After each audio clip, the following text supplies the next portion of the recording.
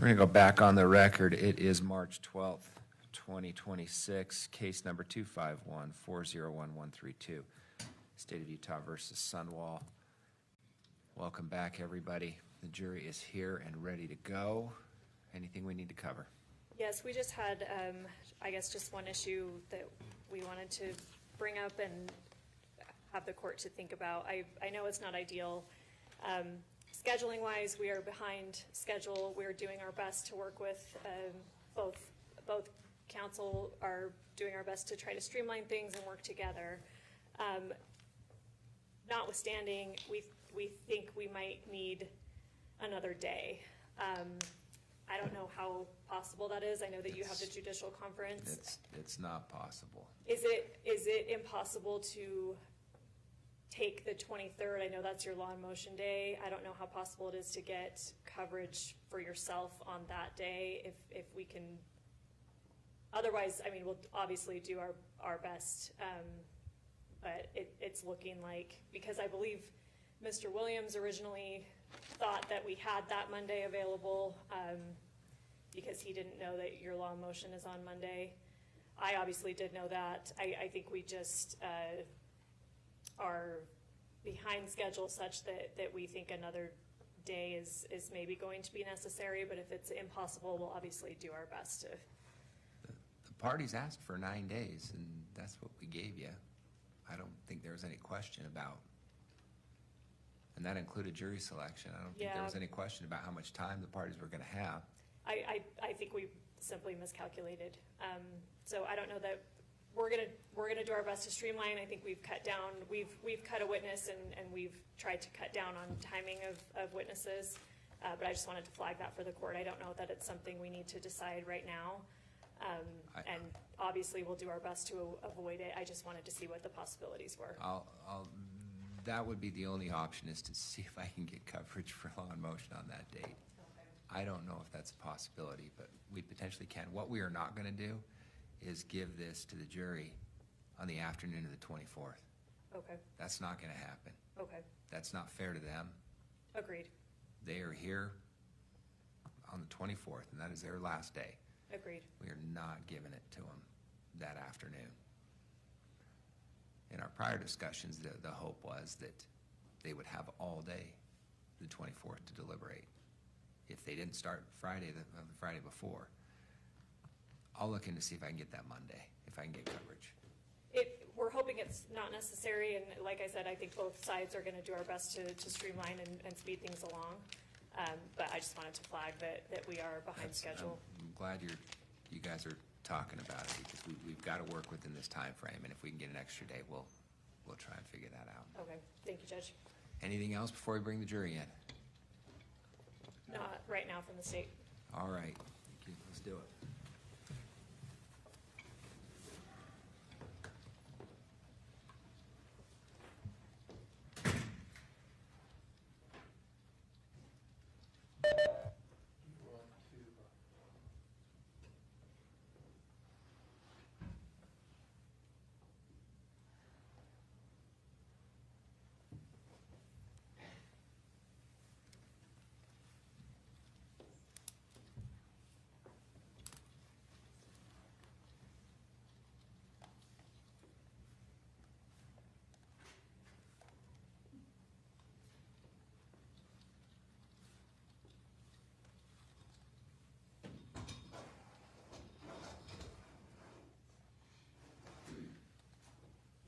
The jury.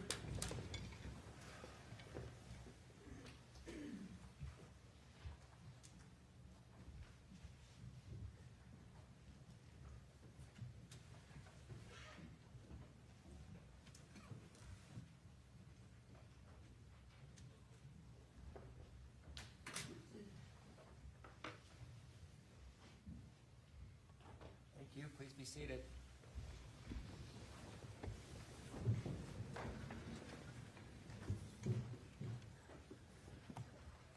Ladies and gentlemen of the jury, welcome back.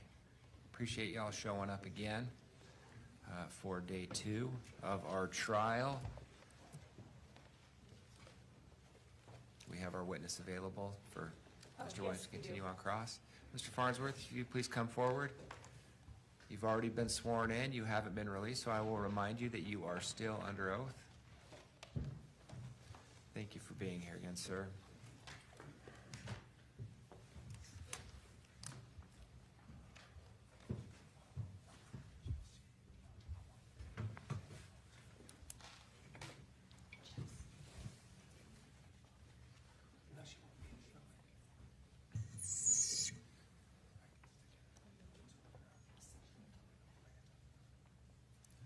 Mr. Williams, when you're ready. Thanks.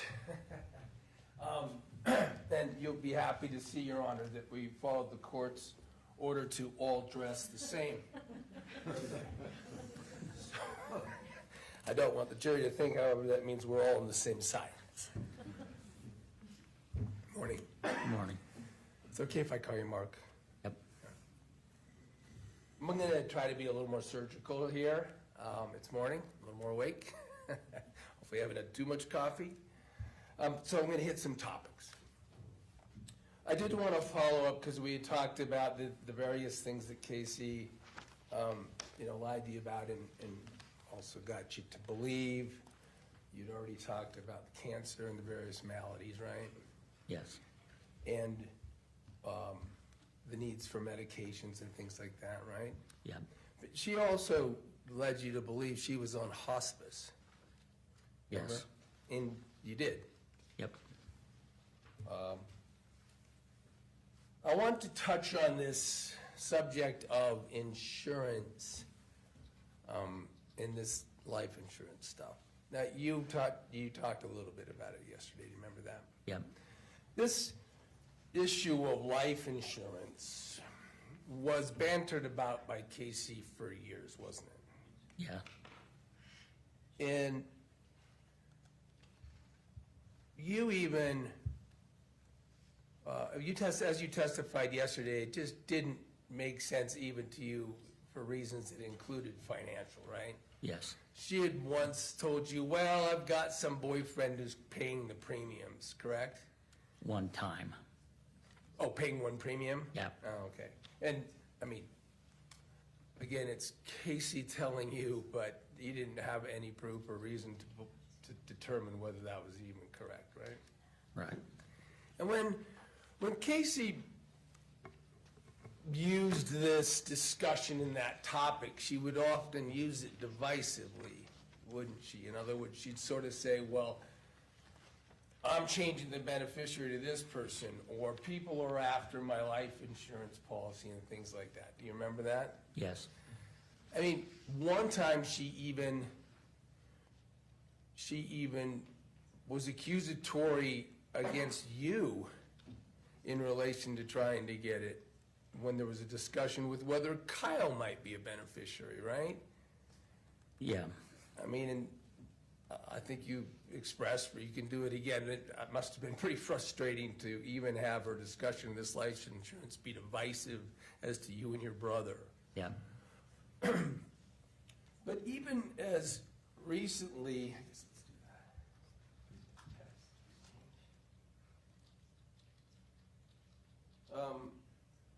that. As April of 24, before Kacee passed, do you remember her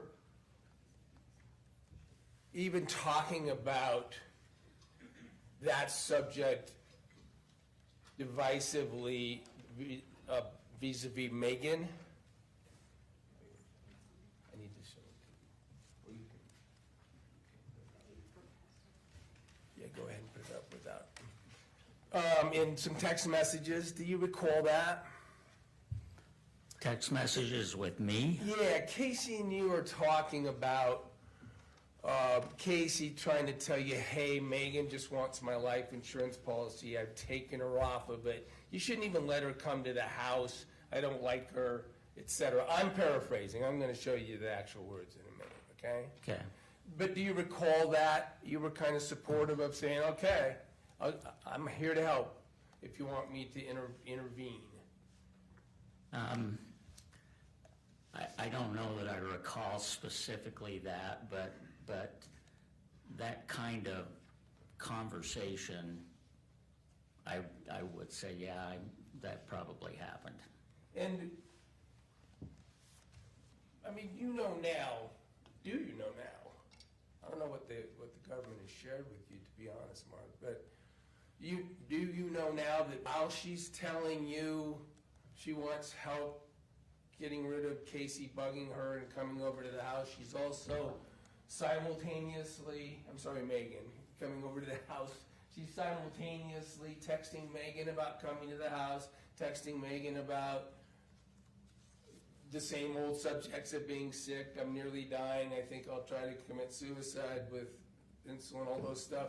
Do you know that while she's telling you to, sort of splitting you off, asking you not to have communications with Meggan, she's inviting Meggan over? No, I didn't know that. Do you know it now? Or do you? I mean, have they shown you the text messages between you and Kacee? No. Have they shown you text messages between you, between Meggan and Kacee at the same time that Casey's texting you? No. Let me show you an example. You probably heard, you've been in a few hearings, and you probably know by now that there are tens of thousands of text messages over the course of the relationship, just back to five years before. I'll show you what, let's talk about it as defense one. This is a text exchange from April 24th, 2024. Looks like it's in the morning. Just looking at the top of the green bubble here, it says, "From Kacee Girl." Is that what Kacee often had as a nickname? Yeah. And it's to a number that says Mark. Can you look at that number real quick and see? Yep. That's your number, right? Yep. So does this look like text messages? You can go ahead to the blue bubble and look at that blue bubble and see if it's you back to her.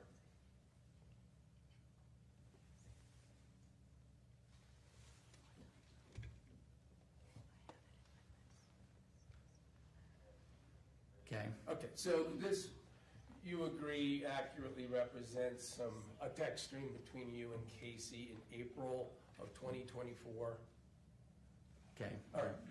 I'm gonna go ahead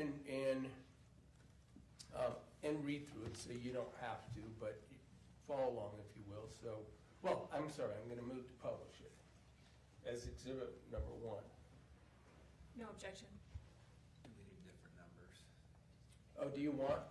Or do we have defendants exhibit 1 and states exhibit 1? What's easier for you? I'm happy to do letters if you like. Letters might be more clear. Sorry, Judge, That's every all right. court practice is different. Yeah, that's all right. So defendants exhibit A, A. you were offering this. Yes, and it sounds like there's no objection. Court received defendants exhibit A, you can publish it. Thank you, and then we'll get these numbered correctly on the ultimate provision to the court. So I should check first. Again, I'm sorry. So we've got Kacee Girl telling you about Meggan, that I think she's still hoping I'm dying. That's all she talks about because she thinks she's getting my life insurance policy. I never told her I took her off it because I didn't want to start fighting. But it's like our friendship isn't a friendship anymore. Again, this is April. All she'll ever talk about is me dying and asking about my health, and I don't want to think about my health, and I don't want to talk about it, but I'm sure it's all money. But if I called her out on it, she would try to cry and say I was rude for even thinking that, and she just cares about me and doesn't want me to be in pain anymore. I'm just tired of having this same conversation with her. You see that? Yep. Now, you would be sympathetic to the supposed position of Kacee, right? Yep. And so you say, you need to put in writing what you want done with the life insurance, and then I'll call her and I'll put an end to this if you want me to, right? Yep. Scrolling down, she doesn't seek your help, right? She says everything is in writing. Now, as far as you know, that's not true, right? Right. But she mad that she went through my life insurance policy when I went out of town with Keller, when I was living at her house. By the way, she wasn't living at her house. That would have been years before this was written, right? Yeah, And I had letters and things with friends and family for after I passed.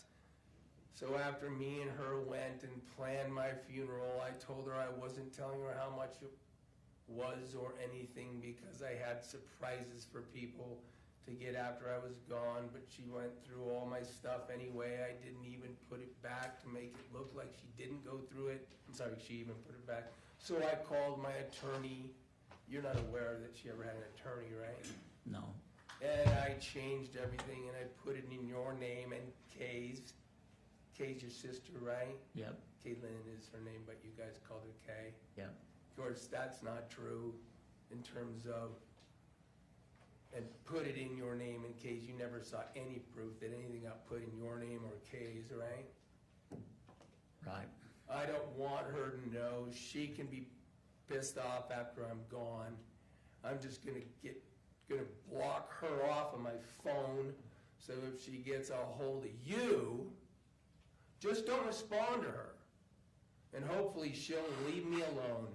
But I don't want to bring up the life insurance thing with her because that's going to give me major anxiety. So she's asking you here not to help, right? yeah, I think she's just saying, Well, I'll take care of it, and you don't have to do anything. I'm sorry to interrupt you. I was just, we don't get to speculate on what people thought, so that's why I was about to interrupt you. But that's okay. Because you say, okay, you say, all right, I'll stay out of it, right? Yep, So she's clearly, you interpreted this as, you don't, that she wanted you not to have contact with Megan, not to get involved with Megan, right? yep, She went further. She said, thanks, hopefully she won't get you involved. I just wanted to give you a heads up because I was thinking about how her husband got in contact with you, so I can't remember if it gave her your phone number and I first went on hospice, or if he just called your insurance phone number because he had done my taxes. And then if you can scroll up.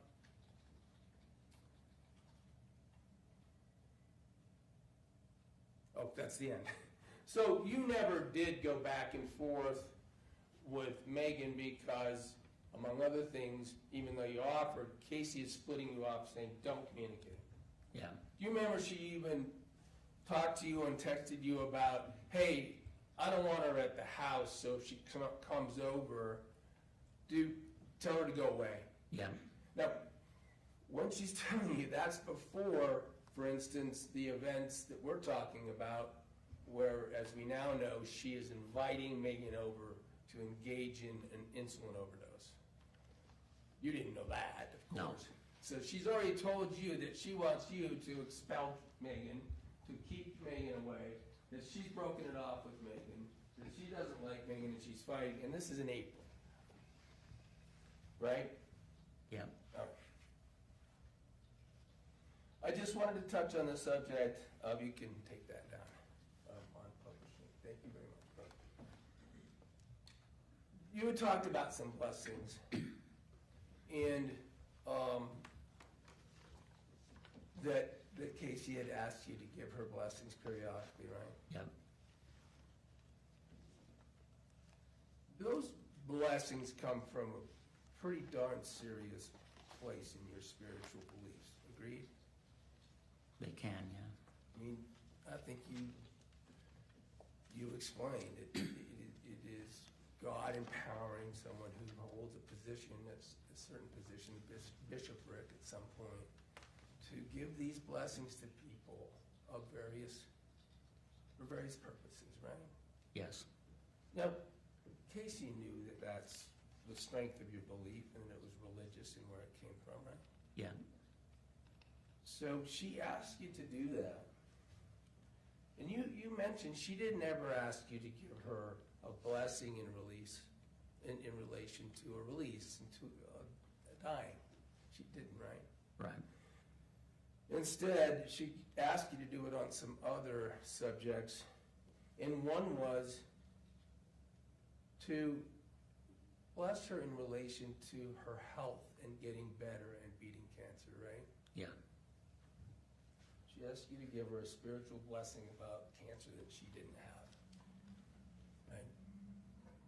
And you did, didn't you? And I don't know that it was specifically about cancer, but, you know, she was sick, and so a blessing of healing and comfort. Healing and comfort for reasons that after her death you learned she didn't have, right? Specifically with the cancer, right, but she had a lot of other health issues that she would have wanted a blessing for. All right. Let me go to this other subject. We had talked, this is a part of the investigation, not as personal, sorry. I'm gonna move off something that personal and just talk about the investigation and the evidence, okay? I'm not gonna traipse you through all the things again about all the roles you've had here. I think that'll probably come out with investigative witnesses. But I want to talk about one feature we touched on yesterday and expand on it and clarify it and let the jury understand it. And I'm going to call it the Fanta box. Do you want them to put it up, or are you ready? Either way. I'm ready. You're already plugged in, so sorry. I'm not a Reneging on you.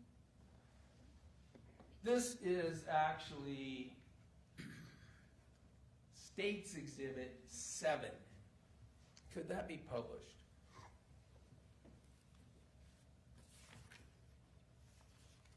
That from your computer? That's a clip. Are you Can offering, you switch- are you offering 7? State's 7 is in. Oh. That's why I was gonna use it. It's the photo of the Fanta box. So that's all right. If you could leave it up, well, you probably can't put it here and not We publish can it. publish it. That's my fault. We're using the two computers here on publishing. Now this Fanta box, while it's coming up to be publishing, just a little reminder, not that everyone needs it, but after the police had come on the 12th and left, this Fanta box evidence, as far as you're aware, was not known about, right? Right. Then the police come and do this search. I kept calling it, referring to a warrant, and you might have not, that might not mean anything to you about warrant, but still trying to get Exhibit 7 up. But, My computer froze, sorry. okay. We'll get it up. I'll just lay out the history of it. Then they search in connection with their investigation with a team on the 14th of August, a couple days later.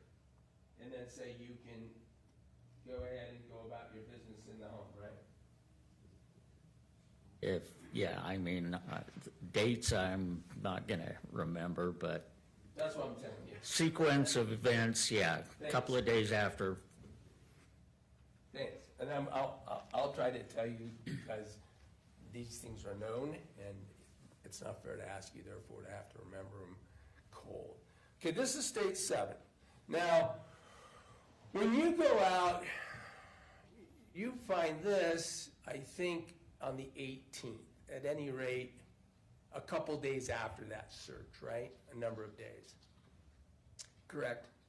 Yeah, And this I'm talking about, of course, it didn't look like it's in plaintiff 7. It was this Fanta box, and this Fanta box was in the garbage can that we had talked about, right?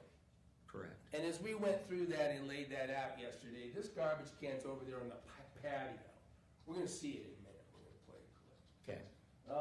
But you go out that patio door that you would describe, that's where Kacee would be, right? Yeah, That's where people would go and come that were her friends, and how she would leave and arrive for her life, for the way she operated there, right? yeah, She'd sit out there on that patio and smoke and talk. Sometimes you could overhear it, things like that, right? yeah, yeah, That's Kacee's garbage can. yep, And you find, and you address that garbage can, the only reason is you're cleaning up Kacee's past. And that's why you end up coming into contact with this Fanta box. Correct. Now, the Fanta box is not surprising insofar as Kacee, that's her favorite drink. Kacee bought and drank Fanta, orange. Yep. And as a matter of fact, did you know that they found cans of it in her room on the 12th? Yep.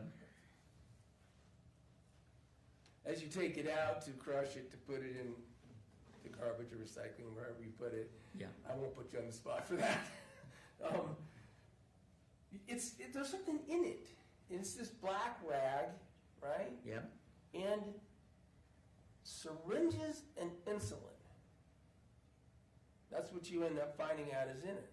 Yes. So, okay, at this point in time, this is the, I think, 18th, but at any rate, you absolutely know that there's an investigation going on and that Kacee is believed to have died because of an insulin overdose, right? Yes. You've discussed that regularly with Detective Forney and Special Agent Hale, right? Yeah. So here you come across insulin syringe in a garbage can right outside where Kacee would put her garbage, where Kacee would go. And so you call Detective Forney, right? Yep. And say, hey, you tell her what you found, right? Yeah. Now, she doesn't tell you to hold the scene, don't touch anything, I'll be over, or I'll send a CSI over, or we'll collect it, just leave it. She just tells you, hey, set it out and photograph it. Do you remember that? I don't remember anything about the conversation. Okay. Well, she'll be on the stand, and I'll ask her. At any rate, I think you had said that this looks like the workbench and looks like a photograph that you could have taken because, well, you said you don't remember what Farney told you, but it was something. Farney told you to do something, and it certainly wasn't do nothing, right? Yeah, my brother did a lot of woodwork and he built that bench, and that bench was out on the patio. So I would have picked up the box and just put it on that bench if I don't even remember taking the picture, but I'm sure I did, so. And again, you said you don't remember the exact conversation, and I guess that's fair, but it'll become clear with this clip that we're going to show anyway, because Detective Farney, I'm sorry, does come over on the 19th for a couple hours to do a number of things at your house, right? Remember that? The next day? You don't remember? Well, let's show some clips, and maybe we'll end up having to show more. Maybe we can do it with the detective, though, too, since you obviously don't have these things in your possession in terms of body cameras and stuff like that. Let me tell you that it was the 19th, and that Special Agent Hale's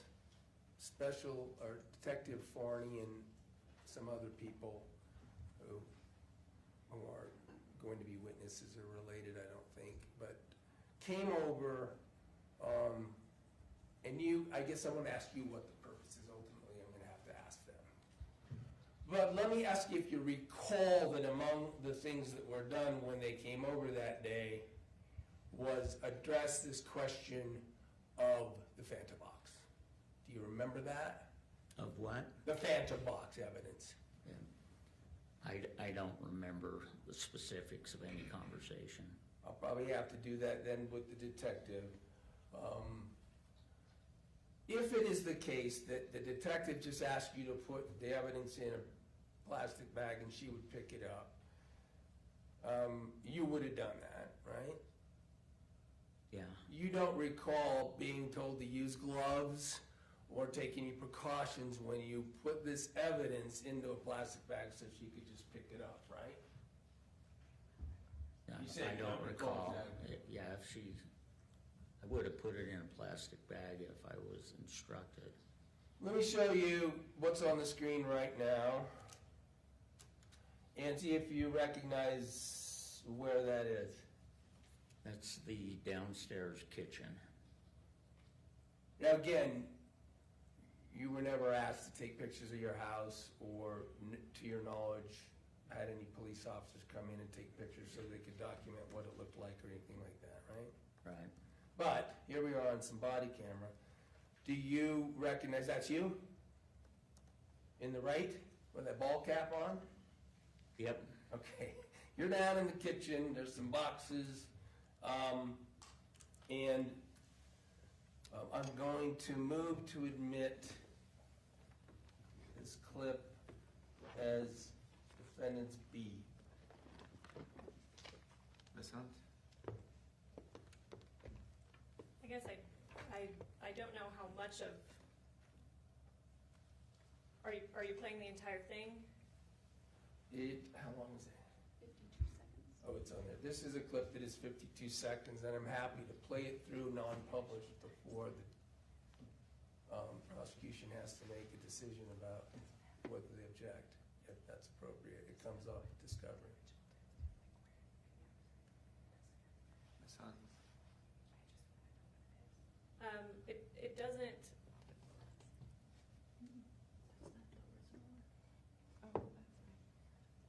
I don't think I have any objection at this point. I will say, I think I heard in the question about whether it's an original. And I will inform, the only difference is that Detective Barney wears her body camera upside down. And so this did have to be flipped around, and that's why the dates and times are at the bottom. Or is there any other? Still no objection, Ms. Hunt? No, not at this time. Thank you. Court will receive defendant's exhibit B. Wish to publish? Yes, please, Your Honor, and there's also audio.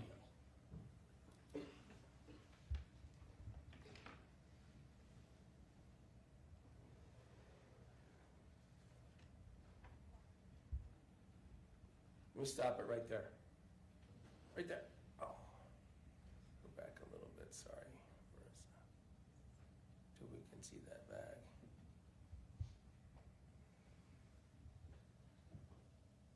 That's good enough. Play it until you can see the bag if you can, please. Right there. Can you see what Detective Barney is holding up there in a plastic bag? Yes. It looked like some of the stuff that you had taken out of the Fanta box. Yes. When you said you're not sure exactly what she asked on the phone and such. You don't see a Fanta box there, right? Right. You don't see the black rag there, right? Right. Okay, we can play on.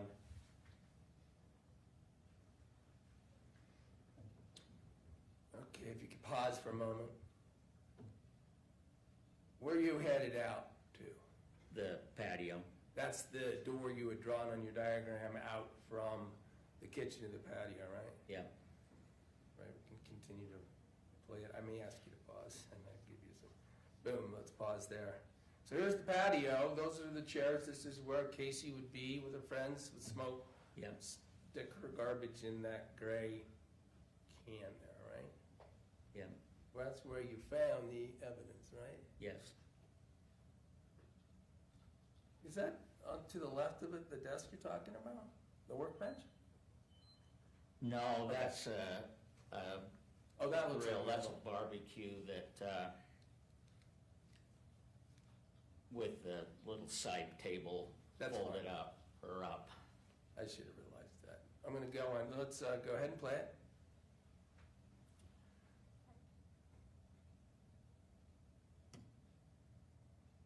Stop. That is Detective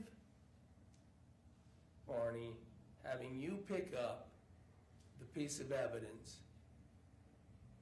that she hadn't asked you to yet collect with your bare hands out of the trash can that you ultimately retrieved it the day before. Is that right? Yeah. Go ahead and play it. Now, it looks like we we don't have, stop it there, will you? We can't see the bag. Does this refresh your recollection that you're talking to her about the stuff she had, that bag she was holding in connection with the Fanta box? Yeah, I mean, I don't remember anything about the conversation. Okay. Is there not the ability to play the volume, or did we choose not to? Okay. We're checking on volume. Mr. Farnsworth, do you need to take something? I noticed that an alarm went Did it off. beep? Yeah, just before I came up here, I had a shot, so I think that'll take care of me. Obviously, we're stopping any second you need to. I'm good. You know that, right? I'm good. Okay, play it. Boom. In fairness, let's go back a bit if we can, because we can at least slightly hear the volume if we're quiet. I'm not sure why we don't have it stronger, but let's, if we're all quiet, and play it again from there, for your benefit, Mark, to refresh your recollection that you're talking to her about the box, about the evidence that you're holding in your bare hand. Okay. With that box, and everything was in the box, but it was stuck in here, I usually pull these out and stamp them down. And I could feel there was something there, so. And this is not yours. Well, it could be, but I have no idea for sure. Boom. So that refreshes your recollection. The Detective Barney comes over to you, talks about the Fanta box evidence, talks to you about who it could be, talks about where you found it. You retrieve it right out of a garbage can, and in front of Detective Barney, stick it back in the garbage can, right? Yeah. That's where it stayed. You ultimately moved away from there? Remember? Yeah, at some point, I would have stamped it down and taken it to the big garbage can that goes out to the curb. Same for the black rag. Yeah, probably. I don't remember. Let me change topics and subjects again to what will probably be my final.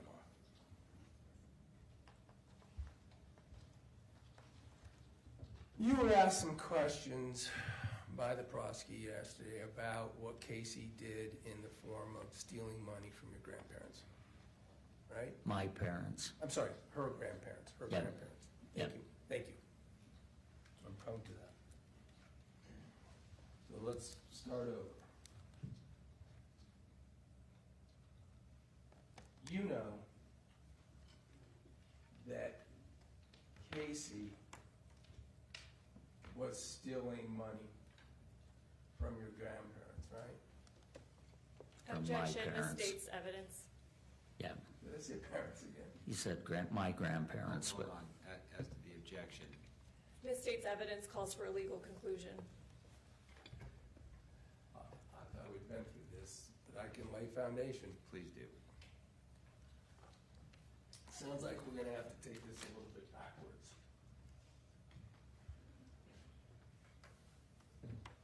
At some point, there were irregularities with your parents. Third time's a charm. Bank accounts, right? yeah, And you talked about that a bit yesterday, and I want to talk about it more, all right? okay. Sounds like we need to start from what the final conclusion was about that stuff, okay?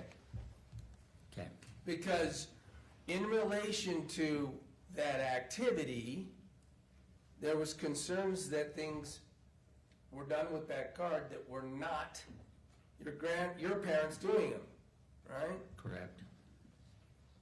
Money being used on those accounts that wasn't your parents using it, right? Right, Now,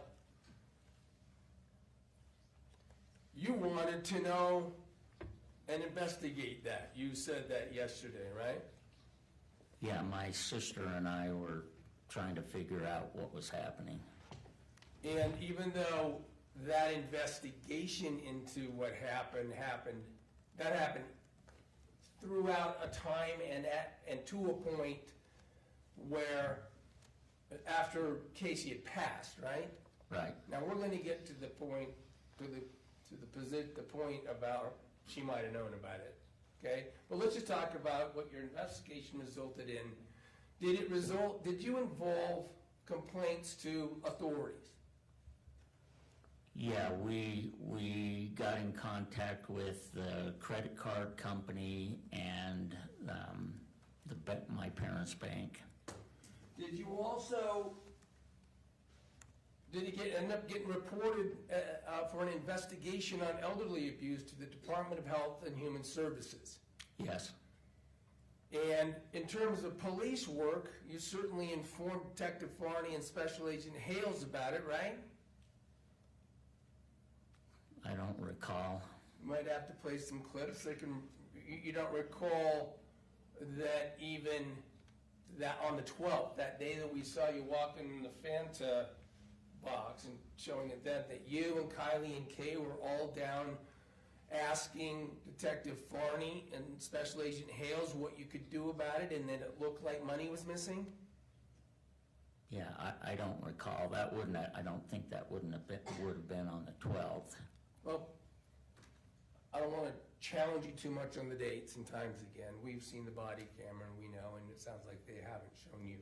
But that continued on. You investigated it.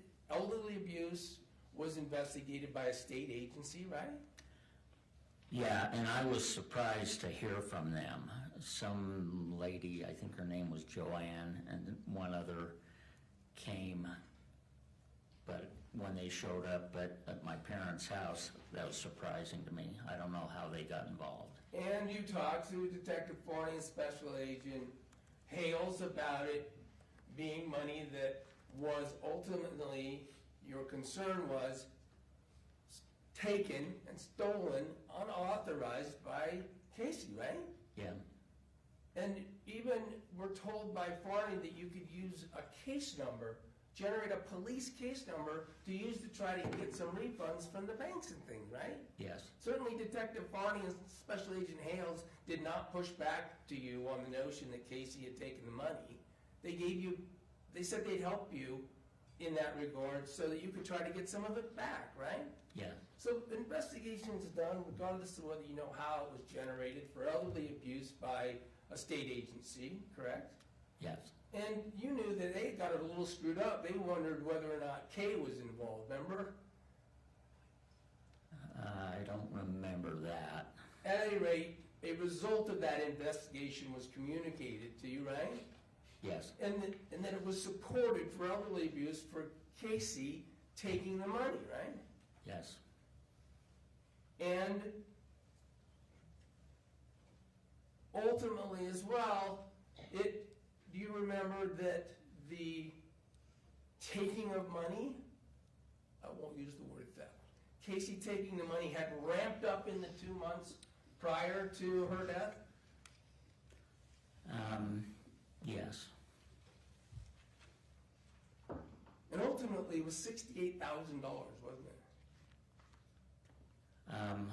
I don't know that I ever knew what the exact amount was, but it was significant. Now, the prosecutor kept asking you what you would have done and whether you would have tried to put her in jail and things like that, but was also pressing some sort of notion that you didn't confront Kacee directly about it. We didn't know what the issue was until after Kacee's death. So even though Kacee presumably knew what she was doing, you hadn't figured it out enough to tell her, right? Right. However, you honestly referenced that you had your suspicions, spoke about bank records with Kay, and spoke about canceling the credit card, right? Yes. And that discussion was roughly 4 days before Kacee's death, right? Yeah, somewhere in that time frame.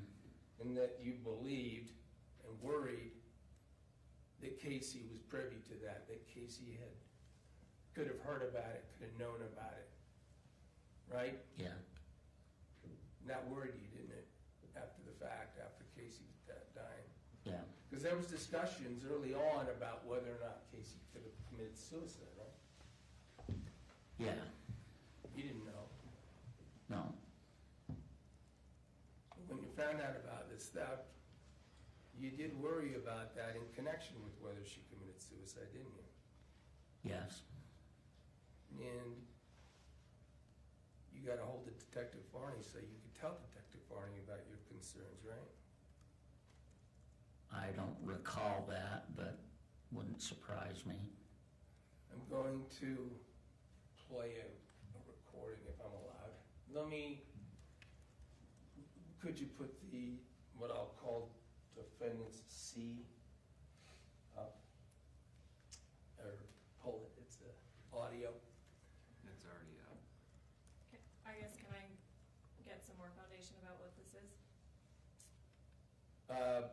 I'm gonna ask if this is your voice, to see if you recognize your voice. Or I could state the foundation the state would like. Ms. Hutton? I guess play a few seconds and see if he recognizes it. I just don't know at all what this is yet. And let's be careful, not sure why, but let's be careful about foundation, trying to lay foundation that a phone call was made to Detective Farney on the subject of theft, and the concern of a theft might be related to what Kacee would do if she thought she was gonna get caught. You had that concern, right? Yeah, And you do not remember the date, but the concern was great enough that you made a call to Detective Farney on the telephone, okay? Right? I don't specifically remember, but I can see myself doing that, yeah. Let me play a little bit of this to see if you recognize your voice. If we have a good sound this time.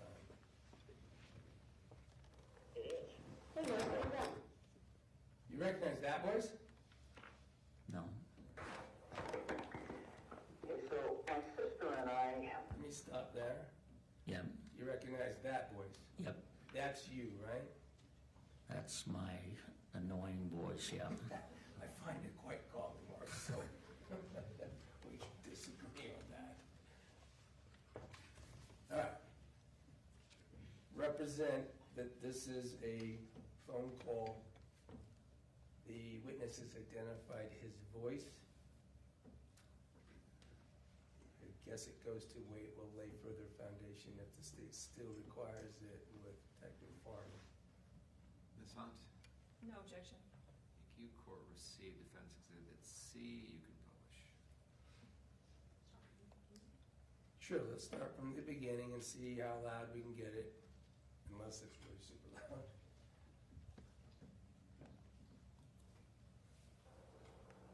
Hey, is this Mark? it is. Hey, Mark, what do you got? Okay, so my sister and I, on last Tuesday, going through my mom and dad's banking statements, we have things put on all of their accounts Okay. about a month or 6 weeks ago, because they just can't do it anymore. Okay. And Kacee Lyn was saying, I can't account for about $1,000. Okay. And we were talking about that in the kitchen on Tuesday. And I said, okay, tomorrow morning I'll go down to the bank and I'll get their banking statements from the last 3 months. And I'm pretty sure Kacee was there in the kitchen when she and Kacee Lyn and I were talking. Okay. But I went into the bank and got these statements, and there's about $1,700 that it looks to us, and Kacee Lyn and I don't know. We're going back into the bank next week to have our friends at the bank explain what this stuff is. And it looks like there's about $1,700 of Kacee over the last couple of months that taken out of my parents' account. Well, I found a credit card statement that I need to ask you about. It's similar in nature to that, but I'm actually here in Santa Cruz, so I'm going to call you back if that's okay. Okay. Okay, I I appreciate was it. just thinking that if Kacee, this would wipe Kacee out if she felt like we were going to find out what she'd been up to. Okay, yeah, maybe you can look into it before I can call you back. It's his Cabela's credit card. Your dad's statement was in her room. The credit card is almost $13,000, and it looked like at least the recent charges were things like Venmo, DoorDash, things that I'm guessing your dad aren't doing, like Apple.com. So if you want to look into that, or we can talk about that a little later, but I'm going to go for now, and I'll keep it updated, okay? Okay. Thanks, Mike. All right. Thank you. Thanks.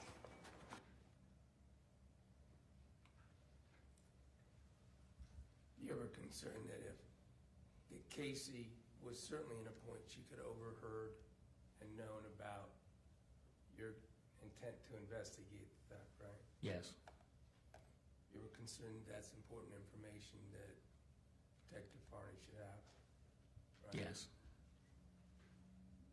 As you said, because if she thought you were gonna find out, it would wipe her out.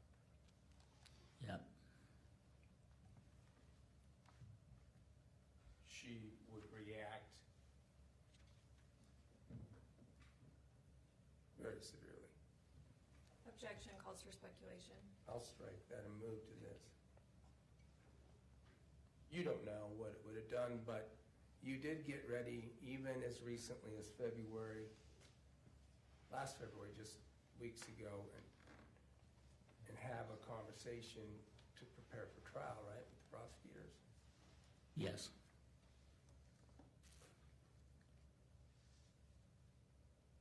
The subject came up again even when you talked to them, right? yeah, You once again told them that discussion you and Kay were having in the kitchen was at a time when it was in the presence of Kacee, right? yes, You're probably concerned, Kacee. Remember that? Told them that again. Calls for speculation. Sustained. The subject came up again that we just heard in that call as recently as a couple of weeks ago when you talked to the prosecutors, right? yes, And you specifically gave them your concerns and impressions in hindsight. Do you remember that? I don't remember that, but I would guess that yes, I probably, That your concerns, your beliefs, your knowledge of this whole subject in this circumstance 2 weeks before this trial is it could have been a motive for Kacee to commit suicide. You told them that. a possibility, yes.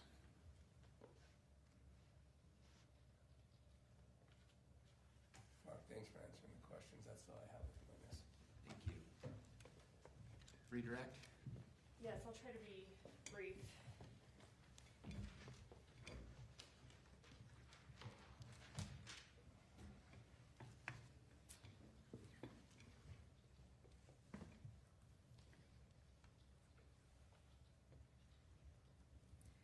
You were just asked about parents' finances and kind of the timeline of when you had been suspicious of or ultimately discovered that something happened, right? You remember that? Yes, You weren't part of, you were asked if officials were contacted and did an investigation. You maybe would have given them relevant information, but you certainly weren't part of the investigation team. no, as to the objection, overruled. So again, you're not part of the investigation team. No.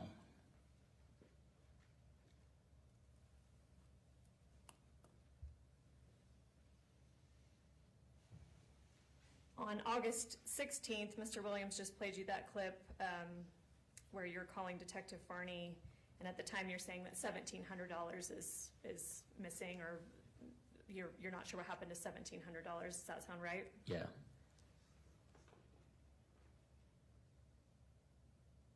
And then you were asked about, it's heard in that call that something about this would have wiped Kacee out. Do you remember what you meant by that at the time, wiped out?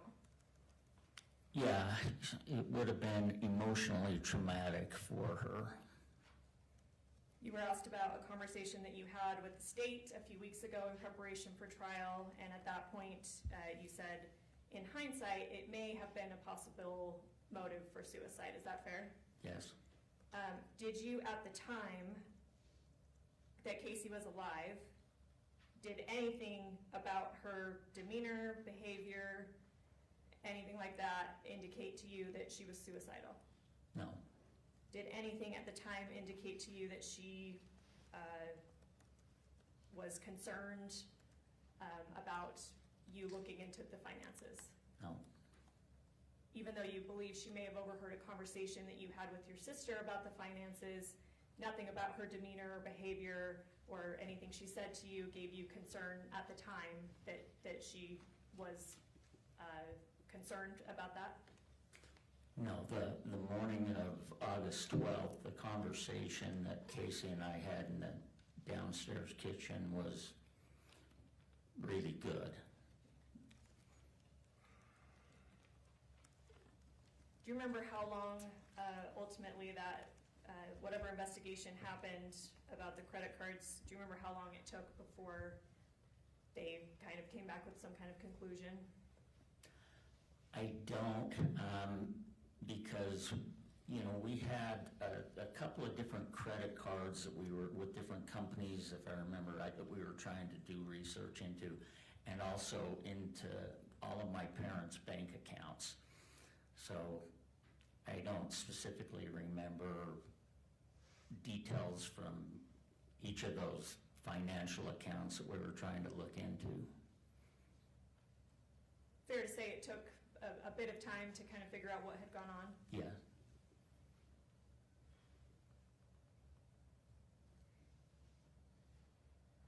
We asked you, and Mr. Williams asked you a bit yesterday about, I'm going to change topics here. Remember we talked about the syringe you ended up finding after the flood when you're pulling up the carpet? Yeah. Yesterday you stated that you thought you found it in the middle of the floor.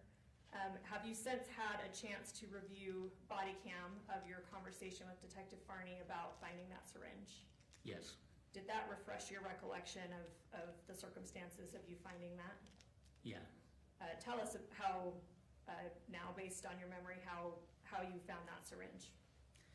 Okay, if you refer back to the video that we just looked at a few minutes ago where Detective Farney came over to the house and I gave her the plastic bag with the Fanta box contents.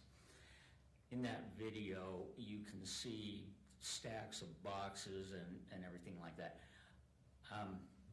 When the carpet started to stink, I moved everything out of Kacee's room into the kitchen in there, and so that's why that kitchen looks like a bomb went off in there.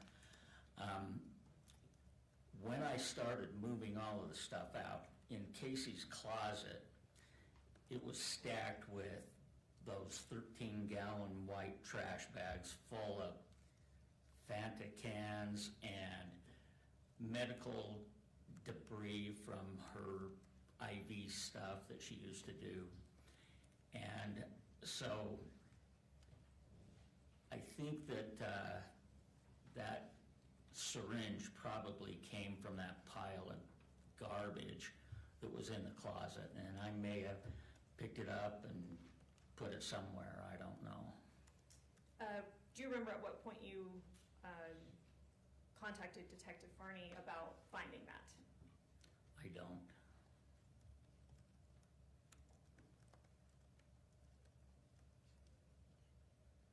I'm gonna ask to show the witness what's been marked as State's Exhibit 151.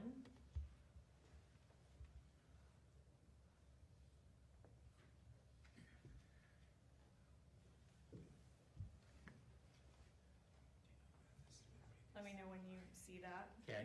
Do you recognize this? Yes. Is this the video that we just talked about that you reviewed about the circumstances about finding the syringe? Yeah, now that closet door that is open there is not where, it's the other closet door there that you can see to, Okay, let me stop you there, because we'll get to that in a second, but you recognize this video? yeah. I'm gonna move to admit State's Exhibit 151. Mr. Williams?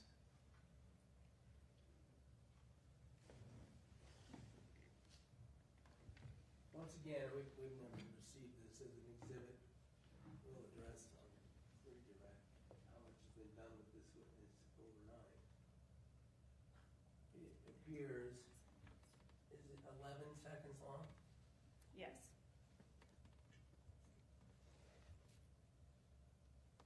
It appears, since it's right side up, that it was something we gave you? No, I've You did check it. I'm just trying to make sure it's of the same thing. I don't know. 151? yes, Court will receive States 151, wish to publish. yes.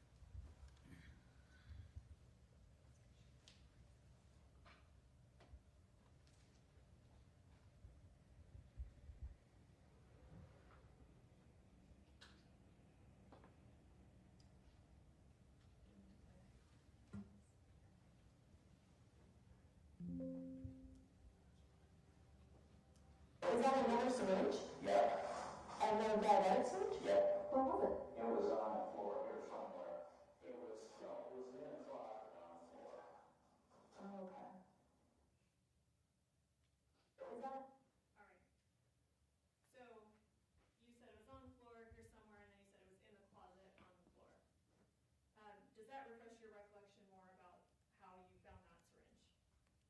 Yeah. You talked about the closet having been full of trash and medical supplies. Do you remember if you said it might have been on top of those, all that other things in the closet? Do you remember exactly where that syringe was?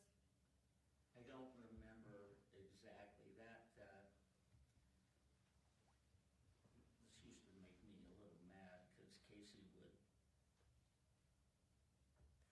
throw all of her trash in those 13-gallon trash bags and then just throw it in that closet. And then like on Monday, she'd take 7 or 8 of them out and throw them in the big trash can and fill it up. And now the rest of the week, nobody else had anywhere to put garbage before it went out to the curb.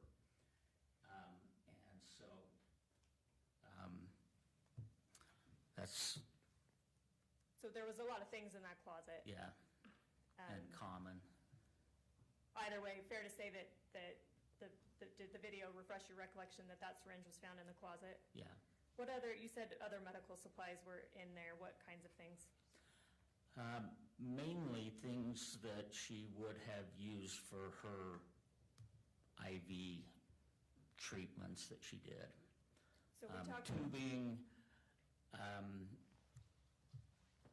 other types of the big syringes that, I have no idea how that stuff works, but that kind of thing. And then little vials of whatever it was she was taking. you said syringes are part of maybe the supplies that were in there. Yeah. And you just said bigger syringes. How do you differentiate? I believe in the video you say an insulin syringe. How are you able to differentiate between an insulin syringe versus a bigger syringe? Size and diabetic syringes have an orange cap. The syringes that Kacee used for IV came individually packaged in like a plastic thing that was probably about that big. So those kind of, the packaging for medical supplies and things like that were also in those trash bags.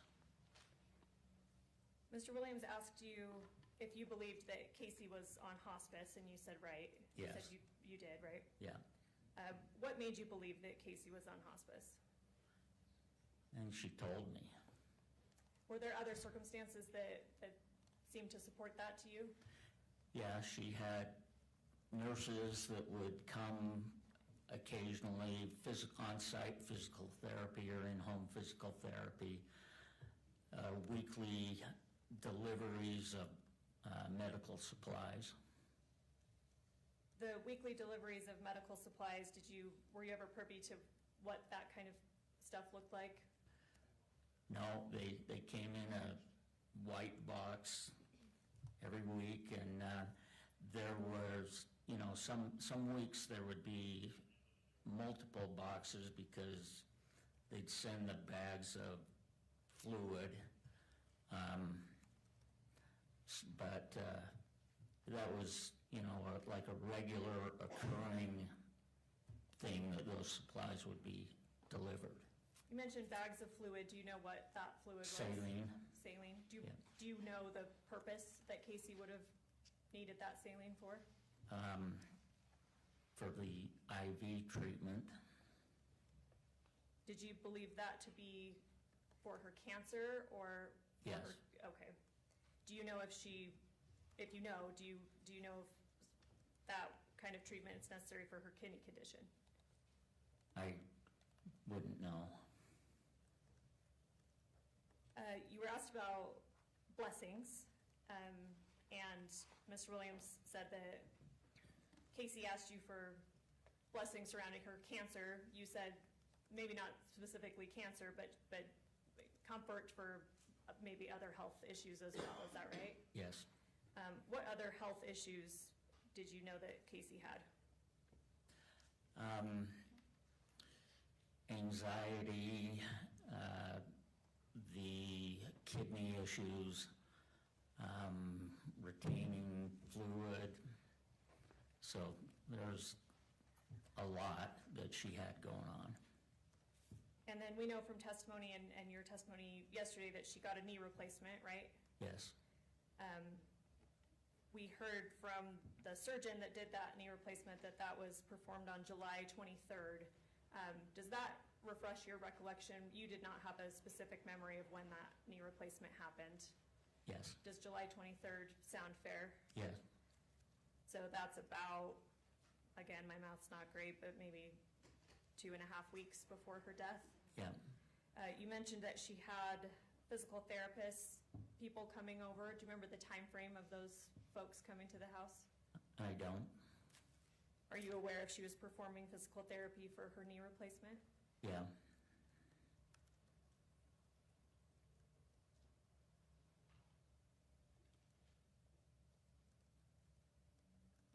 Mr. Williams showed you the body cam of this trash can on the patio with the Fanta box. Remember that? Yes. In the body cam, Detective Farney asks, could this have been your insulin? I believe you said that it could be yours, you don't know. But I want to clarify what you meant by that. Because yesterday we had testimony that, I guess, is that insulin that you would have thrown in that garbage can? No, I wouldn't have. And, if there wasn't an investigation of a death, if I would have found that, since that orange cap was off of it, I'd have thrown it away.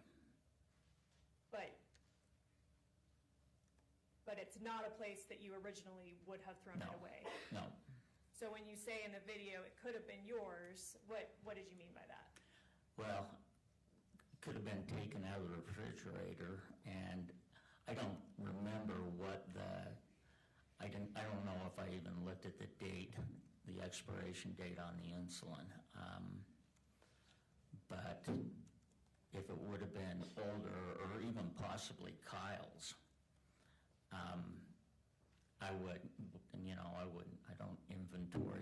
keep track of it. So that insulin could have at one point belonged to you, but it's not where you would have thrown it away. Right.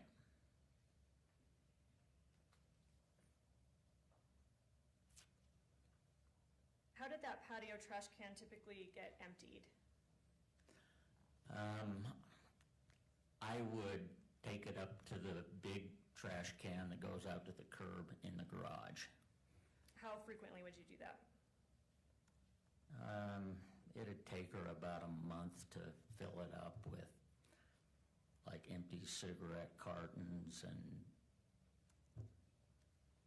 Fanta boxes and just that kind of stuff. Do you remember the last time that trash had been emptied before you found the Fanta box? I don't.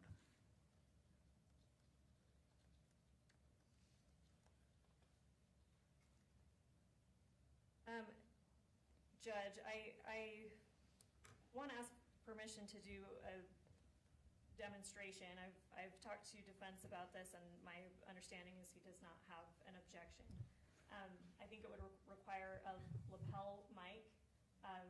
We have a glucometer here that is the same type and model of the one that's at instance in this case, and I want the witness to demonstrate for the jury how that's used, the process of testing one's blood sugar.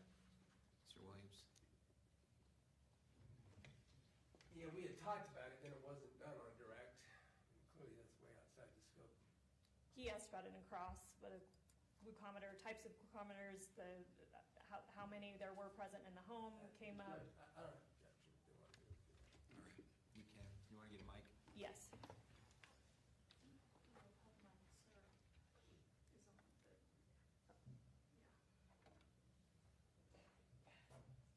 Permission to approach the witness. Absolutely.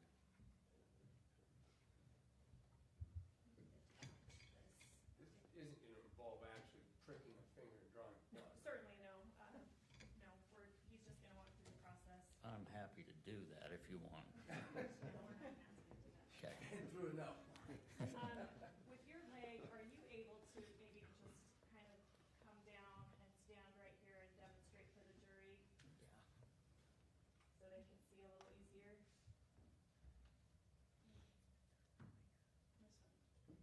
Sorry, just make sure that it got hooked on. Oh. At the top, the toggle.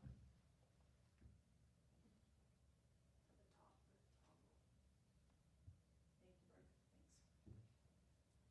All right, so I'm handing you this demonstrative. And without actually pricking your finger, and if you could verbally walk through the steps that you're taking, show how measuring your blood sugar happens with this monitor. Okay. All right. So this is what they call the test strip.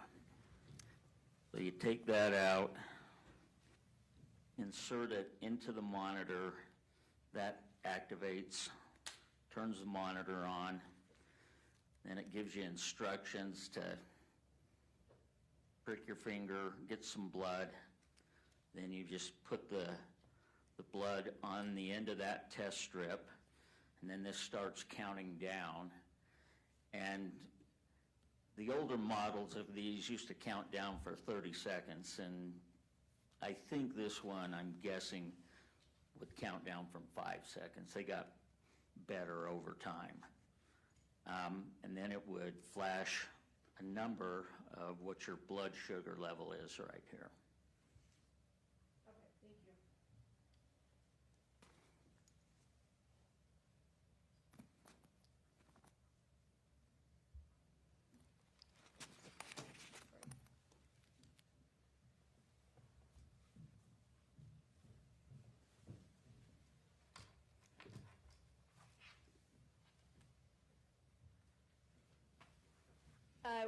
Using that glucometer, you said you prick your finger.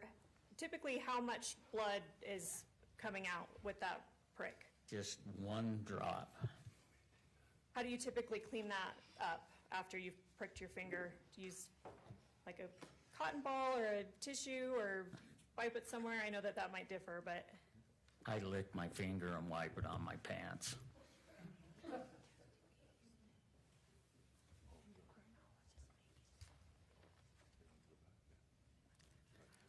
If I could just have one moment.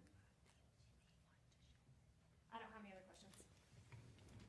Mr. Williams? Briefly, Your Honor, so we're all clear on a few things. First of all, Kacee, with all the work she was doing in that house, with what people were doing, with how she was helping your mother, she certainly used the glucometer, would know how to use it, right? Yes, Put her up this hospice thing. She told you she was on the hospice that you assumed was for her cancer treatment, right? right, And she had told you that over the course of years, hadn't she? yep,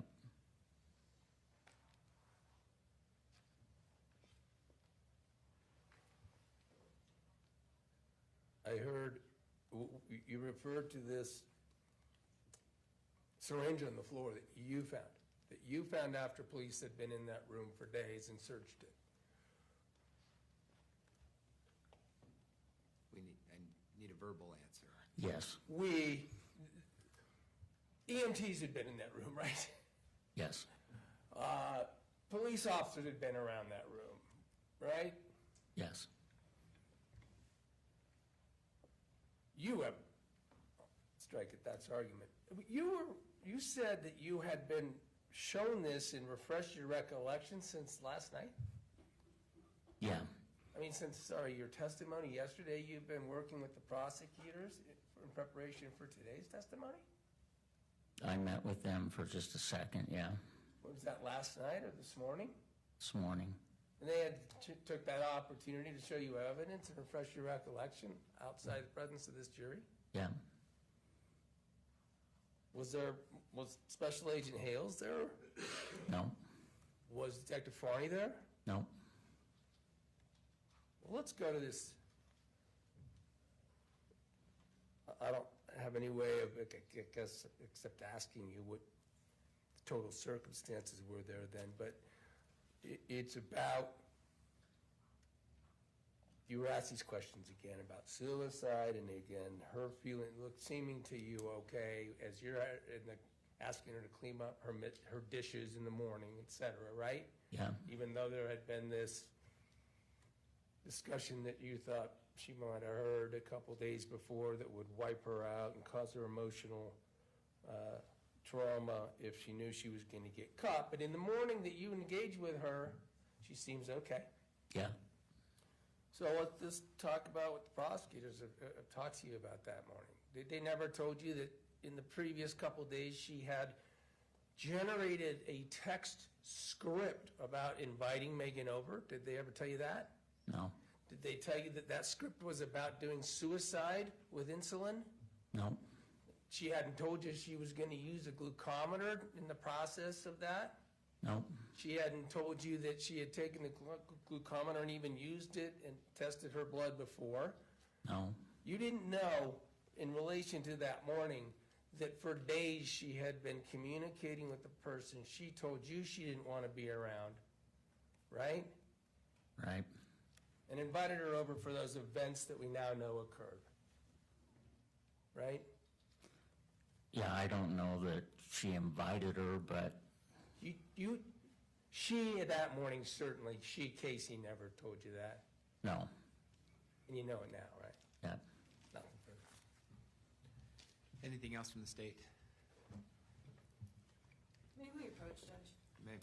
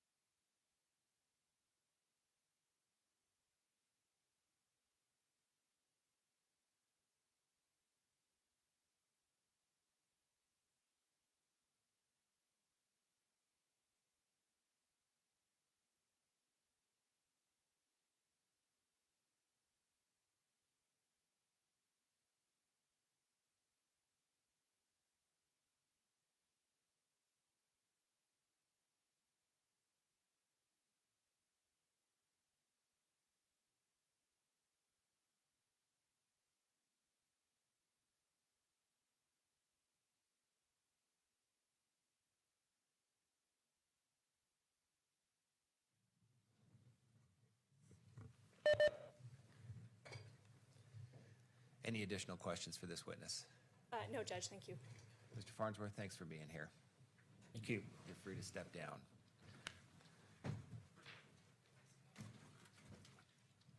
Counsel, I think this might be a good time for our morning break. Is everybody okay with that? Take a few minutes? Yes.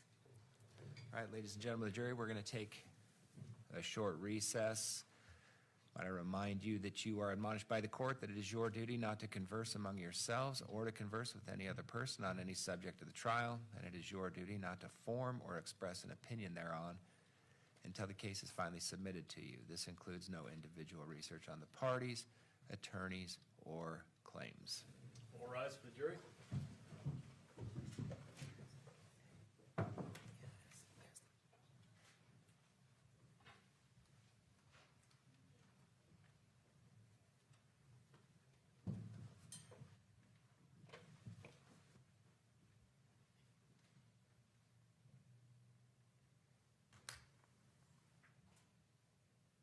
Thank you. Please be seated. Can I make a quick record, Judge, and that is only this. We did not, in open court there, determine that Mr. Farnsworth is released. And out of an abundance of current concern, I don't want to be released, but I don't object to having an exception to the exclusionary rule if he desires to stay. So he can, so you're okay if he remains, but as far as rebuttal or things of that nature, I don't want to be excluded it's from fair the game. possibility of recalling him, but I am willing, if his desire is to stay, considering the nature of the matter and his connection to it, that he could stay and be accepted from the rule. Anything from the state on that? I think we'd agree to that. Okay. All right, let's come back, or you're going to have your next witness ready? Yes. A moment. All right. Let's come back at 20 after. Oh, and so counsel too, we've got to break early for lunch just a little bit, at about 10 till. I've got a district meeting I've got to run. So we're going to break at about 10 to noon for lunch. Okay. And I apologize. It's We didn't 10 minutes that we could use. Trial but didn't give you a good excuse to get out of that? I wish it did. All right. We'll be back in a moment. All right.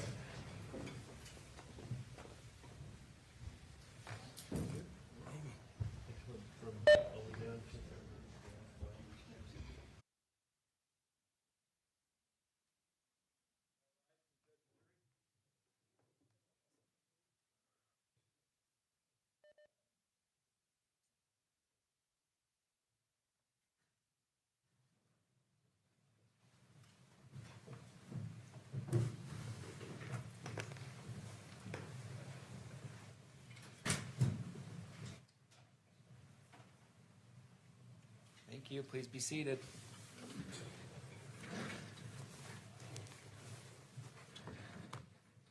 We're going to go back on the record on case 251-401-132, State of Utah versus Sundwall. Ladies and gentlemen of the jury, welcome back. We ready with our next witness? Sarah Varner. Thank you. Please come forward. We'll get you sworn in. Please raise your right hand. You do solemnly swear the testimony you shall give in the case now before the court will be the truth, the whole truth, and nothing but the truth, so help you God. Yes. Thank you. Come on up and have a seat.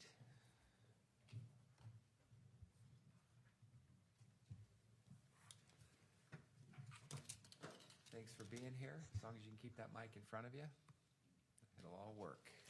Counsel. Thank you, Judge. Good morning. Would you tell us your name and spell your last name, please? Yeah, Sarah Varner, V as in Victor, A-R-N-E-R. How are you employed?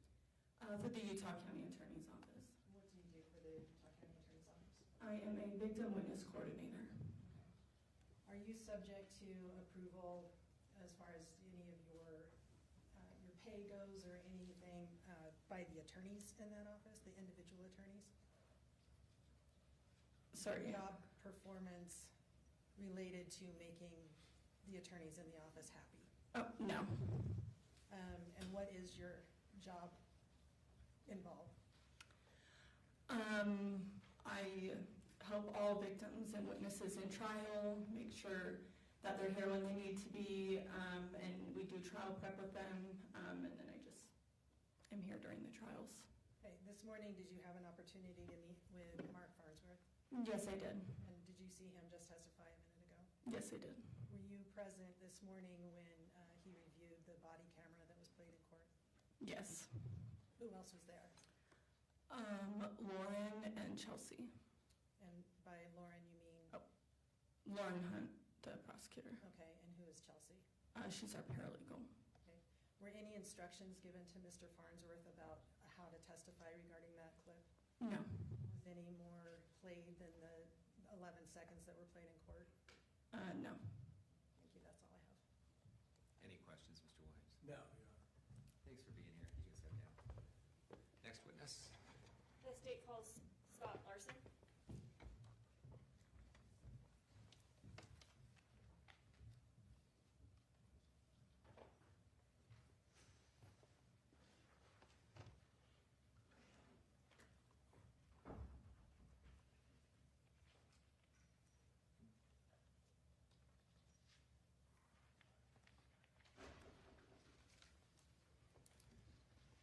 Good morning, sir. Please come forward. Come up here near the clerk and we'll get you sworn in.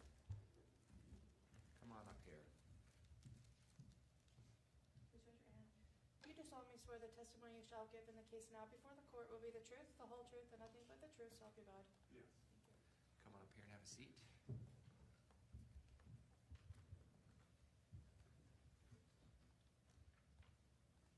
We appreciate you being here. As long as you can keep that mic in front of you at all times, we can make a good record and we'll all be able to hear. Thank you. Counsel. Good morning. If you could state your name for the record. My name is Scott Larson, Larson. What is your occupation? I am a forensic toxicologist. Briefly tell us what that means. Forensic toxicology is the field of testing biological specimens for drugs, alcohol, and poisons. I want to talk about what kind of training and education is required for this position. Can you briefly go through your educational background? Yes, I have a bachelor's degree in science in biology and another bachelor of science in medical technology and a master's degree in pharmaceutical sciences. How long have you been a forensic toxicologist? For just over 20 years. Does it require, you just listed the degrees that you have, does it require those degrees, the job? Some base level science degree is necessary, yes. Does it require, does your specific job title require any certifications? I've been board certified by the American Board of Forensic Toxicology since 2010, and that's one of the requirements at my employment. To keep that board certification, do you have to do some kind of continuing education requirements every year, anything like that? Yes, I've been doing continuing education over the course of my entire career, but specifically, the board certification requires a minimum amount of continuing education per year that gets documented and turned in. Or do you always keep current on that? Yes.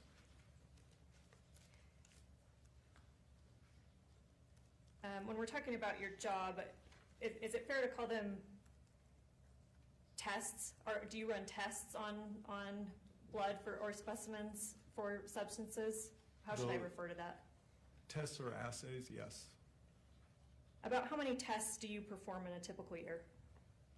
Well, for my position at this point, what I do is review. So in terms of reviewing analytical data, I review roughly 12,500 cases per year.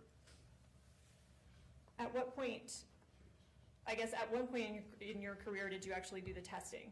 Yes, for many years. I started as a bench toxicologist in my first job and did that for probably the first 10 to 15 years. And now it sounds like your job is to review the tests that have been done by somebody else? Yes. And what are you reviewing for? What does that look like? So the NMS, where my laboratory that I work for, we run basically in like an assembly line type system, and I'm on the last phase of that line. And what I look at is all of the initial documentation that gets turned into our laboratory, the chain of custody, which tracks the sample and what happens to the sample through its lifespan and testing at the lab, all of the analytical screening data, confirmation data. I write the report and then release it to the to the agency that requested it. Do you know what case we're here today about? Yes, Kacee Terry, does that name ring a bell? yes, Did you review the testing that was done on the specimens involved in this case? yes. I released 2 reports on this case. I'm going to show you what's been marked as State's Exhibit 13. You have a screen up there. Let me know when you're able to see that.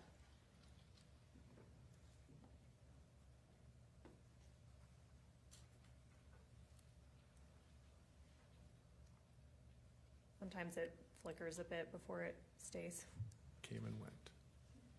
There we go. It's on. Oop. It'll, just takes a bit to warm up.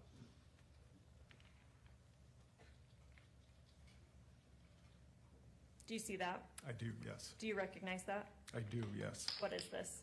This is a toxicology report released from our laboratory. Is this something that you prepared or Yep. reviewed? Yes, Sorry, which of those prepared, reviewed, both? both. State moves to admit Exhibit 13. No objection. Court will receive States 13, wish to publish. Yes, thank you.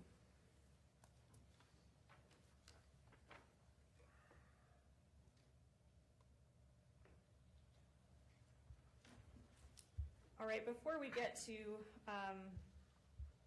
there's a box that says positive findings. I'm going to get to those in a second. If we can scroll down, I want to ask just briefly so the jury can understand when we're talking about, it says gray stopper, red stopper, different tubes and caps.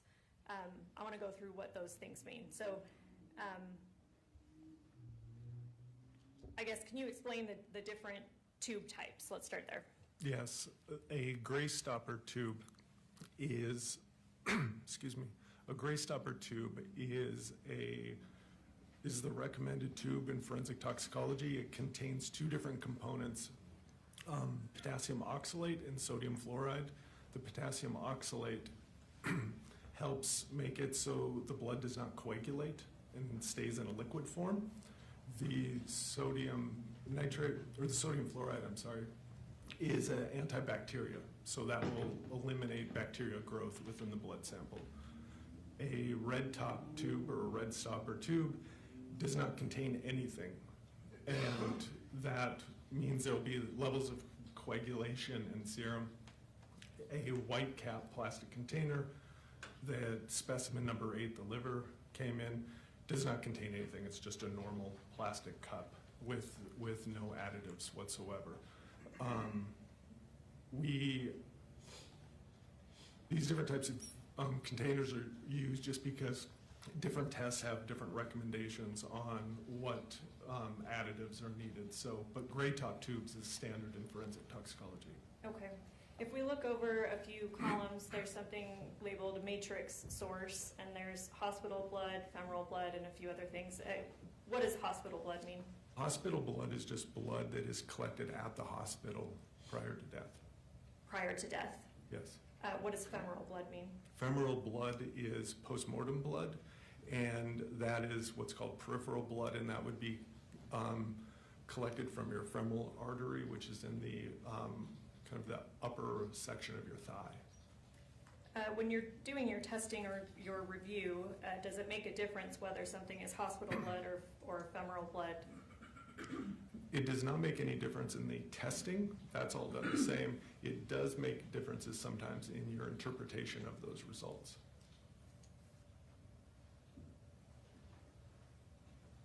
So it looks like in this case we have both hospital blood and femoral blood. Yes.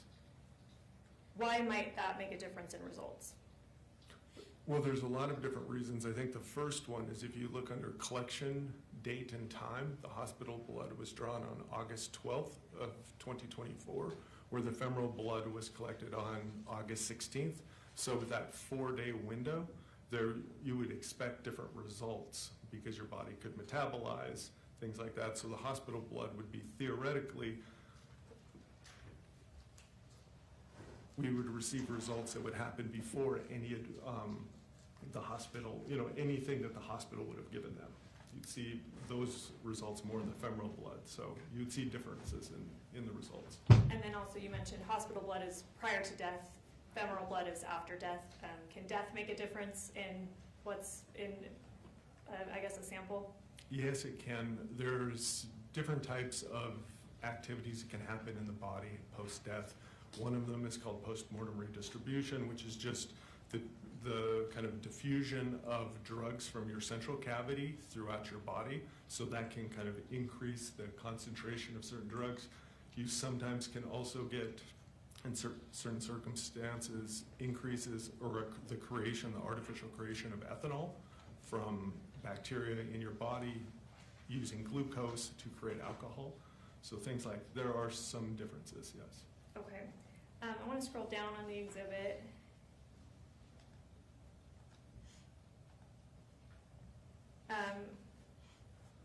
At the top, we see detailed findings, analysis, and comments. I want to go through this. The first one is naloxone, and I'm sorry, to clarify, these would be, I guess, tell us what exact findings these relate to. I guess, what patient are we talking about? This would be from Kacee Terry. Okay. What is naloxone? Naloxone is a opiate antagonist drug that's used usually in hospitals, but now you can get it outside of hospital use to stop opiate overdoses. And the result here was what? It was presumptive positive. This is something that came up in our initial drug screen that is not part of normal confirmation. So it came up on a screen, but it was not confirmed. Is naloxone typically given in a medical setting in certain circumstances? Typically, yes. Many times if someone is kind of struggling, they will just, nowadays, hospitals will just automatically give naloxone based on the rise of opiate overdoses across the country. So even if it's not confirmed that an opioid overdose is... Yes, because it doesn't hurt anyone, so it'll either help them or it doesn't matter. Okay.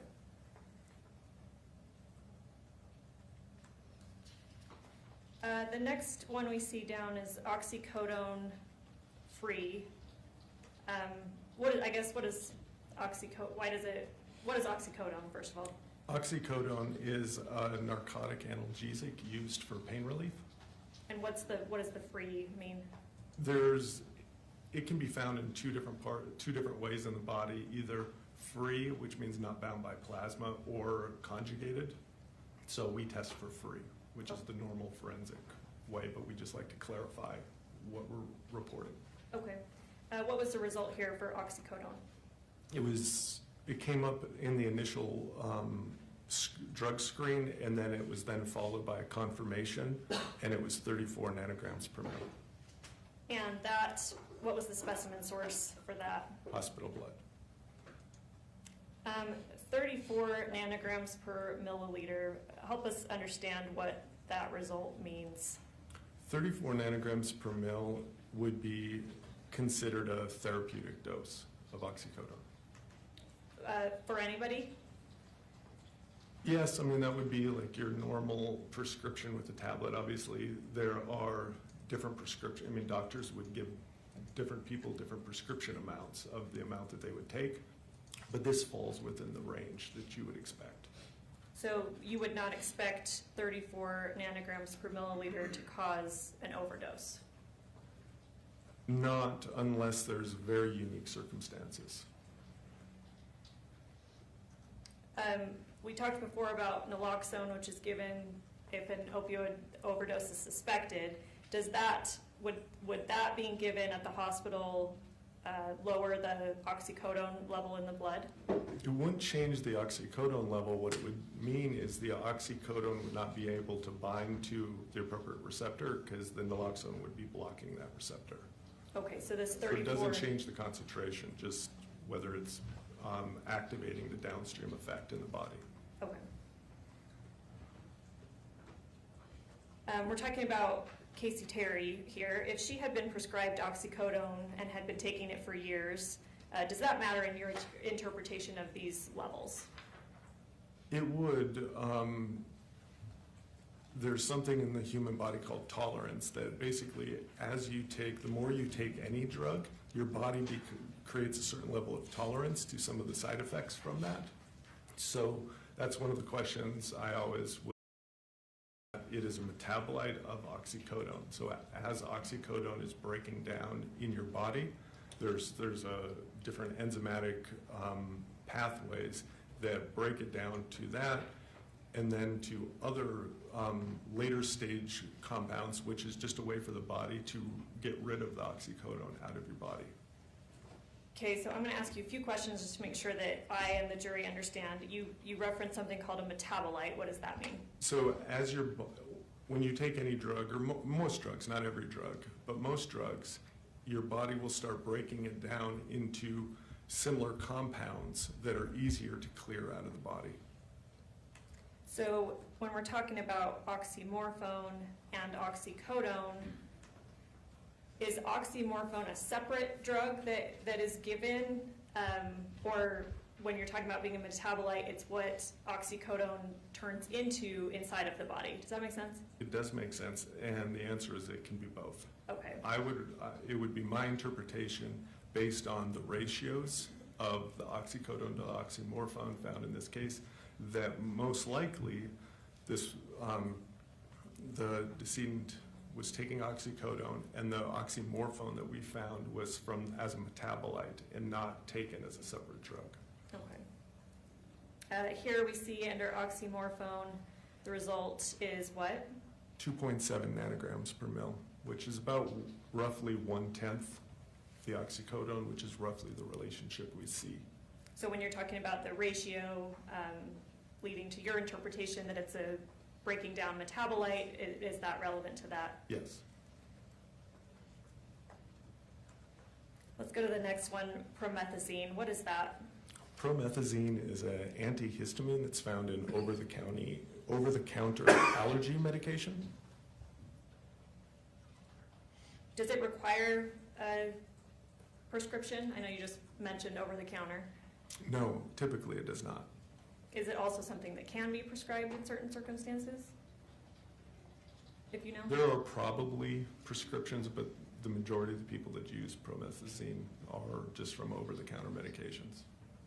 I believe you said it's an antihistamine. Does it have any other uses that it is given for? There may be some off-level use or off-label uses, but I'm not aware of that.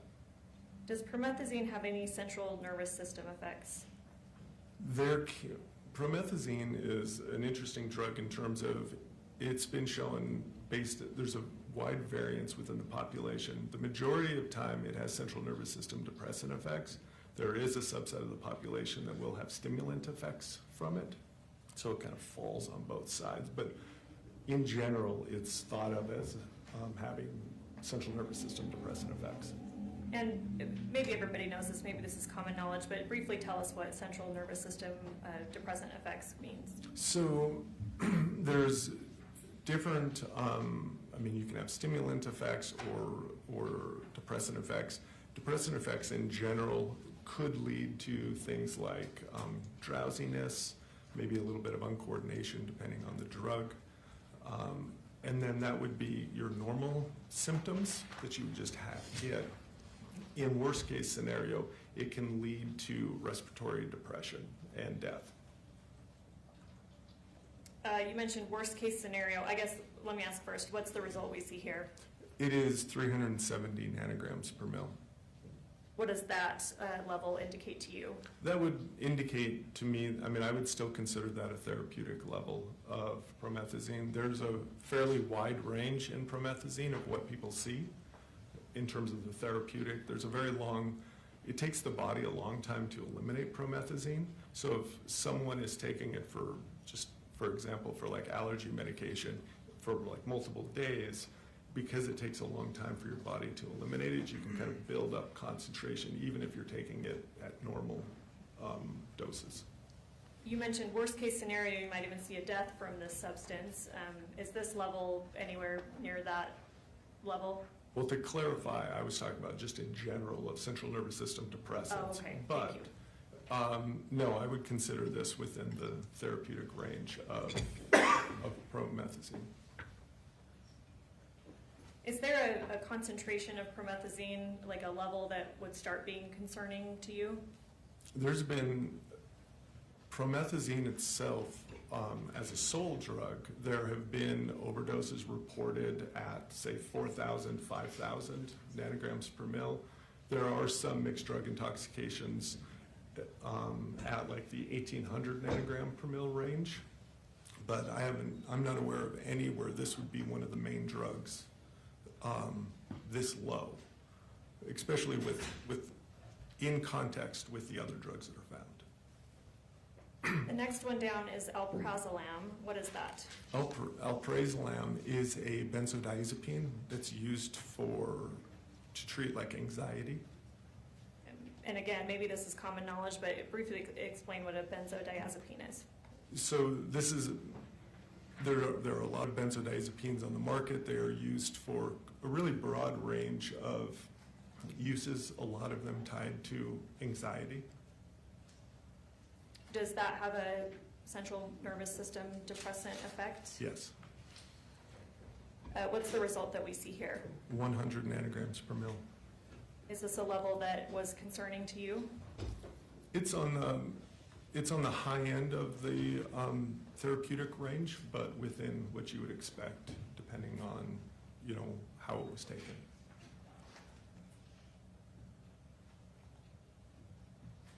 When you're reviewing these results and creating this report, are you aware that a death has occurred?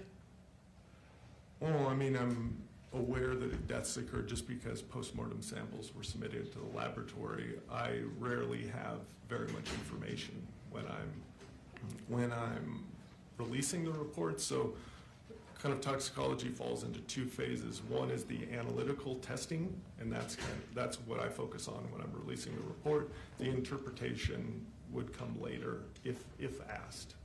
So when you are creating this report, because there is femoral blood, you're aware that a death has occurred, Yes. but you don't have much other information about what's going on. No. When you created this report and initially made your findings, were you aware that insulin was involved in this case? I do not believe so, no. At some point, did you learn that insulin was involved? Yes. Do you remember when you found that out? Well, I would have found it out for sure during like a pretrial meetings and pretrial calls. There is a submission form that gets sent in from the submitting agency. I don't remember if insulin was noted in that. Like I said, most of the time we get almost no information. So when I focus on the review of cases, it's normally just the demographics, like the name, the submitting agency, things like that. I don't really look at the case history at that point because it doesn't matter to me. Before you knew that insulin was involved, based on the results that we see here, did it make sense to you that somebody would have died solely from these drugs at the levels that we're seeing present here? I would not have expected someone to die unless, like I said, there were special circumstances, and that does come up sometimes, and that would normally be through conversation with a medical examiner on what they found at autopsy. Do any of these drugs listed interact with insulin in a way that explains death? I am not aware of that. At some point, were you made aware of Ms. Terry's glucose level when she was taken to the hospital? No.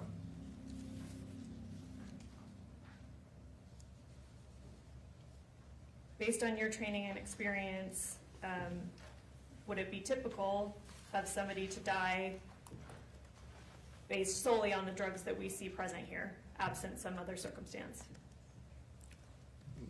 I would say not, outside of special circumstances. Is insulin being on board, would you consider that a special circumstance? Yes. Does that, I guess, illuminate your findings or your conclusions here in any way? Yes. In what way? Well, in a way that it would answer as a more obvious potential cause of death than this drug grouping. But again, I want to stress that, determining cause of death is not really the job of a toxicologist. That's the job of a medical examiner. Fair enough. Maybe I failed to ask you this. What lab do you work for? I work for NMS Labs. Does your lab test for insulin? We do not, no. Why not? There are real analytical challenges with testing for insulin. So we had a test years ago, and before I even started there, and stopped testing for it, and I really don't know the background of that. But in my 20 years of working in laboratories, I've never worked in a lab that tested for insulin. You mentioned analytical challenges to testing for insulin. Do you know more about what that might mean? I can speak to it a little bit. I mean, I think one of the main issues is that there's both insulin produced in your body and then synthetic insulin that's given. And I think there are issues differentiating between the two. Does stability issues in the blood relate to that at all in terms of testing for insulin? It may. I have to admit, I don't, because I've never worked in a lab with insulin testing, I really don't have a lot of background on all of the analytical approaches, so I can't really speak very deeply in that. Do you know of any forensic toxicology lab in the country that has the ability to test for insulin? Not that I'm aware of, though I don't know if there is one or not. Do you remember if you looked into it for this case? I believe I have been asked and have looked into it, and I was not able to find one. So we've distinguished between hospital blood and femoral blood, and on all these results that we're seeing here, the source is hospital blood. Are you able to tell how long before the blood draw at the hospital Ms. Terry would have been given or taken these medications? No. Would you expect, so we talked about how oxymorphone is a metabolite of oxycodone. Would you expect to see other metabolites of the other drugs involved? Does that question make sense? It does. We do not, there would be theoretically other compounds there, but we don't test for those other compounds.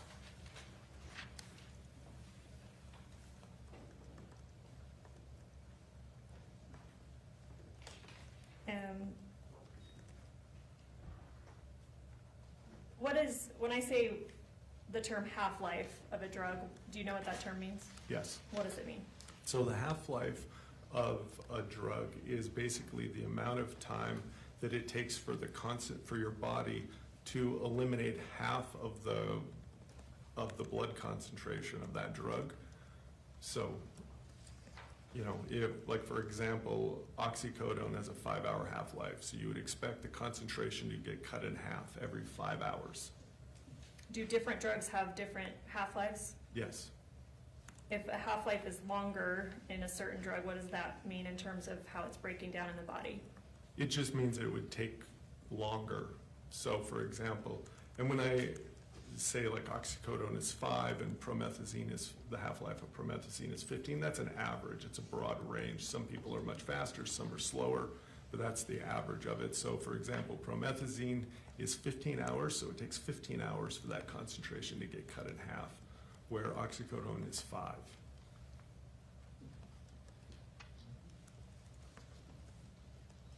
Would anything in Ms. Kacee Terry's system lead you to believe that these drugs alone caused her death? I mean, as I said earlier, this grouping of drugs is, because of the oxycodone being at 34 nanograms per mil, the grouping of the drugs was not a real cause of concern for me personally, outside of, like I said, special circumstances that the medical examiner would have determined. Would anything about these drugs together, how they interact together, give you any additional concern for potentially causing death? Well, I mean, all three of the drugs, the main drugs, oxycodone, promethazine, and alprazolam, are all central nervous system depressants. So it was something to look at and think about, and it really comes down to like the tolerance that we discussed earlier, and I would look at oxycodone as kind of the primary drug here for concern, and with that being at 34, then it lessened the concern I would have. I mean, there are certainly many examples of multi-drug toxicity overdoses with alprazolam at 100. That's actually a fairly common, but you would expect a primary drug like oxycodone to be at a much higher concentration. So. And we're not seeing. And we're not seeing that in this case. Okay. I'm going to just briefly scroll down on this exhibit just so there's a bunch of Chuck's reference comments, and then it talks about these drugs. We don't have to go into each one, but what's the point of including this section in your report? So this is a stock reference comments that are published in every report. So every time these drugs are reported out in our reports or in our cases, these stock comments get put in there, and it's basically just to help the submitting agency kind of interpret a little bit of what's going on in that case. So nothing in this section, and it lists all the drugs that you found present here, but these are stock information. Nothing pertains particularly to Ms. Terry in this section of your report. No, every postmortem case that oxycodone is reported out has the exact same comment. And that's true of all the drugs we see Yes. listed here. If you'll scroll down a little bit.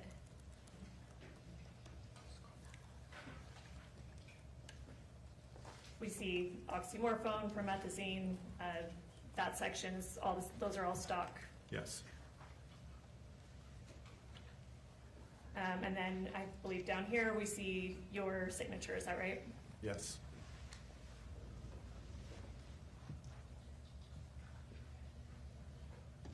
Right, I have nothing further for you.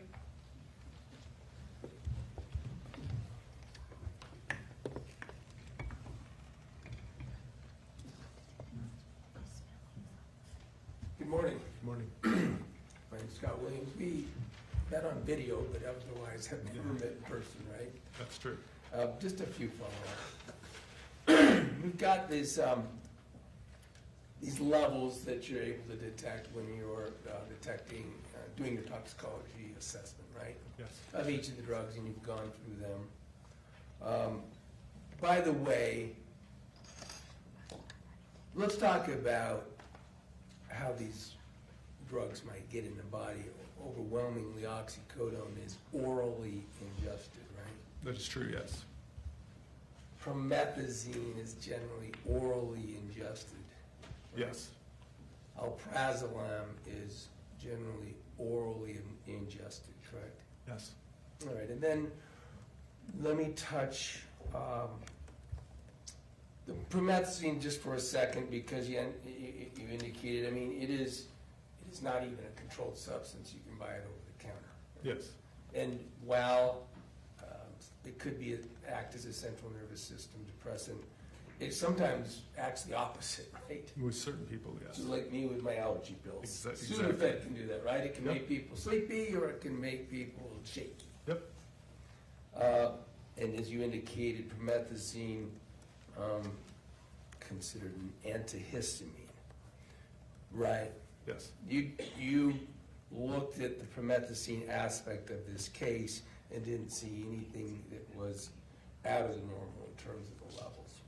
I mean, I would interpret that as someone that was just taking it probably continuously over a couple days. But, Sorry to interrupt. well, I just wanted to clarify, but I wouldn't have any information to know that for sure. Let's touch on that real quick. In your role here and in working with the prosecutor's office and such, were you provided information about the case? I was provided a small amount during like a pretrial hearing. But not a medical history? No, I never. Of the deceased, right? No. So what your interpretations are in general, Yeah, based on just 20 years of experience in reviewing many, many cases. In all those many, many cases, in reviewing those, you look at this and it looks like a pretty regular promethazine user's result. Yes. Looks like an oxycodone user's drug result, I think you indicated, as far as you can tell. Yes, I mean, this falls very much in the expected therapeutic range. Now, with the potential, well, the metabolite, to understand how much, assuming the oxymorphone is a metabolite. Again, you can't be sure, it's possible. That drug can be orally ingested as well, right? Yes. It's combinative in its effects with oxycodone. Yes. And, but it can also be a metabolite, and you, with your experience, interpreted that's probably what's going on here. Probably based on that ratio, you know, if the oxymorphone was at, say, equal concentrations, then I would think either both drugs may have been taken, or there may be some sort of metabolic metabolism, polymorphism, or change in this person that maybe doesn't allow the breakdown of that drug as normal humans would. All right, and also we have a half-life. So if this oral medication, the time that it's taken, over the period between that and this blood result that gives you the toxicology analysis ability, this is metabolizing, right? And while it sounds to me like you're saying it really varies greatly with different people in different circumstances, et cetera, it's about a 5-hour half-life. Yes. So does this tell you anything, given, notwithstanding the generalizations and the basic estimations that are involved, about how much somebody would have taken, say, 6 hours before to have this result, what the result would have been closer in time to 6 hours before? Well, I mean, theoretically, 6 hours, you could roughly double it. But again, that's a general. Right. I was trying to understand because I don't. Otherwise, it's certainly not the way you do what a 5-hour half-life is, and whether I was correct in suggesting that she could have had a result double that, 6 hours, double that. Yeah. 6 more hours before. Yeah, I mean, there's a lot. I mean, it takes roughly 5 half-lives in general to eliminate a drug from a system. But, you know, I'm not able to, because I'm not sure if you're asking this, so I just want to clarify, you know, I'm not able to look at this drug concentration and make any sort of predictions on how much was taken or when it was taken. Right. Okay. We might call that reverse extrapolation, Yeah. right? But if you knew how much somebody took, strike that, I'm sorry, the half-life, as you indicated, would go from a large number to half of that in 5 hours, right? Yes. So, again, these estimations, but with this numbers, we've got a 68, according to that, we would have a 68 nanogram level, presumably, and 6 hours before this result. Theoretically, yes. And then, what about 6 hours before that? I mean, yeah, you could just keep doing that Keep math. doubling, But right? again, you know, for that to be kind of meaningful, you'd have to kind of know when the drug was being taken and things like that, right? Right. I mean, you would, for instance, you could know if you knew a time that almost certainly a drug wasn't being administered by the person orally, right? If you knew the last time, Yes, yes, then you would have a better idea of extrapolating. yes. And then you indicated your sort of toxicologist opinions about how these would impact the person whose blood you're testing. And you did agree, didn't you, that this, I'll alprazolam level is at the low threshold of, according to the stock ranges of death, right?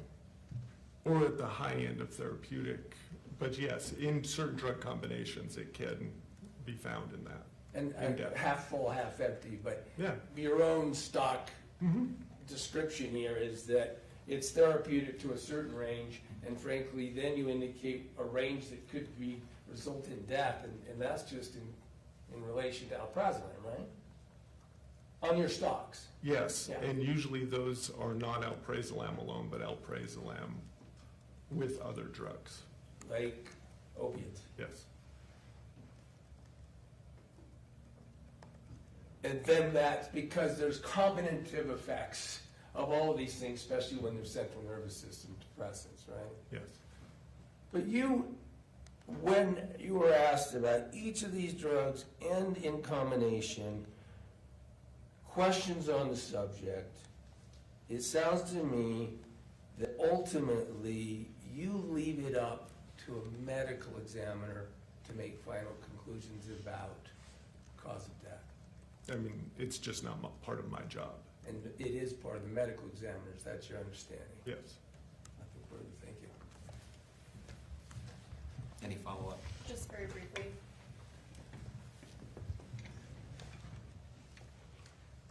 I just want to make clear that the names that we're talking about, for instance, promethazine and alprazolam, are there other names for these drugs that people may typically hear?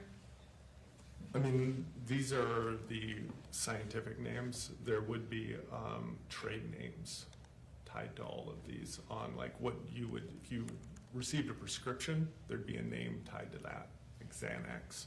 Okay, so Xanax is what? Is alprazolam. Is there a different name for promethazine that you might see more commonly? It may be in Zyrtec. It's just over-the-counter allergy medication. I honestly am not 100% sure which ones. These drugs can be found in different trade names. Okay.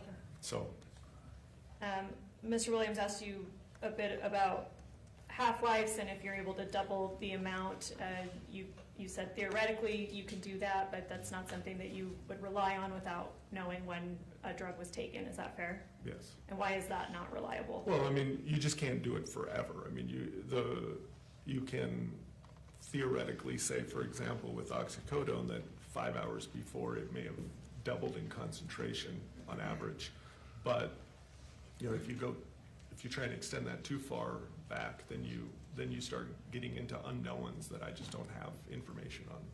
If we just double the oxycodone level here one step, again, my math is bad, 68, I believe. Is that still within therapeutic range for somebody that has been taking it and has some kind of tolerance? Yes. Nothing further, thank you. Anything else? No, Your Honor. Thank you. Thanks for being here. You can step down. Thank you. This witness be released. No objection. Yes. Here to go. Stay ready with your next witness. Yes, Your Honor, statement called Dr. Ben Muri.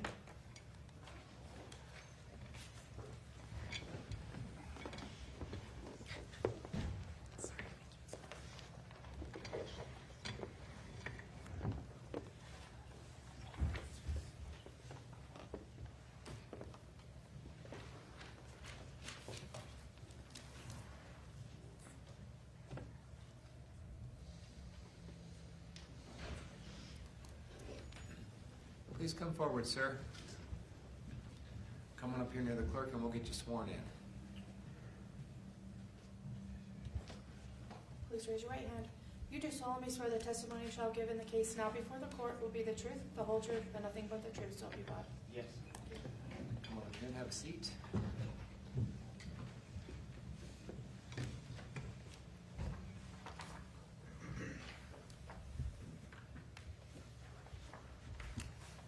If you can keep that mic in front of you at all times, we'll be able to make a good record and we'll all be able to hear. Appreciate you being here, counsel. Thank you, Judge. Good morning. Would you tell us your name, please? Good morning. First name is Ben, last name is Muri, spelled M-U-R-I-E. And what is your occupation? I am an assistant medical examiner at the Utah Office of the Medical Examiner. How long have you been at that office? It'll be about just shy of 3 years. Were you engaged in that occupation before 3 years ago? Yes, Where was that? in Las Vegas, Nevada. And how long did you work in Las Vegas in that capacity? About 2.5 years. Were you similarly employed before that time?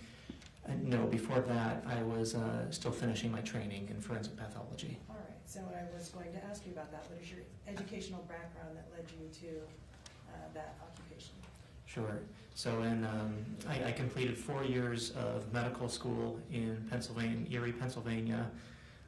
After that time, I did 4 more years of residency training in the field of clinical pathology and anatomic pathology in Hershey, Pennsylvania. And then after that, another year of specialized forensic pathology training in Albuquerque, New Mexico. I am not entirely sure what pathology actually means. Would you please tell us that? Yeah, generally speaking, it's the study of disease, and it could be.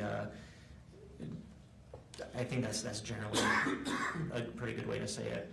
So, in a hospital setting, a pathologist may look at tissue under the microscope to diagnose, inflammatory conditions, or cancer, other disease processes. But for me, I deal with people who are dead. Okay, that's a blunt way to put it, I guess. What is the difference between clinical and anatomic pathology? Anatomic pathology I'll describe this in a hospital setting. That would be if the doctor who would look at a surgical specimen under the microscope. So if a surgeon cuts out an appendix or a gallbladder, the anatomic pathologist would review that and make a diagnosis. A clinical pathologist could also be a hospital doctor, but they would be doing some of the laboratory side of the hospital work. Perhaps like when if you get a blood drawn and it goes down to the laboratory, there's a pathologist in charge down there, and that's a clinical pathologist. All right, and so you completed 4 years, you said, residency in each of those specialties? Yes. Are you, and maybe this is a stupid question, you are a medical doctor, correct? Yes. Okay. And then you mentioned that you did an additional year in forensic pathology. How does that differ? Forensic pathology fellowship would be after completing the 4 years of residency, and there we would focus on the practice of an autopsy. And so not every day, but almost every day, we would have a deceased person and perform an examination on them, and that went on for a year. And after those training circumstances, that's when you went to work in Las Vegas as a medical examiner? Correct. Are there board certifications required to be a forensic medical examiner? I'm not sure if they're required, but I am board certified in anatomic pathology and clinical pathology and forensic pathology. What do you have to do to be board certified? You should complete the training years, and then there are examinations that you need to take to be board certified. So you took 3 probably really fun tests to gain those 3 certifications? I wouldn't call them fun, but I did take 3 exams, yes. Okay. And do you have ongoing continuing education type requirements to maintain that certification? Yes. What are those? So I do need to have a certain amount of medical education credits. And so every year or about, I need to submit the medical education requirements I've completed. There are some continuing test questions that I answer throughout the year that helps maintain my certifications. Okay. Is your work also reviewed occasionally? You mean at the office? Yes. Yes, sometimes. And you are current in your ongoing continuing education? Yes.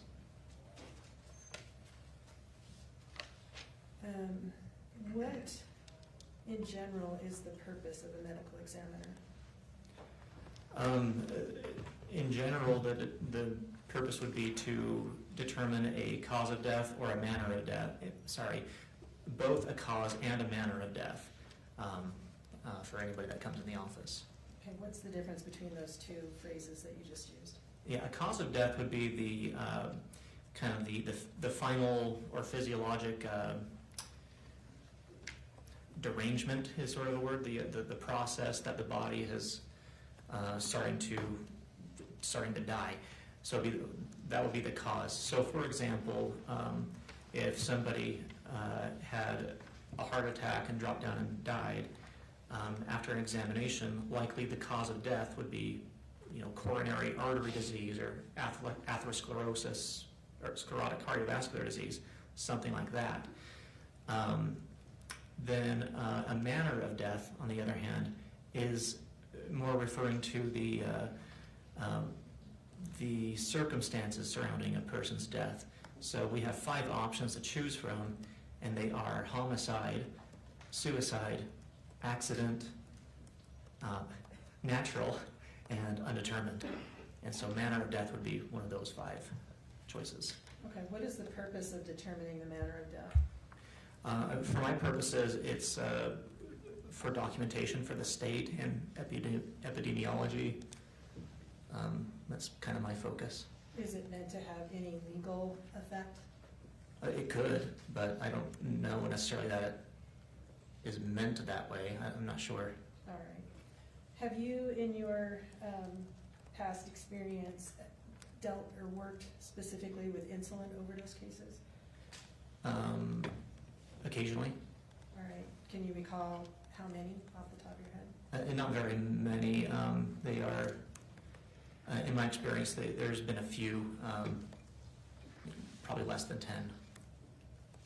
And that's between both Nevada and Utah? Yeah, that I can remember right now. Okay. And what do you typically review in preparation for writing your report?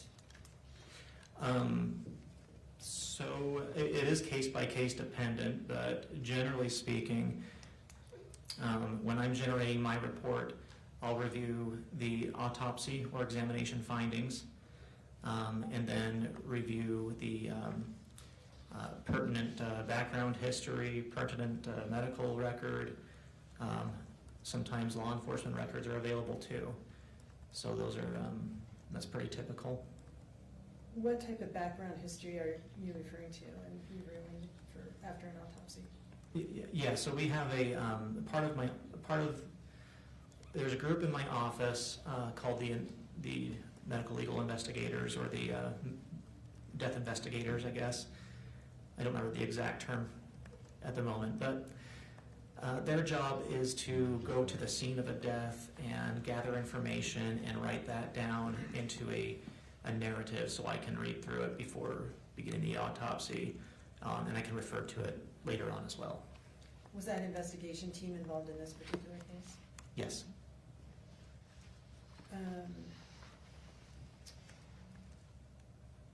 And why is a medical record important to you? It tells some of the story of what happened prior to death, if it's available. And there's other cases where a person may be dead in their house, and all that's, we don't really have a lot of what led up to the event, but we do have some record of a previous doctor visit or something. All right. And in an insulin overdose case in particular, would the medical record be important to you? Yes. Why is that? Well, that has a documentation of some of the lab values that may have come up since the initial admission until time of death. Would you anticipate or expect a medical record to contain information that may not be available readily upon autopsy or toxicology? Could you please repeat the question? I am not sure. Would you expect a medical record, a chart from a patient to perhaps contain information that wouldn't be readily apparent from an autopsy or toxicology result? Yes. Would that be the case in an insulin overdose? It certainly could be. And what process do you typically follow when you conduct an autopsy? The autopsy usually begins as some of my support staff, my technicians, they'll have the body on a table for me, and then I'm able to do an external examination of the body where we document, it could be hair color, presence or absence of tattoos, presence or absence of injury, etc. Just head to toe examination externally of the body. After that point, then we begin with an internal examination of the body, and that's where we make the standard Y-shaped incision on the front of the torso and examine the organs inside. And you do that both just visually and microscopically? Not always microscopically, but yes, visually. And would it be fair to say that there are autopsies where the cause of death is immediately apparent from just viewing the decedent? Yes. For example, a gunshot wound or stab wound or something like that? Yes. In this particular case, was the cause of death immediately apparent to you? No. And you did prepare a medical report, or I'm sorry, a medical examiner's report in this case. Correct. Can I show you Exhibit 29? It'll take just a minute to come up.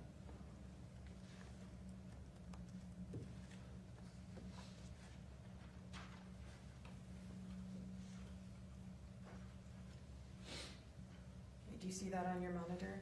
Yes. And what is that document? This is a copy of my autopsy report. All right, does it look to accurately reflect what you prepared in this case? So far. Okay. If that changes, let me know. Okay. All right, state moves to admit Exhibit 29. Sorry, I missed it. 29? No objection. We're not going in order. Court received states 29, wish to publish. Thank you, Judge.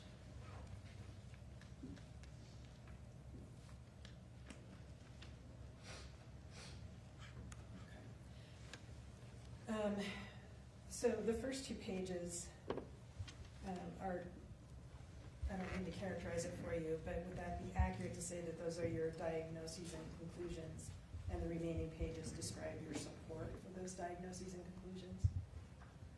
Do we want to scroll through that quickly? Am I able to? Oh, okay. So those are the first two pages. Okay. Stop there for just a second. Do you recognize the signature on that page? Yes, And who is that? that is mine. And below that is a handwritten date. Correct. What does that date signify? That's the date I completed my report. All right. Can you, sorry, Chelsea, go back up to the top. Is there indicated on this report the date of the actual autopsy? Yes, at the top on the right-hand side where it says date and time of exam. And that is? August 16th, 2024. Okay, so it took you roughly, I guess, 5 months to complete the report? Yeah, that sounds right if my math is correct. Okay, and I'm sorry, Chelsea, go back up. The date of death is also noted Correct. as 8/15/2024? Yes. Why is that important to you? This is documentation. This could be, relevant if there's a large gap in between the time of death and the time of autopsy. But I guess it does tell me that the death happened relatively soon before the exam started. Okay, that was going to be my next question. All right, so I want to go down to page 3. And this it's labeled external examination. Do you recognize that? Yes. Just generally speaking, did you notice anything in that external examination that explained the cause of death to you? No. mentioned, go down a little bit, Chelsea, please. Okay, stop there, and upper, all right, keep going.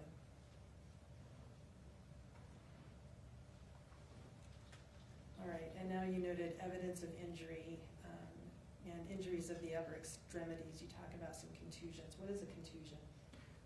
A contusion would just be a large word for bruise. I'm sorry, say that again? It means a bruise. Okay. Were any of these contusions or bruises that you noted something that would be a cause of death? No. And you noted some on the upper extremities. There's one on the lower abdomen, on the right shoulder arm, right forearm, left shoulder, left arm, and the right antecubital fossa. Is that an accurate summary? Yes. As well as then down below that, also one on the right buttock? Yes, that's right. Okay. Do you have any information about what would have caused any of those bruises? I don't know. Okay, just something you noted because that was part of your examination. Correct. Would they be consistent with medical intervention? Some of them could. All right. Would they also possibly be consistent with injections? Yeah, they could. You just don't know. But I don't know. I mean, I did mention in the where it says other, there was other left antecubital fossa that it could be medical intervention too. All right, and so that's going to be the next explanation. What's a right antecubital fossa? Oh, that's like if you put out your hand and you feel your elbow, it's just the opposite side from your elbow. So where a typical blood draw happens. And then after making your observations on the external examination, you proceeded to an internal examination? Correct. And if we just scroll down a little bit, I'm not going to spend a ton of time on any of this, but would it be fair to say that your findings on internal examination were all unremarkable or normal for the most part? If you want to scroll down to the cardiovascular, I think she had a large heart and some dilation of, there it is, right ventricular dilation. So that's not entirely normal. And then there was also a finding of she had one kidney. So that wouldn't really be normal. But I didn't note those. Okay, let me talk about the heart for just a second, if you could go back up, thank you. Is an enlarged heart something that happens at death or pre-death? It would happen before death. What is that symptomatic of? I mean, there's a number of reasons to have a enlarged heart or a dilated heart. If somebody has some systemic issues, obesity can lead to it, hypertension, high blood pressure can lead to it, chronic alcohol use. In this case, it wasn't an enormous heart, but it was on the large side. Was it a finding that you considered to be indicative of a cause of death? In some people, it could be. Was it in this case? I didn't think so. It was in this case. Okay. And you also noted, as you said, the single kidney. If we can go down a little bit, Chelsea. And urogenital system. You Yes. noted kidney on the right was absent. Correct. Did that appear to you to having been removed at some point or having been born that way? My understanding is that's how she was born, but that's what I understand right now anyway. Okay, could you tell that from autopsy, or whether it was congenital or removed later on down the road? I mean, if it was removed, there might be some surgical clips or a big scar or something like that. You didn't see anything like that? Not that I recall, and not that I noted here. Okay, and the remaining kidney So if you look there, it says surface, second line down from urogenital system says granular. So that's indicative of some scarring that's happened in the kidney. What does that mean to you? There's a number of things that can cause scarring of the kidney, disease processes, but it's a kidney that has undergone some, some stress over time. Would that have been sufficient in your determination to be a cause of death in this particular case? No, not by itself. Did you see in the course of your autopsy any indications that this lady had any form of cancer? I did not. And if you could go down again, please. In microscopy, you see, thank you,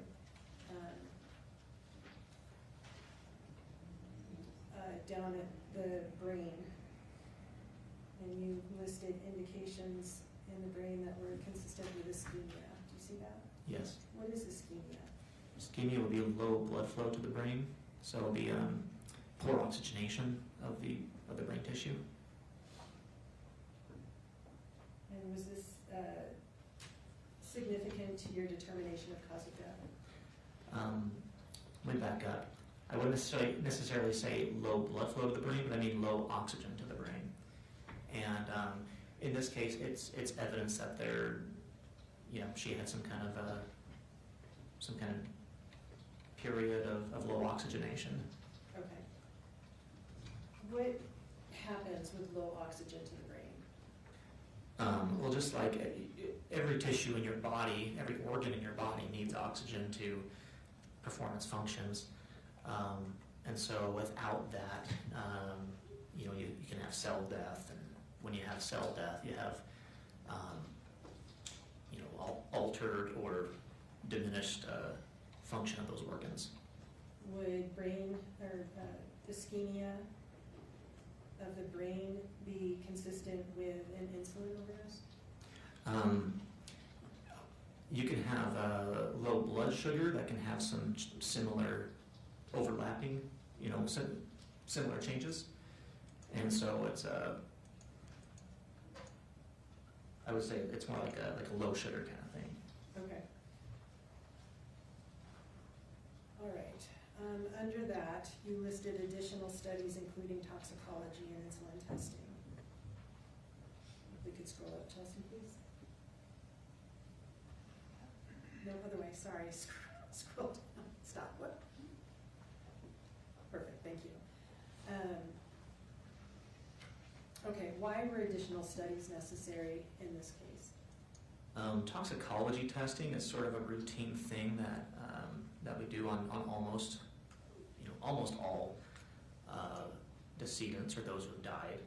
Of course, there are some cases where we don't do it, but in this case, that's a routine thing. And then, given the history, I was given about a possible insulin or the hypoglycemia that she arrived in. That's why we did some of these tests. Although she did have a long hospitalization, but yeah, that's the reason why. Okay, you say long hospitalization. Is 3 days in your mind a long hospitalization? Yeah, I guess for the purposes of testing for drugs or whatever. Of course, if somebody has gone to the hospital on day 1 and then day 3 we test their blood for a drug or something, it's possible that that drug is gone or changed, Over the course of the 3 days that Yeah. okay. What does hypoglycemia mean? That would be low blood sugar.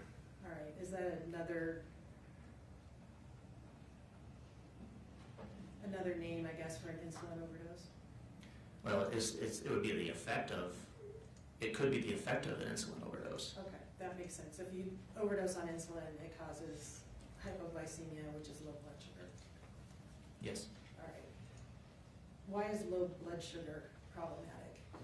Well, just like your organs need oxygen to function, they also need energy to function, and that energy is usually in the form of glucose. Glucose being essentially a sugar that your organs use. And your brain loves glucose. It uses it very readily. And so if you have if you have a diminished amount of blood sugar, that can again alter or diminish your organs' functions. All right. You list in here insulin, C-peptide, and free and total insulin. And what do those two things mean? So insulin is a chemical that can be made by the body, and that helps to regulate our blood sugar. C-peptide is a part of that also, and so when your body makes insulin, it's made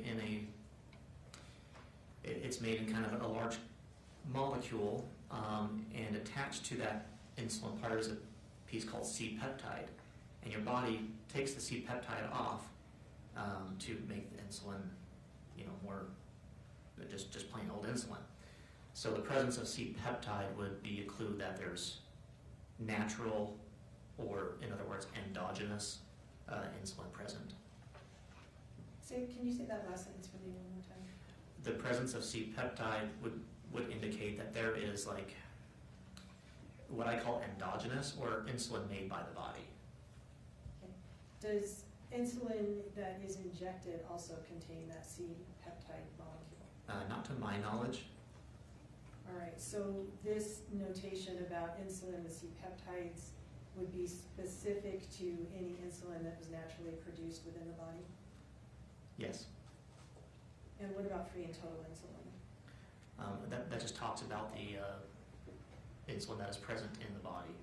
So some insulin can be bound to other proteins, some not, and that's not bound is free.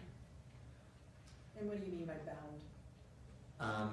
I'd have to refresh my recollection on the biochemistry of that, but what I seem to remember is that there's other proteins that will bind to certain chemicals in your blood, and so when they're bound, they're bound to a protein. Okay. Would that indication there about the quantity of free and total insulin be an indication of artificially induced insulin or naturally occurring insulin? I wouldn't be able to tell with that. Okay. So when you completed your autopsy on this case, were you able to decide what had caused the death without additional information? Do you mean when I finished the autopsy that day? Or That day. That day? No, I needed more information. Okay. What more information did you seek? I reviewed medical records.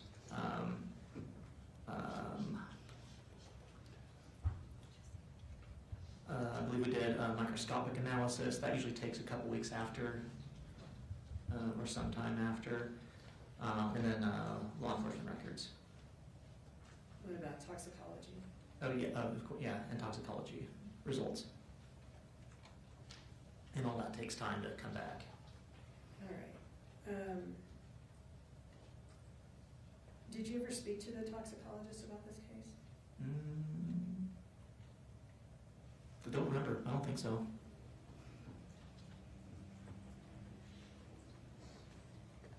All right. So your reliance on toxicology as part of developing the conclusions that you did were just from this report, not from a conversation that you had with that individual? Yeah. Yes. So going back up then to your conclusions on the first page. Thank you. Leaving aside for a minute number 1, you listed various pathologic diagnoses 2 through 9, correct? Correct. Were any of those, in your opinion, after conducting the autopsy and the additional information that you received, determined to be the cause of her death? No. So it's fair to say that number 1 is what you found to be her cause of death? Yes. And that was the combined effects of oxycodone, alprazolam, promethazine, and probable exogenous insulin use. Yes. Were the combination of the first three, oxycodone, alprazolam, and promethazine, sufficient by themselves to have caused the death? I mean, their effects can be added up. In my opinion, though, in this case, no. With the probable exogenous insulin, well, let me ask you first, what does exogenous insulin use mean? That would be insulin from outside the body. So insulin that's been injected in most likelihood? Yes. And that's compared to the term you used earlier, endogenous? I'm sorry, what was the question? So endogenous is naturally occurring insulin in the body? Yes. And exogenous is introduced into the body from externally? Right. Okay. Would the effects of what you noted, probable exogenous insulin use, would have been sufficient for her death, even absent the oxycodone, alprazolam, and promethazine? Yeah, from my recollection, the hypoglycemia or the low sugar was quite low, and so yeah, I think in the absence of those first ones, the exogenous insulin would be a key factor.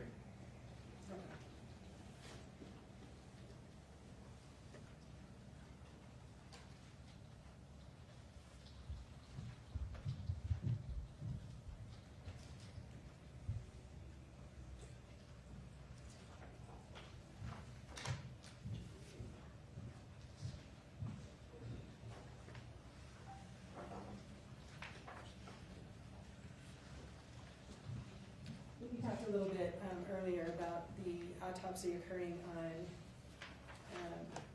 August 16th and the report being completed on January 22nd. Is that an unusual gap of time to complete a report after an autopsy?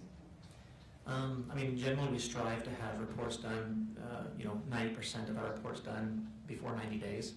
But, sometimes backlogs happen and some cases take some more consideration.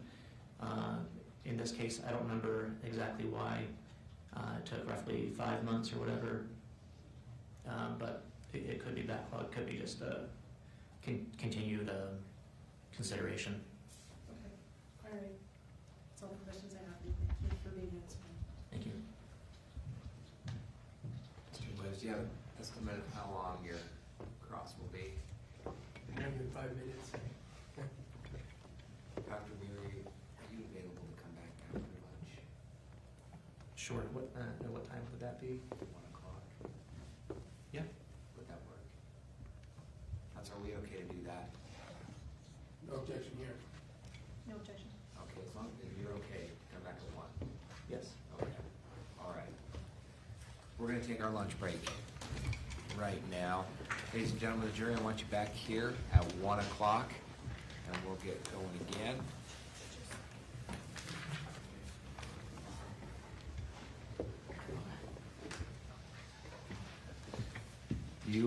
I need to remind you that you are admonished by the court that it is your duty not to converse among yourselves or to converse with any other person on any subject of the trial, and it is your duty not to form or express an opinion thereon until the case is finally submitted to you.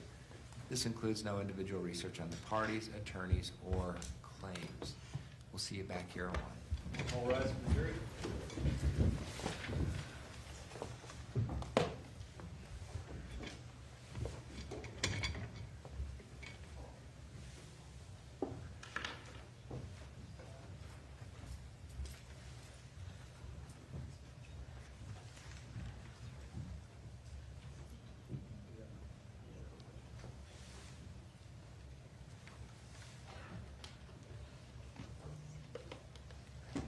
Seated. Dr., you can step down. Counsel, before we break, I've got good news. I found coverage for the 23rd. Oh, wow. Sometimes miracles happen. Thank you. We appreciate that, Judge. This is one of them. So we can plan on the 23rd. The only key is we need to make sure the jurors are okay with that because they weren't planning on the 23rd. So before we break this evening, if I don't remember one of you need to remind me to talk to the jurors about that, and I will ask him if that's gonna be a problem for him, and if it is for any of them,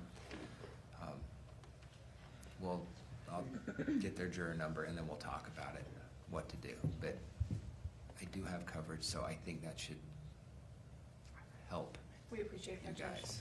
Very much, thank you. Also, additionally, I apologize, I know you have a meeting to get to.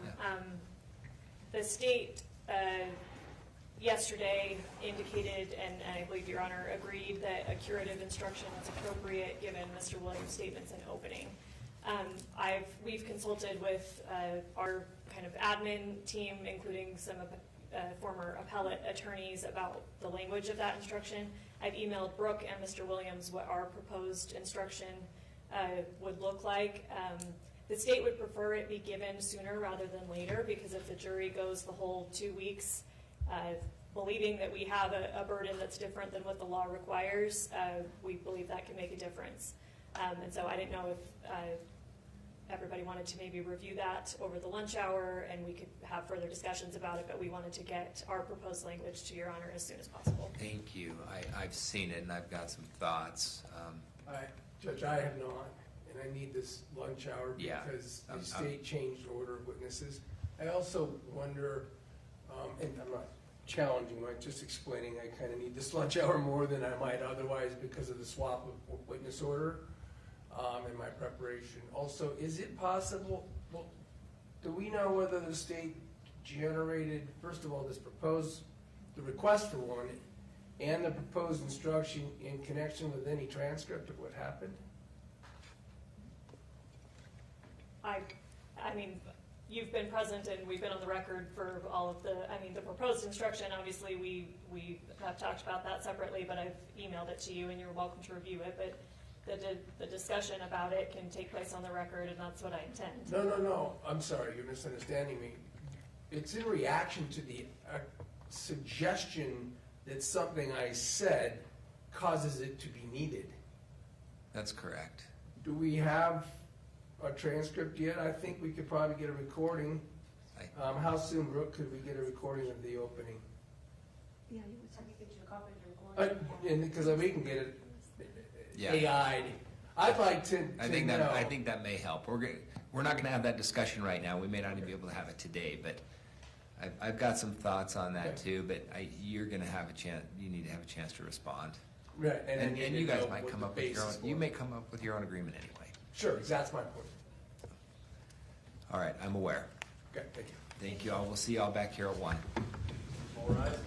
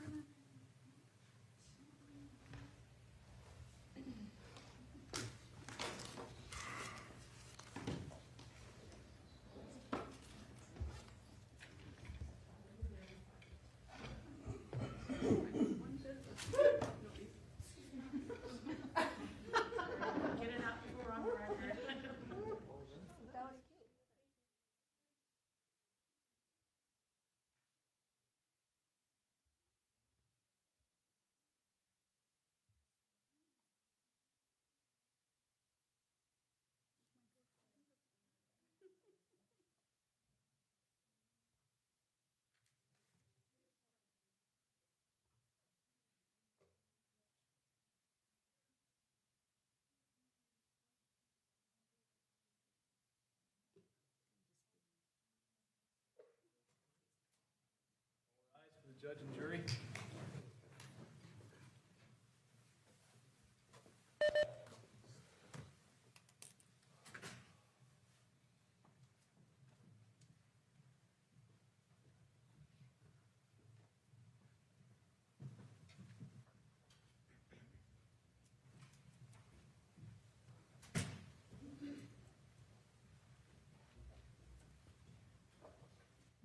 Thank you. Please be seated.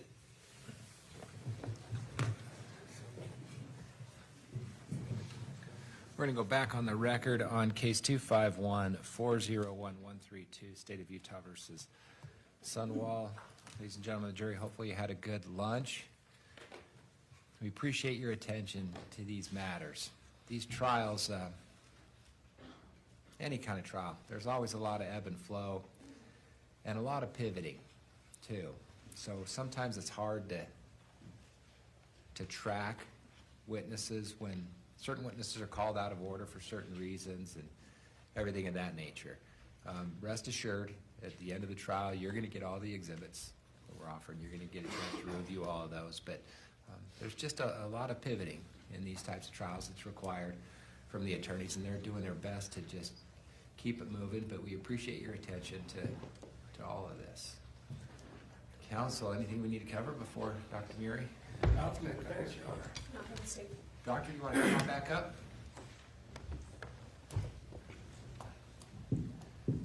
Doctor, we appreciate your accommodation.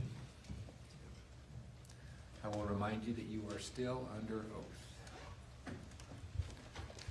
Mr. Williams, when you're ready. Thank you, Your Honor.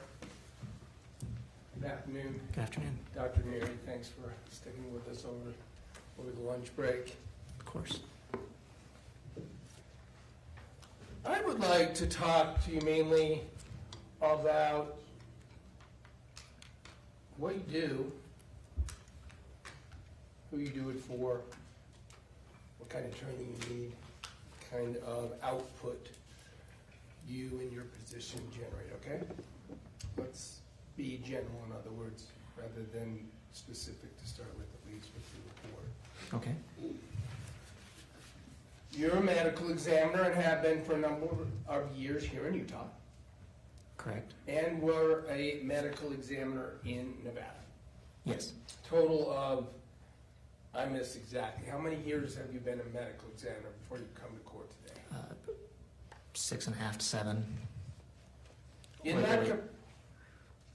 2.5 to 6, sorry. 5.5, 6. in that capacity, we've heard about a lot of training you have had, and that includes a lot of medical training, right? Yes. You're a medical doctor. Yeah, it's a osteopathic medical doctor, same. Yeah. Learning about some of the things you testified, you made conclusions about, like toxicology, right? Yes. Not a toxicologist. You learn about that in the course of your medical training. Correct. All sorts of other training that a doctor gets, right? Yes. And my point here is when you bring to the medical examiner position a vast history of training, education on medicine. Agreed? Yes. And then you have your practical experience as a medical examiner day to day, right? Yes. Which includes applying all of that training to your job as a medical examiner. Yeah. Yeah, I mean, you're using that medical training and that expertise when you're doing your medical examiner work, right? Yes. And the reason I'm kind of saying medical versus medical examiner is, as you said it, you don't actually treat the living. That's correct. My favorite line from the first Men in Black. I don't recall that one. Medical examiners, I hate the living, instead of medical examiner. But the point is that you're still doing medicine and applying medicine and utilizing all that training when you do your job as a medical examiner, even though you're not examining living people. Yeah, that's true. Okay. And then Now let's talk to the difference then. As a medical examiner, you're taking that training, using that training, but involving causes and manners of death, right? Yes. That's your primary role as in the medical examiner's office, right? Yes. It's set aside. It's a specific office for medical examiners in the state of Utah, right? I'm sorry, you said it was set aside? It's not in a hospital. Oh, yes, that's correct. It's not in a clinical setting. It's in its own office set apart or set aside for people to do medical examining, to analyze and do casework on deceased people. Yes, it's a state office.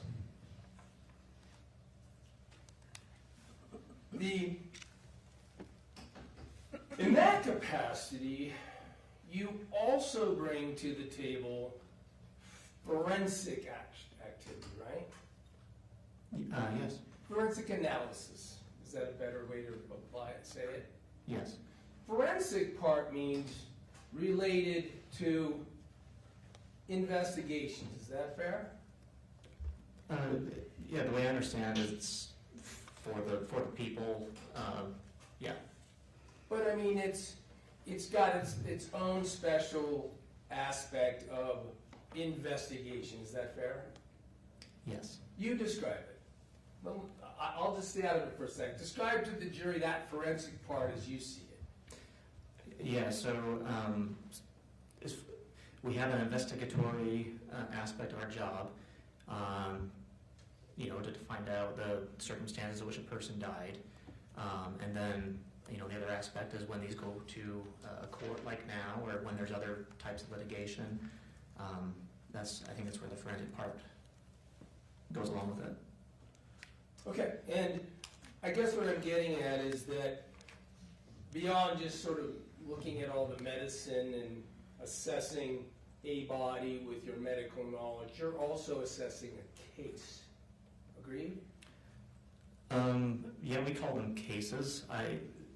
Maybe not in the same way that another organization may assess, but primarily I'm just trying to figure out how a person died. Your cause and manner of death. Correct. But, so let's talk about that for a minute. Not everybody who dies ends up getting an autopsy, right? That's true. People get autopsies under are brought to the office to get an autopsy under unattended deaths, right? Yes.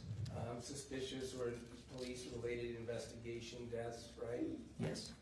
Things of that manner. And so that's what I mean by a case. It's not just like a medical case, it also has this forensic aspect. It's tied to other sorts of efforts to find out information. Is that fair? Yes. And it's very frequently, if not always, law enforcement related.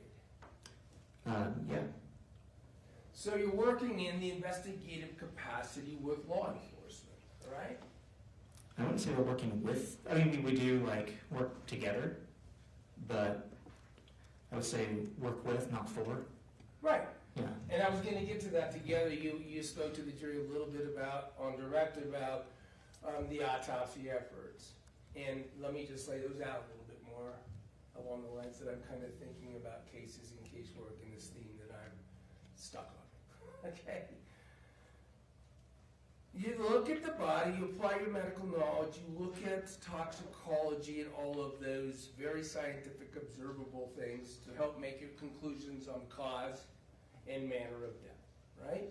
Yes. But you also get involved in finding out information from law enforcement investigative efforts.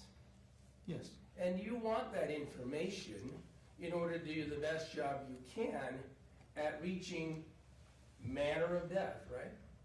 Yes. Law enforcement are almost always attending an autopsy, right? It varies from case to case. They do often?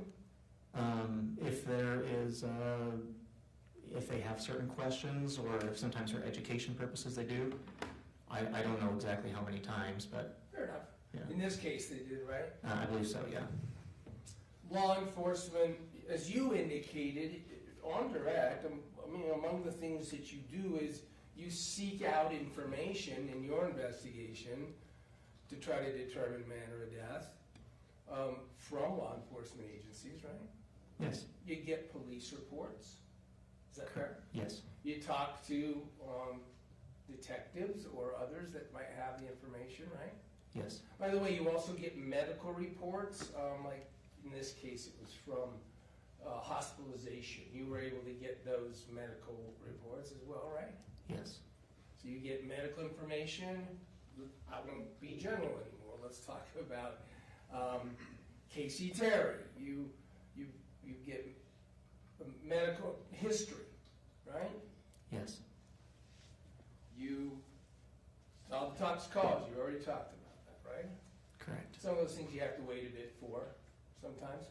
Yes. For those toxicology reports and things. But this is part of the process. And then you work with trying to learn what there is to learn from law enforcement efforts to reach your conclusions, right? Yes.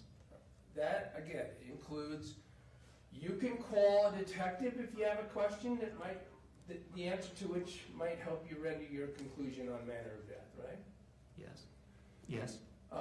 In this particular case, you know from your report that is in evidence that you did do outreach, did speak to Detective Farney, right? Yeah, I believe so. And she could talk to you and you could talk to her freely in the course of your generating your investigation and ultimate report, right? Nothing stopping that. No. Questions for each other you can ask, right? Yes. Also with other officers, and for instance, let me add this component, you actually have an investigator in your office, right? That's right. So that investigator is sort of assigned to your autopsy case as well to go find out facts to help inform your opinion or your decision. Yes, and there could be other investigators involved too. Sometimes those investigators who work at your office actually have other jobs as police officers in certain agencies, right? I don't know anyone specifically, but I know that's a possibility, or some do. In this particular case, your investigator who was assigned to this case, do you know what agency that person worked for when they weren't acting as an investigator for you? I don't. But this investigator often, and in fact in this case also may go to a scene Yes. of a death. But officers might call it a scene of a crime, but a scene that is relevant to the investigation you're doing with them, right? Right. Get police reports, right? Yes. Talk to agents about what witnesses have said. Correct? Yeah. Learn what conclusions may be the opinion or have been reached by police investigators, right? Yes. Working that way with the science, the medical, and then the law enforcement and law enforcement activities, you are ultimately looking to make, to the best of your ability, a forensic conclusion on manner of death, right? Correct. Now, how many autopsies have you done? Hundreds? As of today, probably over 2,000 That's hundreds, I guess, times something. something. Okay, 2,000 autopsies. You do this, you work in this capacity, you ultimately generate reports. Now, sometimes, even after you've generated an initial report, further information might be garnered, and you can actually amend your report, right? Yes. At any time, if you got information that you thought affected your ultimate manner of death decision, you could amend it. I could. So let's talk about all that effort and all that information, the things that you talked about medically, and all the information you had on January 22nd, 2025, you ultimately issued your medical examiner report that was entered into evidence, right? Yes. If that's the date, I don't particularly remember the date on it, but Fair enough. yeah. It's on mine, and I thought that was developed on direct. Whatever, it's on the exhibit, and it's Yes. entered, I think it's 37.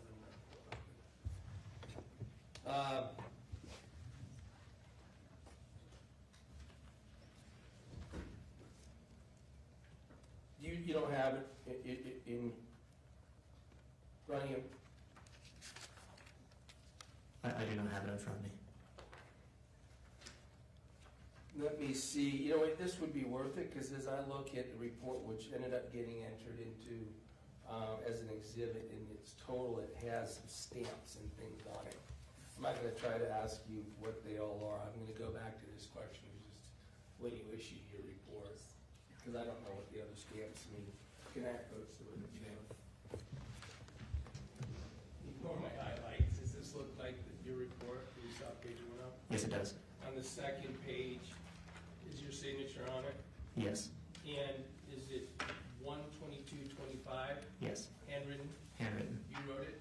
Yes. Okay. And on that date, pursuant to everything you had done, everything we heard you looked at, you rendered your professional conclusion as the manner of death is undetermined. Correct? Correct. And that's January 22nd, 2025. An abundance of completeness here. You're sitting here on the stand today. That is still your conclusion, correct?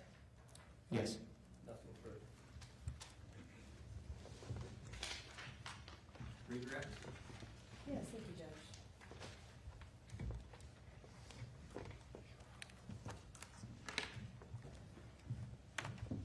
I don't want to keep you too long, Dr. Muri.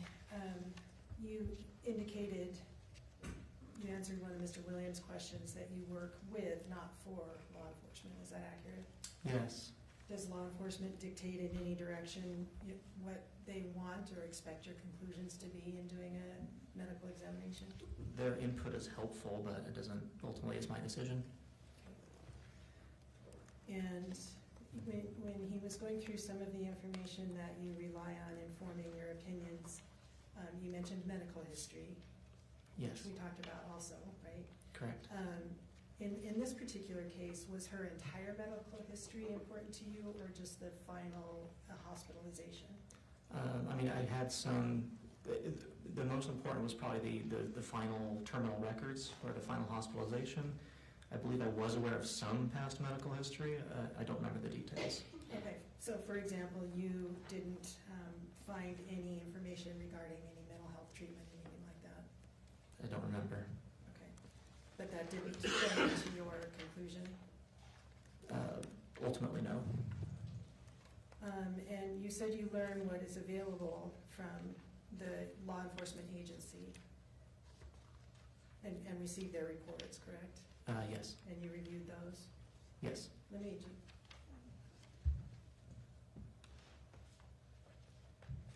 just show you. This is the police report in this case from Lone Peak Police Department. Did you review this entire thing? I do not have that entire thing in my record. Okay, and it's, 500-ish pages. You didn't read all of that, correct? No. Did you have at your disposal the FBI analyses in this case? I did not. Did you have the Utah Bureau of Forensic Science reports in this case? No, I don't think so. Did you have available to you all of the text messages between the decedent and the accused in this case? No. And manner of death. you said earlier that that's a medical determination, not a legal one, correct? For my purposes, yeah, medical or even statistical. All right.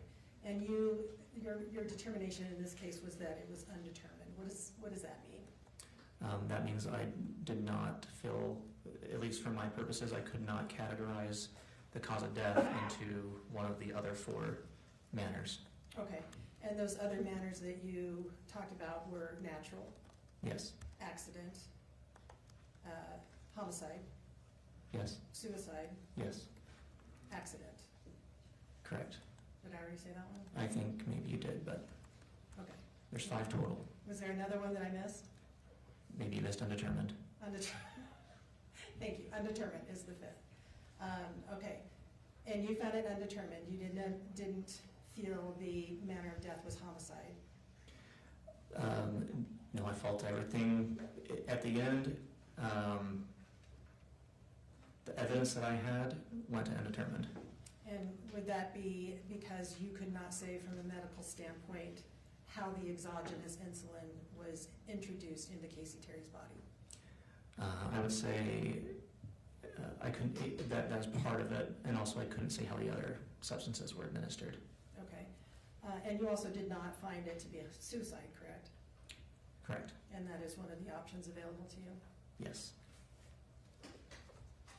Thank you. Thank you.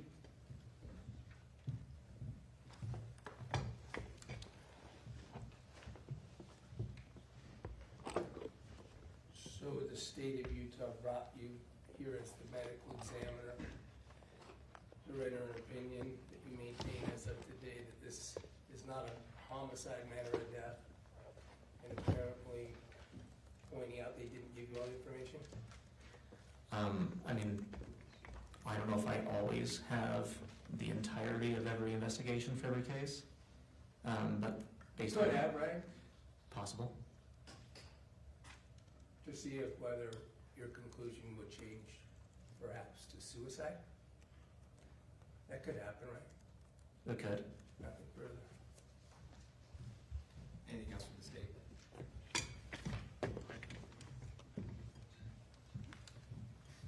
Having opened that door, you didn't make the change to suicide, correct?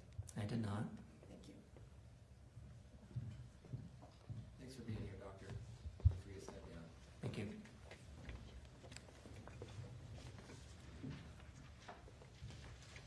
He can be released from the subpoena, Judge. Any objection to releasing the witness? No objection.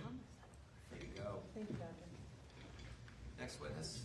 The state calls Diane Allred.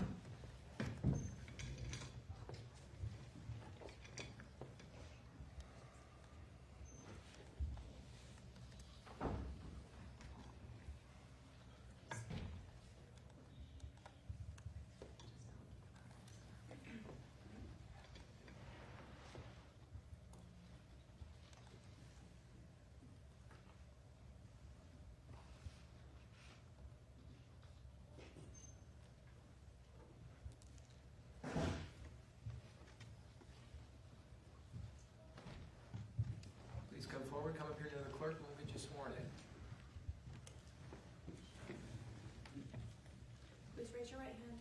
You do solemnly swear the testimony you shall give in the case now before the court will be the truth, the whole truth, and nothing but the truth, so help you God. Come on up here and have a seat.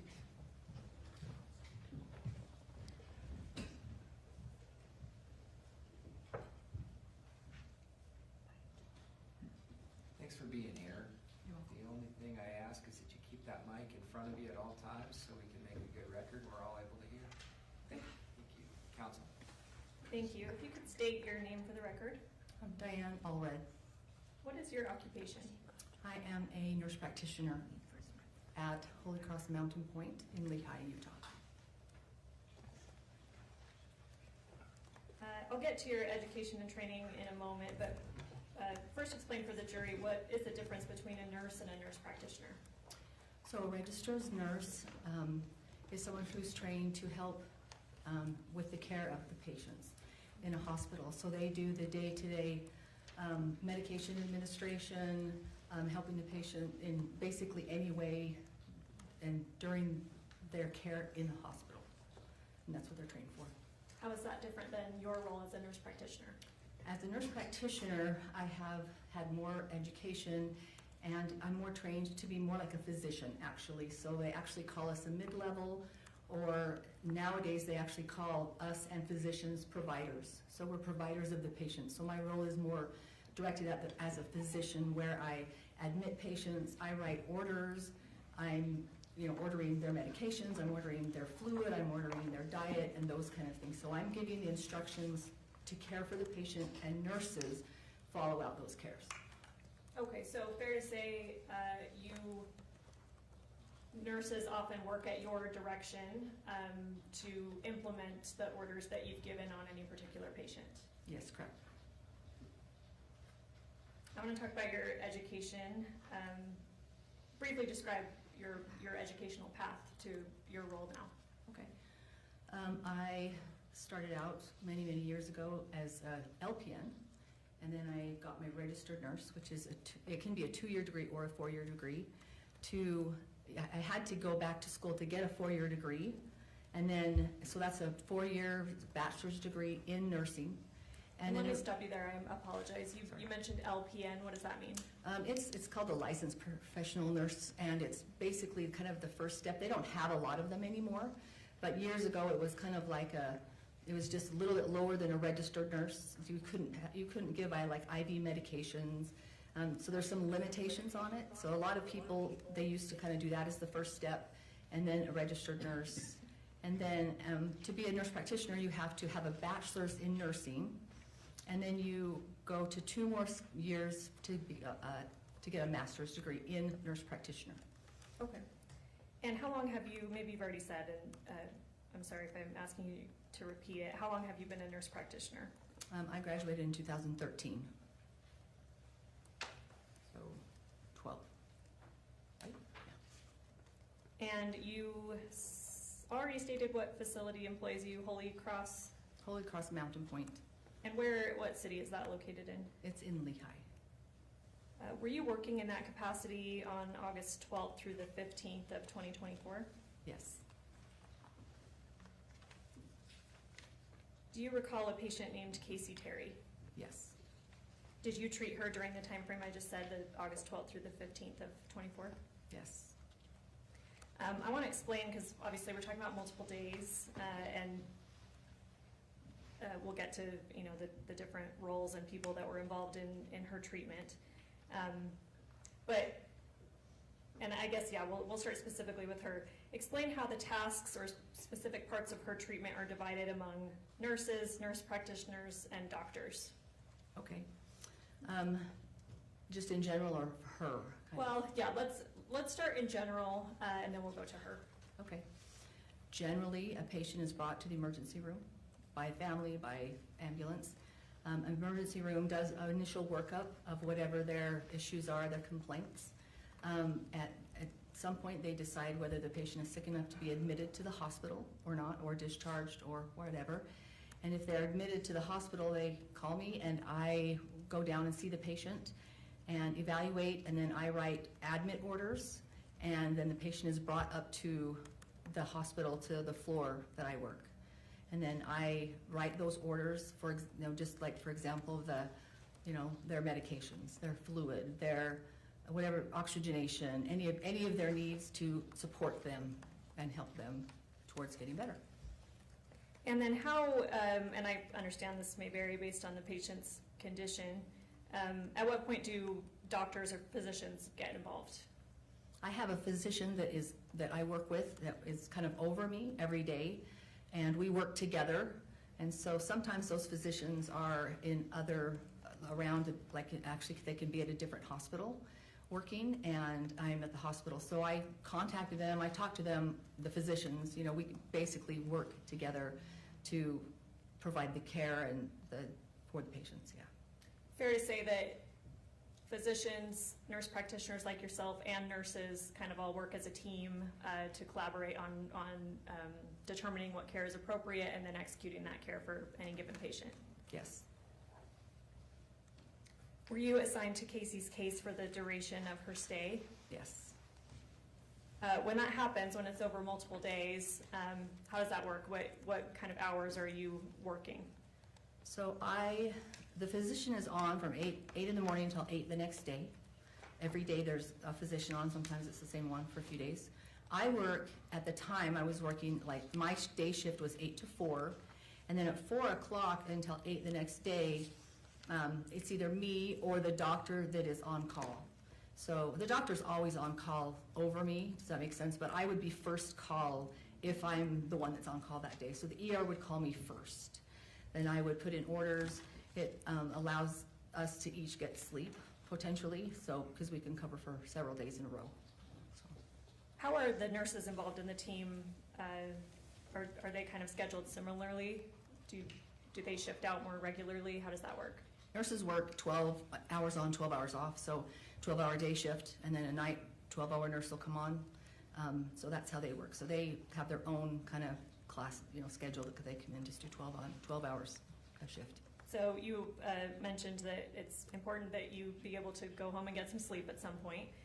Anything that happens while you're kind of off the clock but still on the case, how are you made aware of what happens during that time period?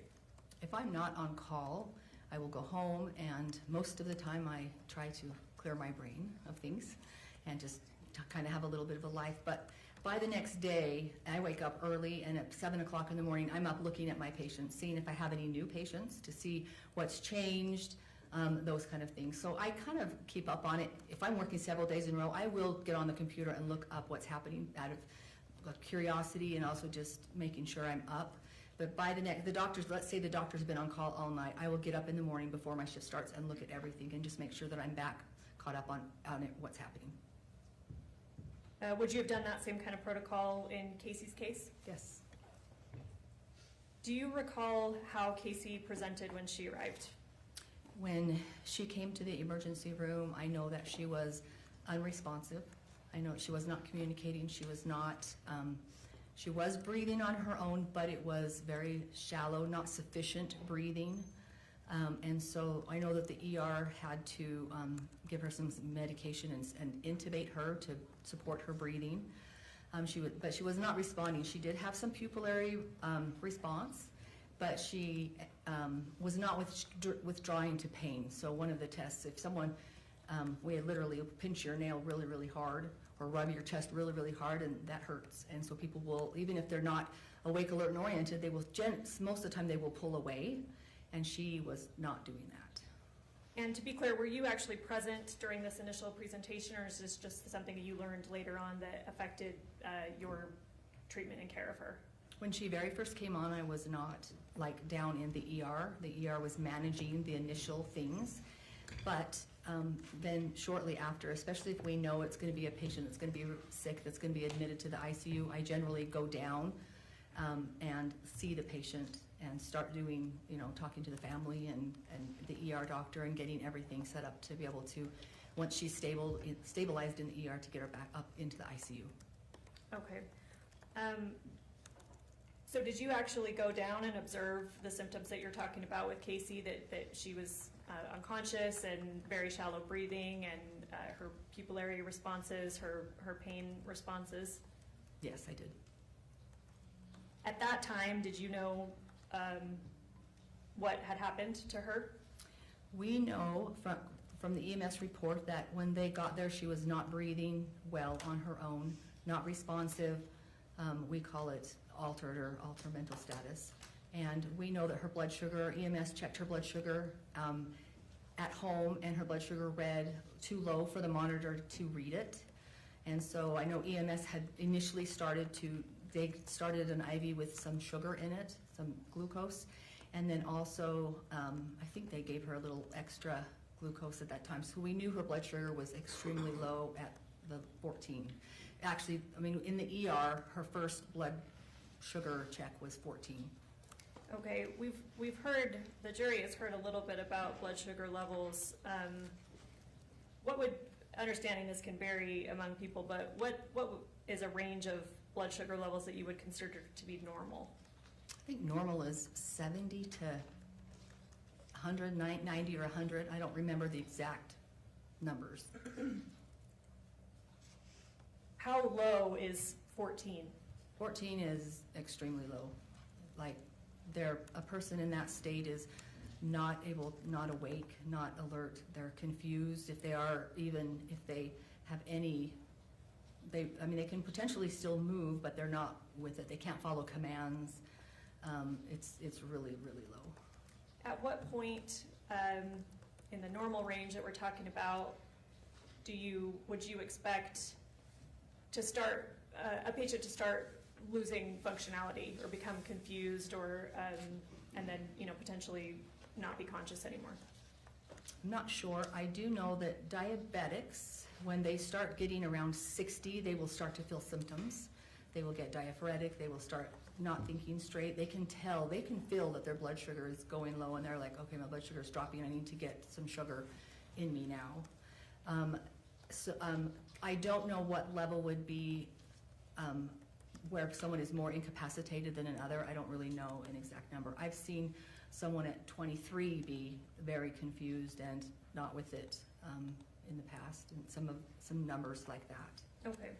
So you mentioned that you're aware that EMS gave Kacee some sugars, even potentially on scene. Yes, they did. Do you know how that is administered? They started an IV and gave her an intravenous drip, and then also I believe they gave her a bolus of insulin at that time also. I think we all understand what an IV is, but what do you mean by IV drip? Basically, that we have IV access when you start an IV, and we hang a bag of fluid that just drips right in at whatever rate we set it at, and so it's continuous. Basically, in this situation, it would be a dextrose solution, sugar water. And then I think you mentioned a bolus insulin? Bolus. Bolus insulin, what does that mean? So bolus is like a one-time push of a medication. So for her, you would have it's actually a higher concentration. Whenever someone's blood sugar starts to get low, we give them, if they're awake still, we will give them something to eat or drink. If they're not quite awake, you can give them like glucose gel in their gums, and their body can absorb it that way if they're not quite able to swallow. But once they get really low, we have to just give it IV. So a bolus is just a push of a big dose of whatever you're giving. You mentioned insulin. My understanding is insulin... Did I say insulin? Oh, sorry. No, yeah, so I wanted to see if I understood correctly. I might be wrong. I thought you said bolus insulin. What did you mean here? I mean bolus of the dextrose. Okay, and what is dextrose? Dextrose is, glucose and dextrose are basically interchangeable. Dextrose is kind of that's the IV form that's manufactured and made. We call it dextrose. Glucose is your blood sugar level, and that's kind of like your glucose level, blood sugar level. Those are what we check, but it's sugar. So if I say dextrose and glucose, it's kind of interchangeable ones. Does that make sense? They're interchangeable words. Let me make sure I'm understanding it. Glucose is maybe what you might refer to your body producing on its own, or what your own levels are. If something has to be given externally, you may call it dextrose. Is that correct? Okay. And you probably already answered this, what does dextrose do? So dextrose is a concentration of sugar. There's different concentrations we give depending on what level how low their blood sugar is, and it's just a bolus of sugar water, dextrose. And you mentioned that with Kacee it was administered intravenously. Is that correct? Correct. So her blood sugar level, you said, is extremely low, 14. What would you expect, I guess, if she's given an IV of dextrose? Would you expect her sugar levels to change dramatically quickly, or how might that look? What was your expectation? Generally, most people, once you start getting their blood sugar level up, they start to become more alert pretty quickly, believe it or not. So once you give this big a dose of sugar, it gets into their system, and they do wake up pretty quickly. I've had someone, my patient that I said her blood sugar was 23 and was very, very confused and altered and stuff. We gave that person dextrose, and as soon as she started getting around 50, 60, 70, she woke completely up. Did that happen with Kacee? No.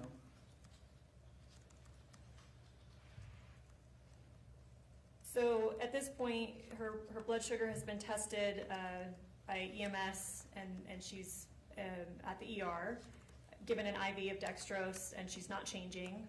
What happens to her at that point? Have you come to admit her? I guess what's the status of her being a patient? So at that point, because she wasn't breathing, we've now intubated her. We're put a breathing tube in for her, hooked her up to a ventilator to support her respiratory status, so now she's breathing. She had a continuous infusion of the dextrose going.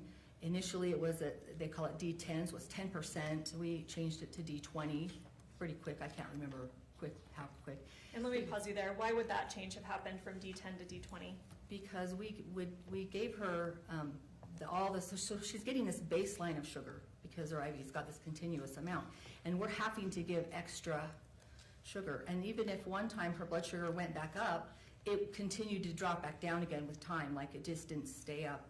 Like it would. She just had enough insulin in her that was basically causing her blood sugar to just drop again. So then we were checking it every 15 minutes, every 30 minutes. For the first 2 days, basically, because it was just, we'd give her sugar and it would just drop again. We'd give her sugar, it would drop again. Okay, so you were never able to stabilize her blood sugar? Never. You've mentioned insulin. We probably bored the jury a lot about educating them on insulin. Sounds like you're familiar with what insulin is. Again, not to belabor the point, generally in like one sentence, describe what insulin is. Insulin is your body, actually your pancreas, the beta cells in your pancreas produce insulin. So you eat and your body takes that in and has glucose in it. And insulin is required your body will produce insulin to help the glucose get into the cells. And from the bloodstream into the cells. All of our cells need sugar. They all need to function. And so an insulin is, I kind of say it's kind of the key to the door. So insulin unlocks the door and lets the glucose in. And our body produces it on its own when normally. Are there some people that don't produce insulin in their own body normally? Yes, diabetics. And we've heard a lot about their requirements so far, but generally briefly tell us what they require. So there's a type 1 diabetic and a type 2 diabetic. Then you can actually become they kind of call it a 1.5 diabetic. But a diabetic type 1 is where your body does not, your pancreas, your beta cells do not make insulin at all. And so you have to have IV from the minute you're diagnosed, you're on injections of insulin from the very beginning. Type 2 is the people that their pancreas is just not making enough. And so a lot of the times they're just on oral medications that just help their pancreas and their beta cells to produce more insulin. Eventually people can become insulin resistant, and so their body is just, or the pancreas just gets tired and kind of stops making it. And so a lot of type 2s can end up on insulin anyways, just because their pancreas kind of putters out. Okay. You mentioned before that you were unable to stabilize Kacee's blood sugars ever during her stay at the hospital. I think you mentioned because she had so much insulin. How did you make that conclusion? Insulin, there's a couple types of insulin. There's the fast-acting and the long-acting. If I eat something and I know I need some insulin because I'm a diabetic, I can then give myself a little bit of insulin that's going to help with just that meal, for example. So you do that basically every meal. You give yourself a little extra. With her, where she just kept dropping and dropping and dropping, she had enough insulin, and presumably the long-acting insulin, because it was days of us trying to get her glucose level controlled and back up to a normal range, and it took days, of just us giving her all this sugar. So in my opinion, if that I believe that she received a lot of insulin and a long-acting insulin. Okay, and that's your opinion that it was long-acting. But is it fair to say, well, I guess, let me figure out how to ask this. How is insulin, if given exogenously, externally, if you get a shot, how does it disperse throughout the body, and how quickly does that work? Understanding that there's short-acting and long-acting, and those differ. But if we're seeing results of insulin 3 days later, I guess, how is that being processed by the body? Does that make sense? Yeah, I'm not exactly sure, like the half-life of the medication. So every medication has kind of like a half-life and how long it lasts. If you take Tylenol, you can repeat that Tylenol in 4 hours because they know that this is the half-life is X, and in 4 hours it's out of your system enough to take it again. So the fast-acting insulin, again, every meal they're taking it because it wears off quickly. Where the long-acting, I do not know what the half-life of long-acting insulin is, but it lasts. In fact, normally, for example, we give a shot of the long-acting generally once every 24 hours. So a diabetic that's on, and they want it to be this basal, they call it a basal amount of the long-acting, and then in every 24 hours, they give themselves another shot of the long-acting insulin. Okay, and so Kacee was not able to be stabilized over 3 days, and so your conclusion is there's enough insulin on board that it's still affecting her body 3 days later? Yes. Was she continuously being given dextrose as part of the treatment plan over the 3 days? I think she was given dextrose until they initiated hospice. I think she was still on the dextrose infusion that entire time until they chose to go on hospice and withdraw care.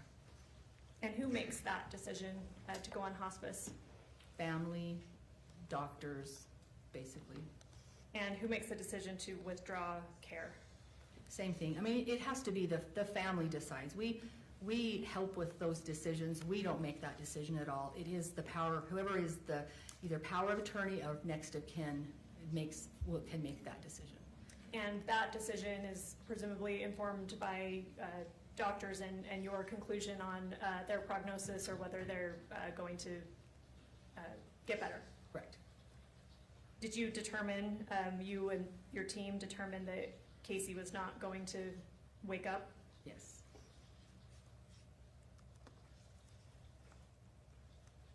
Does insulin itself directly kill someone? Does that question make sense? Yeah, I don't believe that insulin itself, it's the side effects that are caused from the insulin. What do you mean by that? For her, or for anybody, if you give insulin, that lowers your blood sugar level.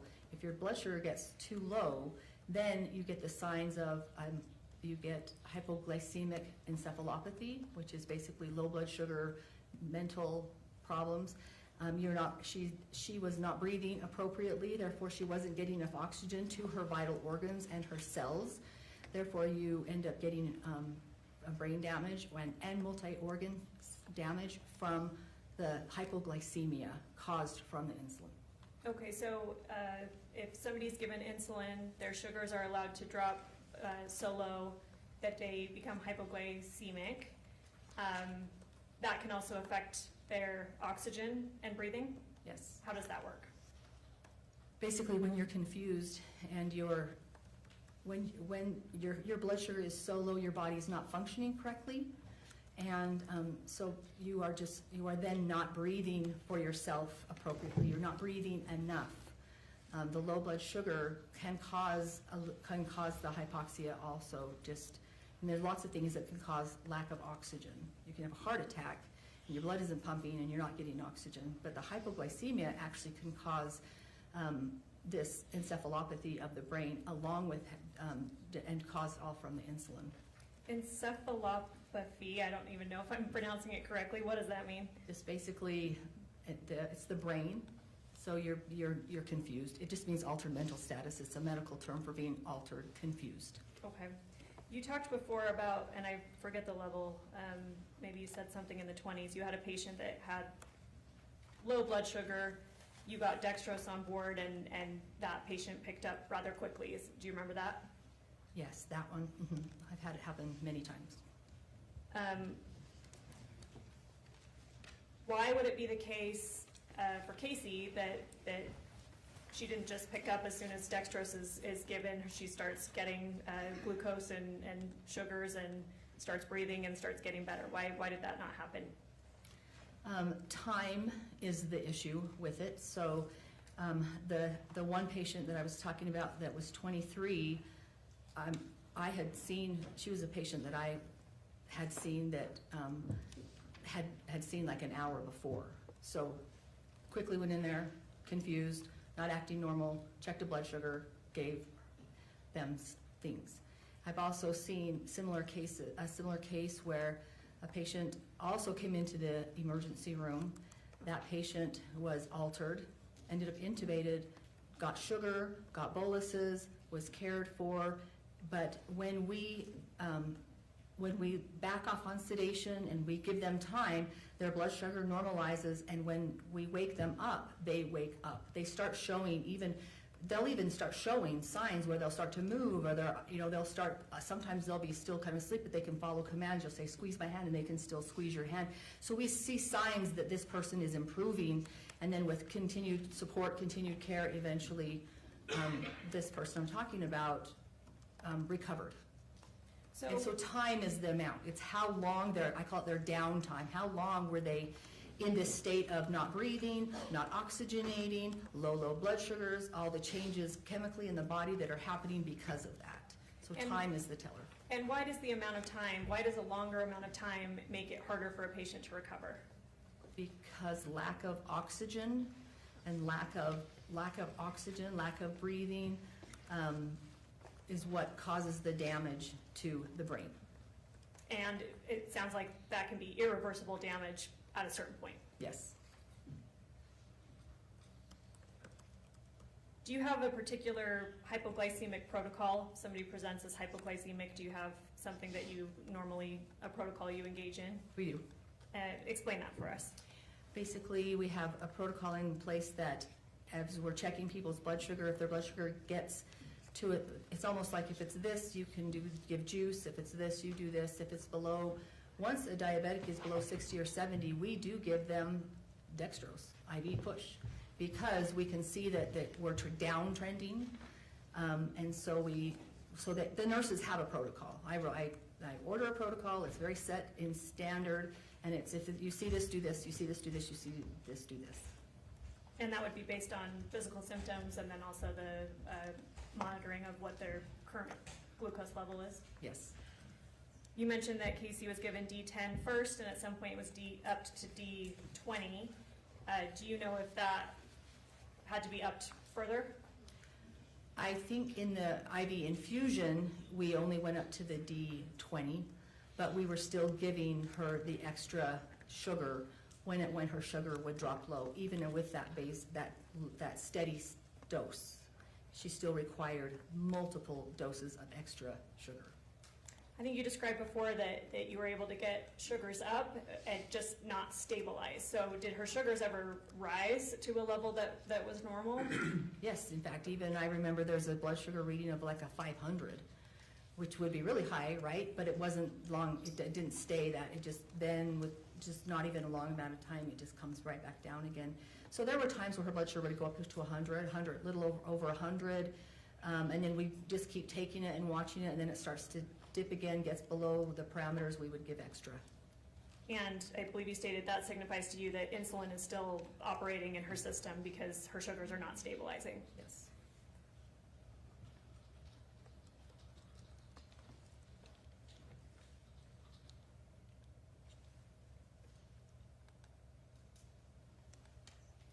Sounds like you're familiar with insulin. Do you treat diabetic patients? Yes, every day. What dosage would you typically order for a diabetic patient? It really depends, because some people are, if they're a new diabetic, they're very sensitive to insulin, so you would give a lot smaller of doses. The longer they've been diabetic, they kind of tend to need more.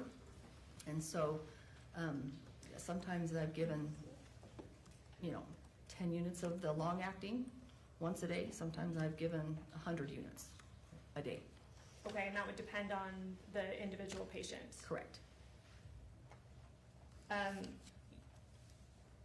You mentioned if they're a new diabetic, I guess someone who has never had insulin would probably require less. Is that fair? Yes.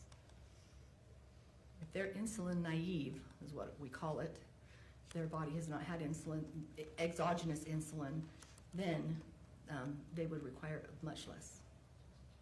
What would you expect to happen to a non-diabetic person that's given insulin unnecessarily? Extreme hypoglycemia, depending on how much they got. What would you expect, just for example, if a non-diabetic is given 100 units, what would you expect that to look like?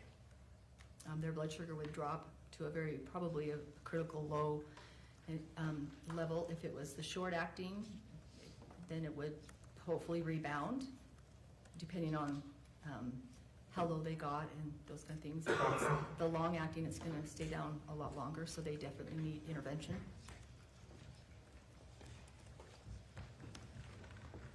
I want to switch to a little bit of a different topic. Have you treated a patient who has attempted suicide by insulin before? Yes. And understanding that you can't give too many details about patients because of privacy issues, generally what did that patient do? This patient came into the emergency room, very similar, was not breathing, had to be intubated. May we approach?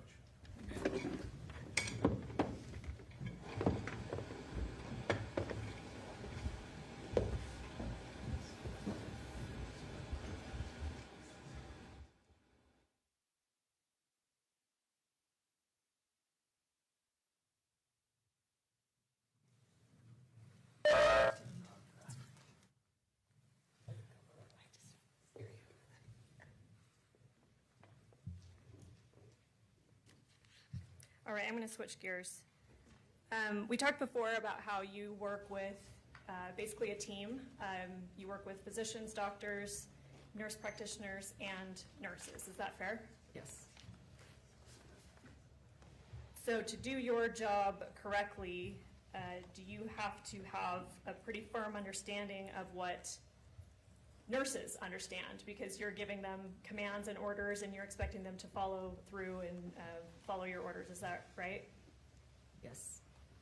I am a registered nurse, and I worked as a registered nurse for many, many years before I got my nurse practitioner. And in your day-to-day as a nurse practitioner, is it important for you to understand what a nurse would know? Yes. So, for example, would you expect a trained registered nurse to understand vital signs? Yes. Would you expect a trained nurse to understand what insulin would do to a non-diabetic patient? Yes. Would you expect a trained nurse to understand that continuously dropping extremely low blood sugar would require immediate intervention? Yes.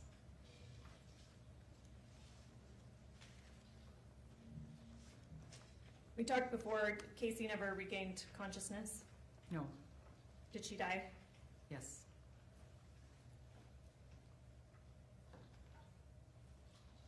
Sounds like you have made a professional opinion that exogenous insulin was given to her at some point. Yes. In your professional opinion, if she had not been given insulin, would she have died? No.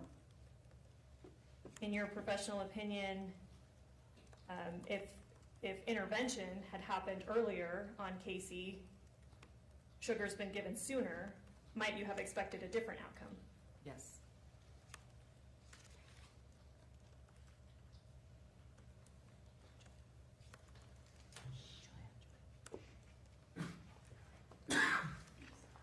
I'm okay to pass a witness.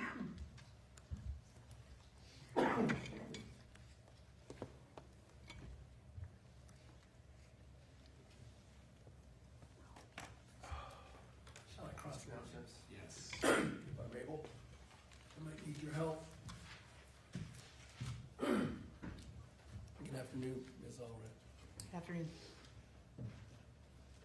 talk a bit more about some general conclusions from the treatment and role you had with Kacee Terry that night, okay? And maybe more than that. I say that because you ultimately spoke about things that happened in the hospital until the decision was made related to hospice, right? Yes. And then at that decision, no medical intervention is undertaken, right? No life-saving medical comfort measures are continued until the patient passes. Relevant to, I guess, your role in discussion here is nothing was done in connection with the attempt to deal with the insulin problem. No glucose would have been administered. Yes, once they decide to place her on hospice and do comfort measures, we stop any blood pressure medication, so supporting their blood pressure. We actually extubate them and take the breathing tube out, and all other, stop antibiotics if we're giving them and those kind of things. And we would, in this situation, stop the glucose. As you sit here when that decision was made, I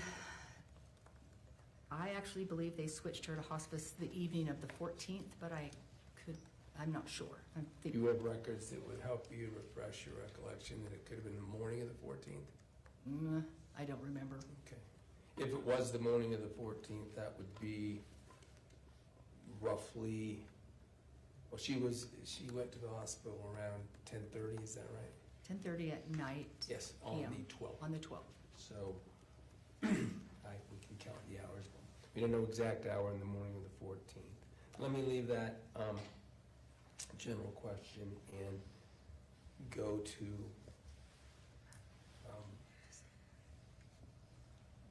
the time component of what you were talking about when we talked about brain anoxia. Oh, yes. You can Brain, yes. is that the same You can call same it- circumstance? Yes, you can call it anoxic brain injury. Thank you. I'm sure Ms. Hunt is jealous. Anoxic brain injury, let's talk about that timing of that when you described it. It sounded to me like it's to avoid it in a circumstance such as this with the insulin overdose. To avoid it, you have to act on the glucose issue, right? Yes. So, and as you said, time is obviously important because if you don't act, the brain remains in this anoxic circumstance, right? Yes. And is being injured. That's the anoxic injury, correct? Yes. Lack of oxygen. The lack of oxygen to the brain, you had given an example, I think, of a patient who began to be critical, let's put it that way. I don't know if you knew about the anoxic brain, and who recovered because there was intervention within an hour, right? The one that I was talking about when the blood sugar was 23, Yeah. that person, sorry, that was many, many years ago.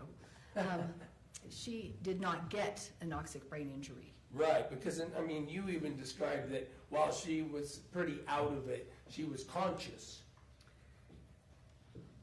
Not able to swallow, like we still had to give her IV medication because she was totally confused, not able to follow commands.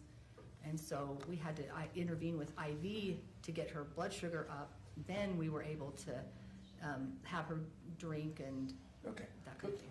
And then, but you got to start at 23, you knew it, she was in the hospital, I take it? Yes. And administered that care. She avoided risk of any anoxic brain injury, right? Yes. Because you could act immediately. Are there circumstances where a person has been at a low glucose level for a period of time that you think that they would have no chance of recovery? Yes. How long? If the brain is anoxic, the chance of recovery, would you agree, could be as short as 1 hour? I don't think that, well, okay, so You understand my question? I'm sure I'm doing a poor job and you can help me in any It's way. okay. you think, in a normal person that has no oxygen to the brain, they say 4 minutes, right? Right. That's kind of the, start CPR fast because the brain can, without oxygen, can't live past 4 minutes. And that's without oxygen, right? So you're drowning, your heart isn't pumping, those kind of things. In this scenario, it takes longer than that because your brain is probably getting some oxygen, just not enough to perfuse the brain and all the cells it needs. And because it's not getting that amount that it needs, the brain gets injured. So time, again, is the downtime is what is important without intervention. Did I answer that right? Sure, yes. Let's Okay. put a case specific here too. Is it your opinion that when Kacee Terry arrived at the hospital, given the circumstances of what you've seen, she never had a chance of recovery? I didn't know that at the time because we always try, right? Of course. But she was not showing signs of, she was not on sedation at the time initially, right? She was not breathing well enough. She was not following commands. She was not even able to protect her airway to the point where we had to breathe for her and help her, breathe. So when anybody comes in, I don't automatically think, oh, we are going to do everything we can to I totally help this understand. person. I might have led us on the wrong path. Okay, I don't mean sorry. to suggest that you wouldn't try. Oh, yeah. Looking back, that's kind of the way you started. Looking back at the evidence you had as you sit here in your capacity, it's clear to you, isn't it, that Kacee Terry, when she arrived at the hospital, wasn't going to be someone who could recover? I probably had the next morning. So when they intubated her, we gave her sedation medicine. So now we've sedated her. The next day, we do what's called a sedation vacation, where we turn off the sedation to see what kind of response we're going to get.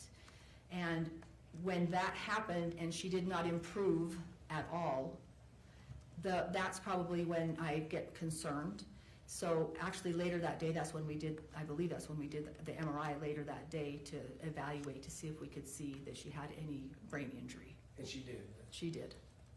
So you're not really able, in fairness, that you wouldn't know at what point in time exactly Kacee Terry was likely not going to recover from the injury to her brain caused by the glucose deficiency. I don't know a number. I know that there are studies that show in insulin that 6 to 8 hours it's in studies. Let's talk about the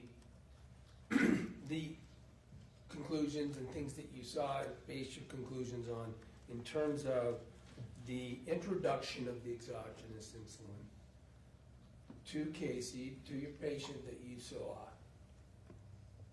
You concluded that based on everything, I'm not going to make you go over it again, based on everything you did there, everything you did in the hospital that day and a half, that she had exogenous insulin introduced to her. Yes. And that whatever had happened, you thought it was a lot, right? Yes. And you don't know what a lot means. In other words, I thought I heard you say different people react differently, especially if they're non-diabetic. And the notion is significant amount because of the vitals that you saw and the efforts that were done in the hospital. I believe. I mean, the point is that you can't say a number of units or things like that. There's no way to know a number of units because everybody's so different. Everyone's so different, but so that's why I'm just getting at a lot. Something significant enough to do with cause the symptoms that you saw. Yes. That you thought it included long-acting insulin. Yes. Could have also included short-acting insulin. Yes. Could have been injected subcutaneously. Could have been. Could have been injected. Okay, let's go to timing. Okay. As you say, with the difference of the way people respond to it, the fact that long-acting and short-acting could be on board, could be administered. You don't really have any ways, you sit here today, to project at what time or times insulin was put into Kacee Terry's body. Is that fair? Fair, and cannot tell. It could even have been 24 hours before she reached the hospital, agreed? With maybe, I mean, if long-acting is given every 24 hours, but if it had been that long, she came into the hospital roughly 12 hours, so I don't think it could have been given the day before. I'm just talking about, that she comes in the hospital, I think you said 10:30, right? Mhm. Yes? Yeah. Sorry. Yes. And you've talked about what you think was done with insulin, long-acting, short-acting, maybe both, maybe multiple times. But at any rate, what you can't conclude is when those events of introduction of the insulin occurred. Right? You can't conclude that. I believe her last known well, according to my notes, was 9 o'clock in the morning.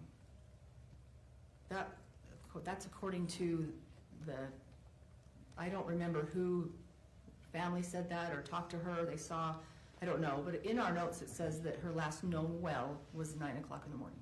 Okay, but become unwell, she could have even gotten insulin, At 9 introduced o'clock the in the insulin morning. before 9, right? 8 o'clock. Sure. Thank you, that's all I have.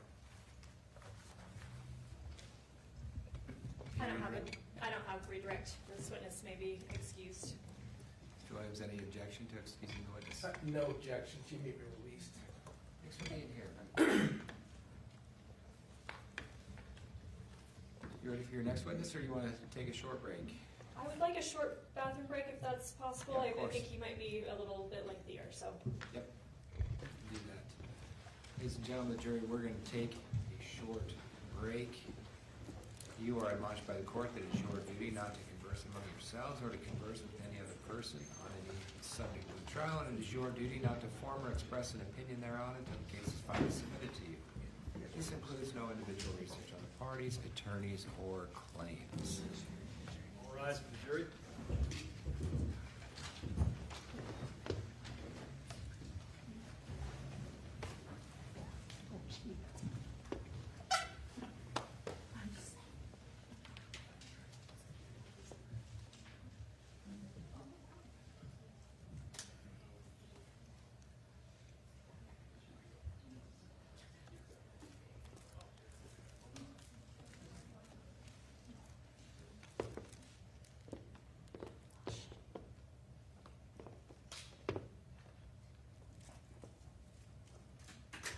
Please be seated. Counsel, anything we need to cover? I don't believe so. Nothing to defense. Let's come back at 2:35. 2:35, or thereabouts. Thank you. All rise.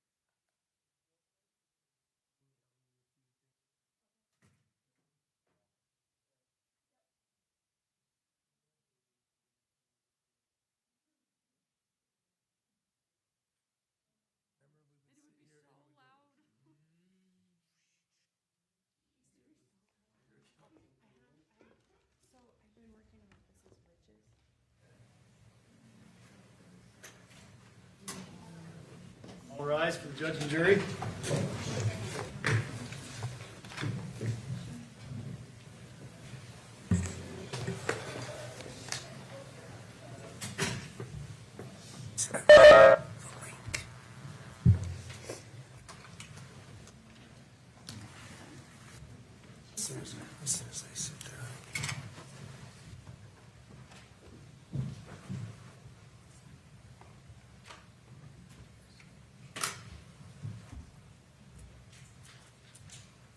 Thank you. Please be seated. We'll go back on the record on case 251-401132, State of Utah versus Sundwall.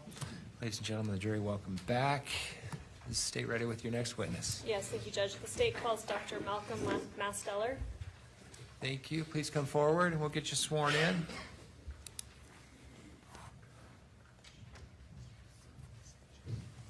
Come on up here first near the clerk. Please raise your right hand. You do solemnly swear the testimony you shall give in the case now before the court will be the truth, the whole truth, and nothing but the truth, so help you God. I do. Thank you. Come on over here and have a seat.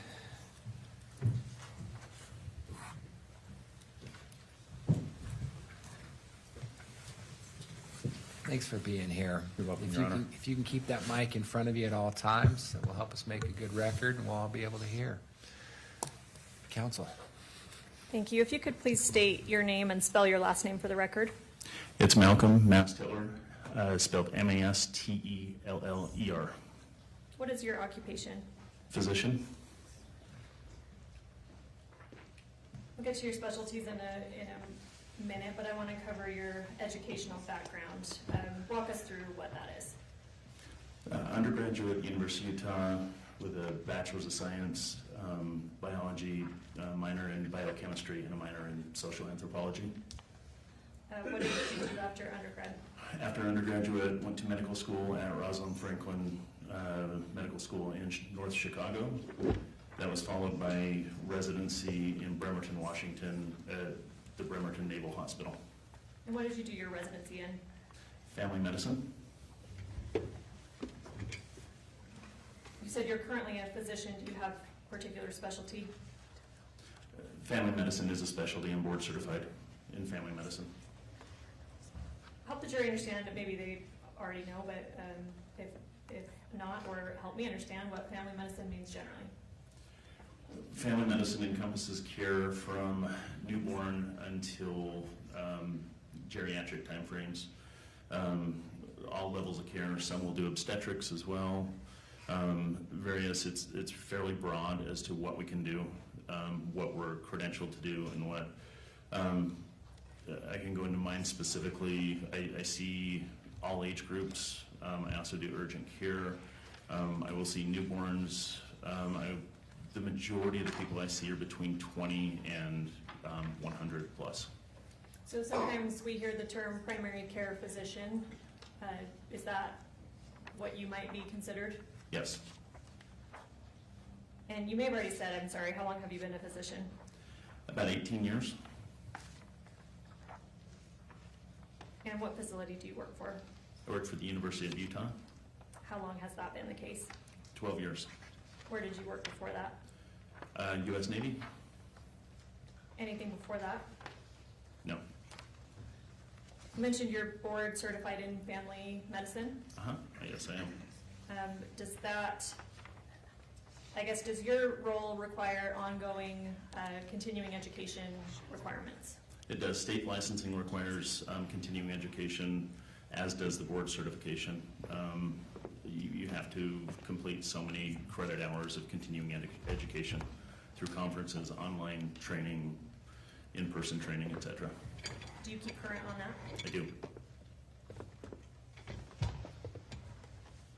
All right, I want to talk to you about a patient named Kacee Terry. Does that name sound familiar to you? It does. Did you know her? I met her in June of 2020. In what capacity did you meet her? I took on being her primary care physician. You said June of 2020? Uh-huh. Do you know about how old she would have been? 34? Did she have any pre-existing conditions when she started seeing you? She did. What were those? She had a few. Chronic kidney disease. She was seeing a nephrologist. She had diffuse glomerular sclerosis of the kidney, as well as she was born with one kidney. Fibromyalgia, chronic pain condition, endometriosis, von Willebrand's factor deficiency. Let me stop you there because I don't know what that means. It's a bleeding disorder. It's a bleeding disorder. They don't have clotting factors that allow them to clot properly. They tend to have bleeding issues, bleeding of the gums. Sometimes women will have heavy cycles. Okay. Anything else that she, any other pre-existing conditions that she had when you started seeing her? Interstitial cystitis. What does that mean? Painful bladder. Anything else? Fibromyalgia. What does that mean? It's a increase in pain, generalized pain, in the absence of any other medical condition that can explain it. So pain thresholds in these individuals are lower than the average population, and all the autoimmune and other conditions that can cause pain have been ruled out, and they meet the criteria for it. Okay. Anything else that you haven't mentioned? Anxiety, depression. Anything else? Insomnia.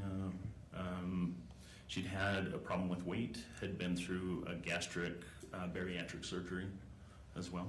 Do you remember when that would have been? I don't remember. Were you her primary care physician at that time? No, it was long before me. Okay. In regards to the bariatric surgery, some vitamin nutrient deficiencies, iron deficiency, also from some bleeding tendencies that she had.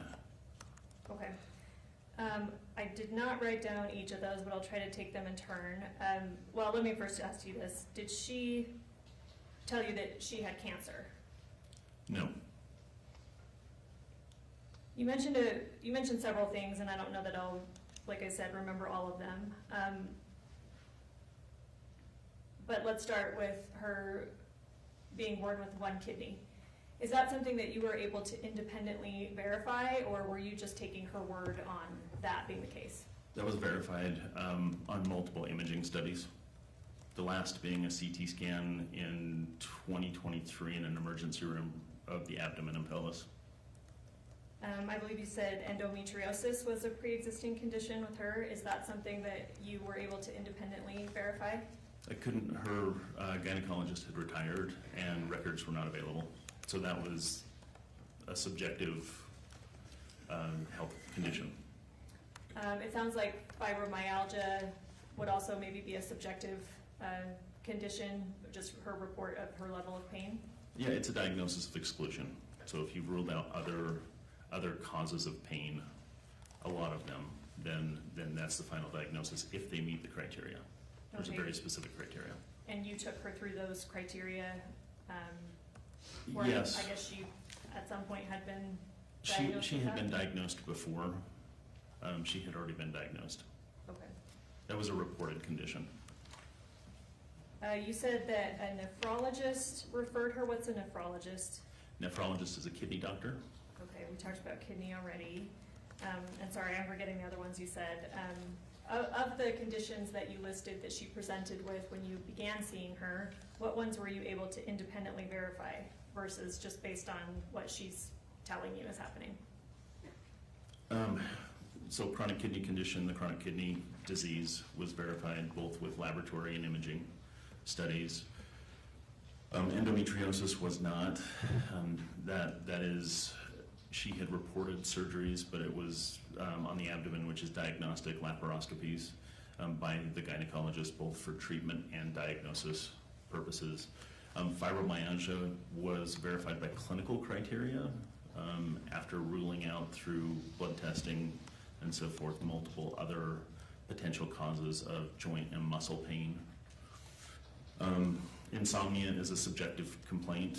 Depression and anxiety are also often subjective, although her scores on the PHQ-9s and GAD-7. GAD-7 is an anxiety screening test. PHQ gives us quantifiable data on depression scoring. Those were always elevated on both of those. Okay. What about, I will never be able to pronounce it, the bleeding disorder? So I was going to get to that. She did complain of bleeding, heavy menstrual cycles, rectal bleeding. Hematology reran the von Willebrand factor prior to her knee surgery, and she did not have it. So that was a subjective medical condition she had when she presented to the clinic. That you were later able to, it sounds like, rule out? In 2024, before she had the initial knee surgery on 6/20/24, the meniscal surgery, the von Willebrand factors were run, and she had adequate quantities of those factors to clot, for clotting. Okay. So she did not have the condition. Okay. It ruled out the condition. So the Okay. hematologist said, I do not believe she has von Willebrand factor or a bleeding disorder. Okay, thank you.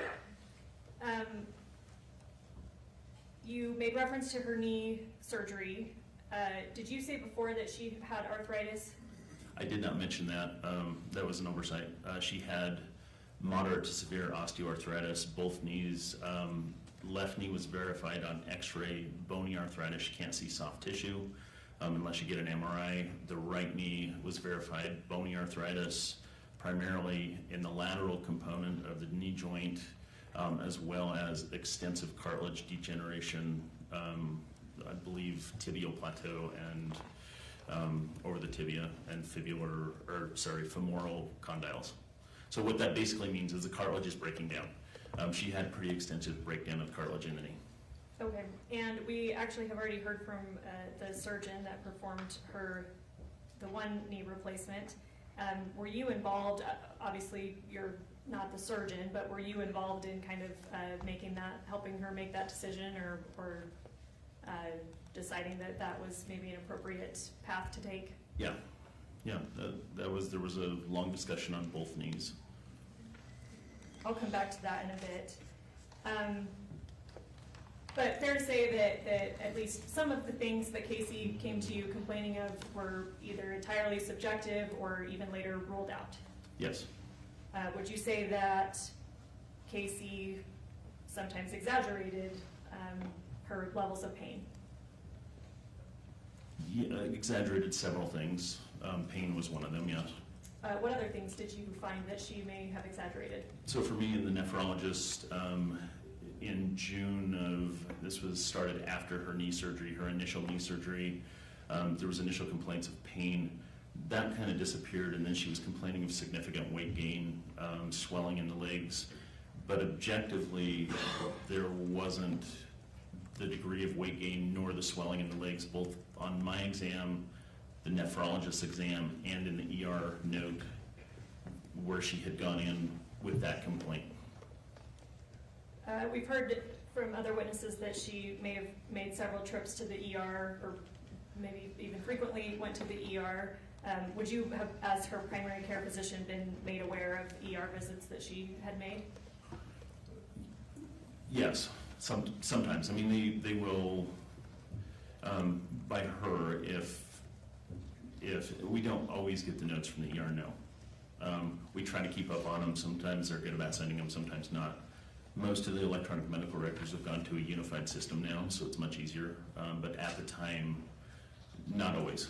Okay. I want to talk a little bit about her kidney condition. That was one that you're able to verify. She was only born with one kidney. When she came to you, we've heard talk of her having a port. Is that something that she had when she began seeing you, or is that something that you helped her do? I did not help her. So just to clarify on her kidney condition, she was born with the solitary kidney. She also had a progressive kidney disease, probably from overuse of ibuprofen, anti-inflammatory medications, is what was presumed. There was high-dose anti-inflammatory medications taken for years. But so there was two different, the solitary kidney just gave her one kidney, so kidney function was already overall reduced because you're running off one kidney. But then she also had damage, verified damage to the remaining kidney on a kidney biopsy that I think it was 2020. It's in the notes from the nephrologist. Okay. And he had mentioned just that it was presumed that probably due to overuse of ibuprofen. Okay.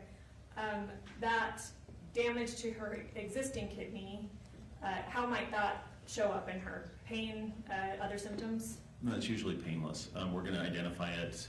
The labs will show the diminished function and filtration of the kidney.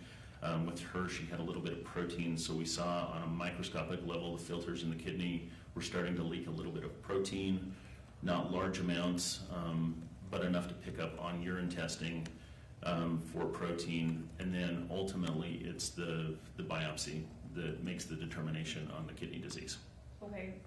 Anything in her day-to-day that she would notice symptomatically from that kidney disease? You said it's typically painless. Any other symptoms? No, not until it's advanced, until you start to have electrolyte abnormalities and other problems from more advanced than hers. Okay. Let's talk about her report. Did she have that when she began seeing you? She did. The kidney doctor had put it in to help her stay hydrated as a protective measure on her kidney. What is a port? It's a central line. It's basically a line that's placed through a vein, in her case a vein, probably the subclavian vein. I don't remember which one she had, but I believe, which goes into the heart. But it allows you to receive IV fluids, medication infusions. It allows to draw blood so that we don't always have to do it through a peripheral placement of an IV. So you're not sticking somebody all the time trying to find IV sites. And after time, if you're utilizing those a lot, you lose the ability to gain access. So basically what I'm saying, it prevents us from having to poke her every time she comes in, put an IV in, take it out, put another one in. Okay, if so somebody's obtaining frequent fluids, medications, infusions, or needs frequent blood draws. Okay, so saves wear and tear on finding other veins. Yeah, people, you'll see them bruised up all over the place after they've been, and it just saves that. It's an easy access to her vascular system. And you said her kidney doctor had placed that in her. Where on her body was that located? I don't remember side laterality. It would have been up on the upper chest. And I guess, what does that look like physically? Can you immediately tell if somebody has one? Yeah, you'll see a little bump. It's located under the skin, but they're readily identifiable when you look at the chest wall if you're medically trained. And do you know, you mentioned a number of things that ports may be used for. Do you know what she primarily was using her port for? Self-administration of IV fluids, normal saline. What was that saline needed in her for?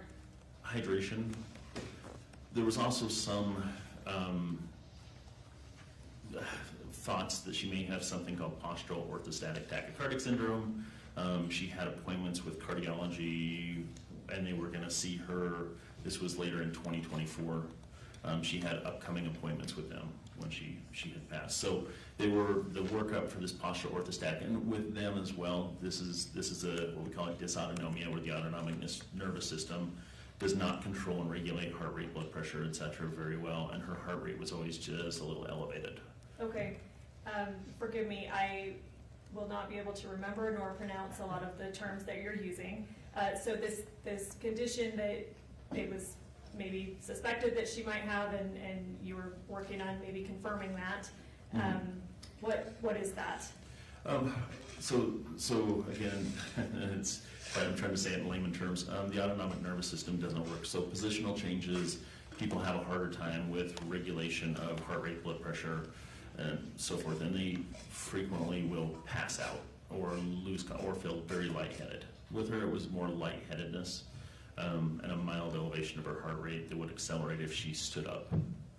Is this something that you were, it sounds like there were maybe tests planned to confirm or diagnose her with this, but at the stage she was at, is this something that you're relying on just her subjective complaints about how she's feeling? In part, yeah. Well, there's verifiable with the heart rate. Okay. Yeah, postural orthostatic tachycardic syndrome means what all those words mean is that with positional changes, you're going to see an elevation of a heart rate. For example, from supine or lying down to sitting to standing, you're going to see the heart rate elevate when inappropriately elevate. Okay, and that is something that you could independently verify? Yeah, her heart rate was high, and she would. Now, just dehydration can also do that. So if someone comes in dehydrated, they're also going to show the same signs. So, but yes, and consistently, her heart rate was a little bit elevated. And the point with that is it also requires IV fluids. Okay. Take that back. It does not require, it requires increased fluids. Increased fluids, okay. You mentioned that she was using saline through her port for hydration. Yes. Is that typical for someone with her kidney issues? No. I mean, we don't put ports in. There are potential complications with ports. Infection is probably the most prominent and probable, although it's relatively rare. So no, we don't. But her nephrologist had opted to. Because she had fibrosis on the liver and she was at, I think she was chronic kidney disease stage 3B or 3A, sorry. And it goes 1, 2, 3, 4, and 5. 5 is end-stage renal disease. So she was at 3A. He was doing, his thought was, I need to protect this kidney. She also had some chronic nausea, which is a subjective complaint. She was on chronic nausea medication, had a hard time staying hydrated. Okay.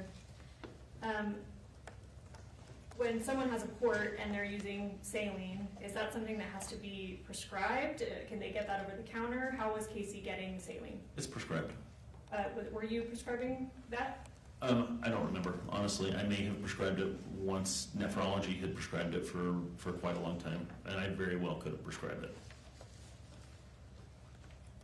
I want to talk about other prescriptions. When she came to you in June of 2020, first as a new patient, was she already prescribed other medications? She was. What were those? She had been prescribed, so Percocet, oxycodone. Gynecology had prescribed her, I believe they were giving her 160 or 180 10 milligram Percocet per month. She was also on clonazepam, 2 milligrams. Let me stop you there. What's clonazepam? Clonazepam is a benzodiazepine, is an anxiolytic medication designed for both chronic long-term anxiety and acute anxiety, depending on how you take it. It's an older medication, it's been around for a long time. Really should not be used with opioids because they both cause respiratory depression, and most overdoses with opioids are related to the use of both benzodiazepines and opioids together. Okay, so let me stop you there. Maybe well, just so I don't forget, was she on any other medications, prescribed other medications when she began seeing you? I believe phentermine. What is that? It's a stimulant used for weight loss. It's really only indicated for 6 months. And this, in fact, the state of Utah has basically taken it, said providers in Utah, licensed in Utah, really shouldn't use it. There's a strong discouraging. But when she came to me, she was on it, and that restriction hadn't been placed. And she'd been on it for quite some time. So it's a stimulant. Okay. Roughly an amphetamine-based stimulant. Okay. And these were all prescriptions. Were you able to verify that these have been prescribed to her, or she's self-reporting? No, those all come, you can review a year's worth of data in the state database. Okay. So I want to talk, when she began seeing you and now she's your patient, you mentioned before that it is probably not a good idea to mix opioids with clonazepam. Benzodiazepine, with benzos. Did you, I guess, what were you doing as her PCP to manage that or treat, or I guess help come up with a plan for that situation? So there's a couple things we did. One is she'd been off, so benzodiazepines can have, with abrupt cessation after long use, can have pretty serious withdrawal, including life-threatening withdrawal, but she had already been off benzodiazepines. I believe it was for 30 plus days. That's long enough to say she's not going to have any acute withdrawal from the medication. So I did not prescribe those for her. So she was stopped on the clonazepam. Let me stop you there. Is alprazolam or Xanax another benzo? It is. Was she prescribed those, either, I guess that's the same thing, right? Xanax and alprazolam? Alprazolam and Xanax, yeah, they're the same medication. Was she prescribed that when she began seeing you? No. Did you? Unless it was by somebody else. Okay. Did you ever give her a prescription for Xanax? No, and I verified it in the medical record a couple days ago. Okay. So you mentioned that she had been off of clonazepam for at least 30 days at some point when she was a new patient. How did that affect the opioid prescription? What do you mean, how did it affect it? I guess your plan with her, your treatment of her. So at that point, there's subjective pain. It's hard to say somebody's not in pain. So I continued the opioids at that point with a plan to taper those off. At that point, she had pretty high anxiety levels. I started her at some time in the first several visits on a medication called duloxetine or Cymbalta at 30 milligrams. It's a serotonin norepinephrine reuptake inhibitor, which means it increases the concentrations of serotonin and norepinephrine inside the brain. So that sounds like an antidepressant. So it is FDA approved for generalized anxiety disorder, major depressive disorder, and it's also approved for musculoskeletal pain, fibromyalgia, and diabetic neuropathic pain. So you started her on Cymbalta at some point in 2020? At the beginning when I saw her. How long was she prescribed that? I think we went a year, I want to say close to a year, so we increased the dose to 60 milligrams. She had reported some good responses to pain. She started to have more pain, and at some point, I believe in 2021, I transitioned her to something called desvenlafaxine or Prestique, which is also a serotonin norepinephrine reuptake inhibitor. Is it fair to call that an antidepressant? This one is only FDA approved for depression, but it works the same as Cymbalta, and it actually works well for anxiety as well. So off-label use, and then off-label use for pain as well. Okay. Primarily, it sounds like they might work for multiple things, like you said. Primarily, what was the purpose of the Duloxetine? Yes. And a lot of names, to target anxiety, depression, and pain. Okay. I want to talk about her opioid prescription when she began seeing you. You said that she came to you with a prescription existing already of 160 to 180, 10 milligram a month. Is that correct? Yeah, it was Percocet, which is a combination of oxycodone and Tylenol. Are you aware of how long she had been prescribed that amount? For a really long time. I don't know because I don't have the obstetrician's records, the gynecologist, not obstetrician, the gynecologist records. The nephrologist had been prescribing it for a number of months. And he wasn't, he's like, you need to have a primary care managing this. The dosage that you talked about, 160 to 180, 10 milligram a month, would you consider that a high dosage? For somebody that's naive to the drug, yeah, for somebody that's been on it for a long time, it's a moderate dose. So for Kacee, what would you consider it? Moderate dose. Not something I'm willing, as primary care, not something I would be willing to increase, but a moderate dose. What is opioid tolerance? This development, reduced effectiveness of opioids over time. Benzodiazepines do the same thing. The effectiveness gradually is reduced over time as the body adapts to the medication and physiological changes make the medication not as effective. So basically, you can take the same dosage and your pain levels will be higher because the medication is now not as effective. Would you say that Kacee had a tolerance given how long she had been prescribed opioids? She'd been on the same dose and the pain levels were all reported about the same. I mean, she had periodically gone up and down on her pain levels.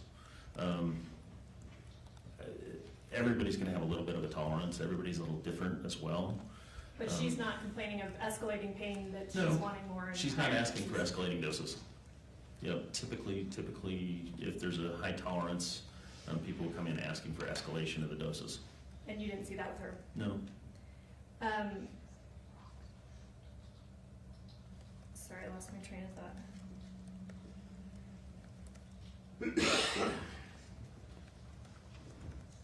You said that you consider this a moderate dose for her, and that, that's what I wanted to ask.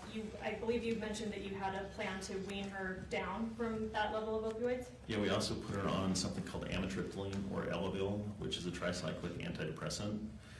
It also affects dopamine, norepinephrine, and serotonin. It's used for chronic pain as well, and she was put on 10 milligrams of that at night to try to reduce pain, and the plan was to titrate that up as well. You do have to be careful with the duloxetine and the tricyclics not to get too much serotonin. But we were cautious, and she was fine. She didn't respond to this. She didn't have any symptoms of too much serotonin. So when pain went down, reportedly, pain is subjective, but her pain went down. And so over time, and I don't remember, we were able to reduce her down to just less frequent dosing on the pain medications. And she was not, like you said, she wasn't coming back to you asking for higher amounts of opioids? Not at the beginning. At the end, when her knee started to, there was requests. As the knee was getting worse, there were requests to go back up to the original dosing. Okay, I'll come to that in a minute here. Well, actually, let's talk about that now. So you did not do the knee replacement, and we heard from, like I said, we heard from the surgeon that did. He talked about what he prescribed her after the knee replacement. Did you give her additional prescriptions other than what the surgeon gave? No, he managed the pain. She had 2 knee surgeries. She had the one, I believe, on 6/20/2024, and then she had the knee replacement, I believe, 7/25. So she had 2 knee surgeries fairly close together. Let me stop you there. We've heard about the knee replacement in July of 2024. What's this first knee surgery that you're talking about? It was an arthroscopic surgery to go in and clean up some of the frayed tissue and the damaged tissue and cartilage on the knee, and to see if that gave her adequate pain relief so he could buy more time for replacing the knee, is what I believe. I'm sure he's already testified as to what his intentions were with that. Do you know if the same surgeon performed that first knee surgery that ended up doing the replacement? I think so. I can't be certain. I'm pretty sure it was the same, but I'm not sure. Okay. But is that first knee surgery something that you can independently verify, or is that just word of mouth by Kacee? No, I believe there's a note in the chart now. It's actually uploaded into the electronic medical record. You mentioned that you did not give her any prescriptions after the knee surgeries. Were you aware of what she had been prescribed by the surgeon? I think he gave her, and this is just looking at the record, I saw a prescription for hydromorphone, which is often used in conjunction with oxycodone. I believe that's, looking through the medical record, I saw a prescription around that time frame. Okay. Is hydromorphone also an opioid? Mm-hmm. It's called Dilaudid. That's what most people recognize it as. You said that around the time of her knee surgery, she did complain of more pain and was asking maybe to go back up to the original dose of opioids. Is that? Yes, she was. What did you do in response to that request? So when I started prescribing again, I believe we went back up in the recovery. At some point, I had gone back up with the notion that she was going to have to see a pain management doc at that point. And why was that your notion? Because me managing her pain, the idea was to reduce opioid medications with alternatives and figure out ways to manage her pain. And the knee surgery, or the replacement and the planned other replacement were the primary pain generators. I shouldn't say that, the abdominal pain as well, but at that time, those were the primary pain generators. And as we got rid of some of her pain with the surgeries, if they were successful, the idea was to get her down on the dosages of the pain medications. And you would have turned to a pain management doctor To go up or escalate the doses, she would need to go to pain management. okay, so your plan was never to escalate the doses beyond what you already had? No, I couldn't do that. I want to talk about the frequency of treatment or communication that you had with Kacee. How often were you seeing her in person? A couple times a month, maybe. Is that normal for a primary care physician with somebody with her conditions? Yeah, it's not uncommon. Was she communicating with you by other means? I had called her on my cell phone. I usually go through Doximity, which is it reroutes it through the University of Utah calling number and shows that. So yes, she had gotten my phone number because I probably forgot to use Doximity and called her on a result or something. And so yes, she had texted me several times after the knee surgery, telling me about the pain in her knee. Is it normal? You said you normally go through some kind of program that converts your personal cell phone number into something different. Is it normal to text with patients on your personal cell phone? Not if I can help it. I just changed my phone number because of it. And she was reaching out to you because she may have gotten a hold of your number. Yeah, she was telling me she was in pain, so we were scheduling appointments. How frequently was she texting you? I don't remember. It was only a couple times. How I often? remember. How often were you responding, if you remember? I would usually have the nurse call her and schedule an appointment. Did you ever go to her home? No. To your knowledge, did any nurses that you work with ever go to her home? No. Was Kacee ever on hospice care? No. I think I asked you, did Kacee ever have cancer? No. Did Kacee have diabetes? No. Did Kacee have any medical need for insulin? No. In fact, she had complained that you're probably going to ask me about this, but she had started in 2023, I believe, complaining of low blood sugars, hypoglycemia. I guess, is that something that she's just subjectively complaining about? Is that something that you're able to objectively verify? You can verify it. So all the labs we frequently will do with her kidney function, that usually will check a glucose. So all of the sugars from the lab work were normal. Now I did order her a glucometer, the same thing that a diabetic would use to check their sugar, poke their finger, get a sample of blood, see what the sugar is. And she would send me sugars that were low. I was looking at the values and they would be in the 50s, so she would report morning sugars were probably the worst, usually in 52 to 55 range, or 50s to 60s in the morning. Did those reports that she gave you seem consistent with otherwise what you're observing about her? It was pretty sudden. The hypoglycemia, these hypoglycemic episodes were pretty sudden, started pretty suddenly. So we did a workup on her, right, where we have to look for causes of hypoglycemia. Causes of hypoglycemia for diabetics are going to be medications typically. For non-diabetics, there's a number of things. The most common is called postprandial hypoglycemia associated with eating. A huge load of carbohydrates will trigger the pancreas to oversecrete insulin and drop the sugar. Hers were not associated with eating. There was no postprandial. These were random. Blood sugars were dropping very, very low, mostly in the morning from what she was reporting. So you issued her, or I don't know, gave her a glucometer to take home, and then she was reporting blood sugar levels back to you. It wasn't something that you were looking at the glucometer and verifying? No, she would just tell me the numbers. I don't believe she ever had the glucometer with her for me to independently verify the numbers. So I never saw the numbers, and like I said, all the numbers that we had inside the clinic within the electronic medical record were normal. Okay. They were all in the anywhere from 70 to 90 range. The ones that she was reporting to you that seemed abnormal or sudden, like the 50s, were you able to come to a conclusion about what might be actually medically causing that? No, so we checked, I checked for a few other things. We ordered a bunch of laboratory testing. Sometimes this is hard to prove and sometimes requires, for example, if somebody has an insulin secreting tumor on the pancreas, this can be fairly difficult, but the lab work didn't identify. I checked a lab called the C-peptide, which returned at 2.9. What C-peptide is when insulin is activated inside the body, it breaks into two products.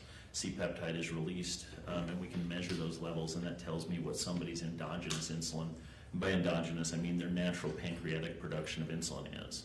Her levels were normal, and at the same time, I always will compare sugar at the same time, and her sugar was also normal at the time of that C-peptide. Okay. So if somebody has an insulin-secreting tumor, often in a fasting state, they will have, and I had her come in a fasting state for that. Her sugar was, I believe, 86 at the time, and the C-peptide was right in the middle normal range where we would expect the pancreas to be functioning. So were you able to rule out an insulin-secreting tumor? Not completely with that, but it would be pretty hard to say somebody has one without a pretty constant high level of insulin. Okay. Any reason for her to be taking insulin? No. How would insulin have affected her? Insulin will drop her sugars. So insulin allows cells to take up sugar from the bloodstream, right? So insulin is our way to get sugar out of our bloodstream and into the cells of our body for energy purposes. And so it would drop her sugars pretty drastically. Pretty drastically? Yeah, I mean, for somebody that's not diabetic, you're going to have, most people are going to have a pretty bad response to insulin use. Even a small amount, perhaps? Even a small amount. I mean, that's a harder one because everybody metabolizes drugs a little bit differently, so it's hard to predict the pharmacokinetics on, right, there's a range with drug durations and how long they last and so forth in every individual. So every individual is different. So we metabolize drugs differently. I want to switch gears a little bit. We've talked about a lot of different medications that may have been prescribed at different points for anxiety and or depression for Kacee. Mm-hmm. So it seems clear that she talked to you at least about her levels of anxiety and depression. Mm-hmm. How, I guess, severe, I think you said that you did do some kind of diagnostic or I don't know, some kind of way to gauge the levels, is that fair? Yeah, so we did what's called the PHQ-9 and the GAD-7. So PHQ-9 is a 9-question depression screening.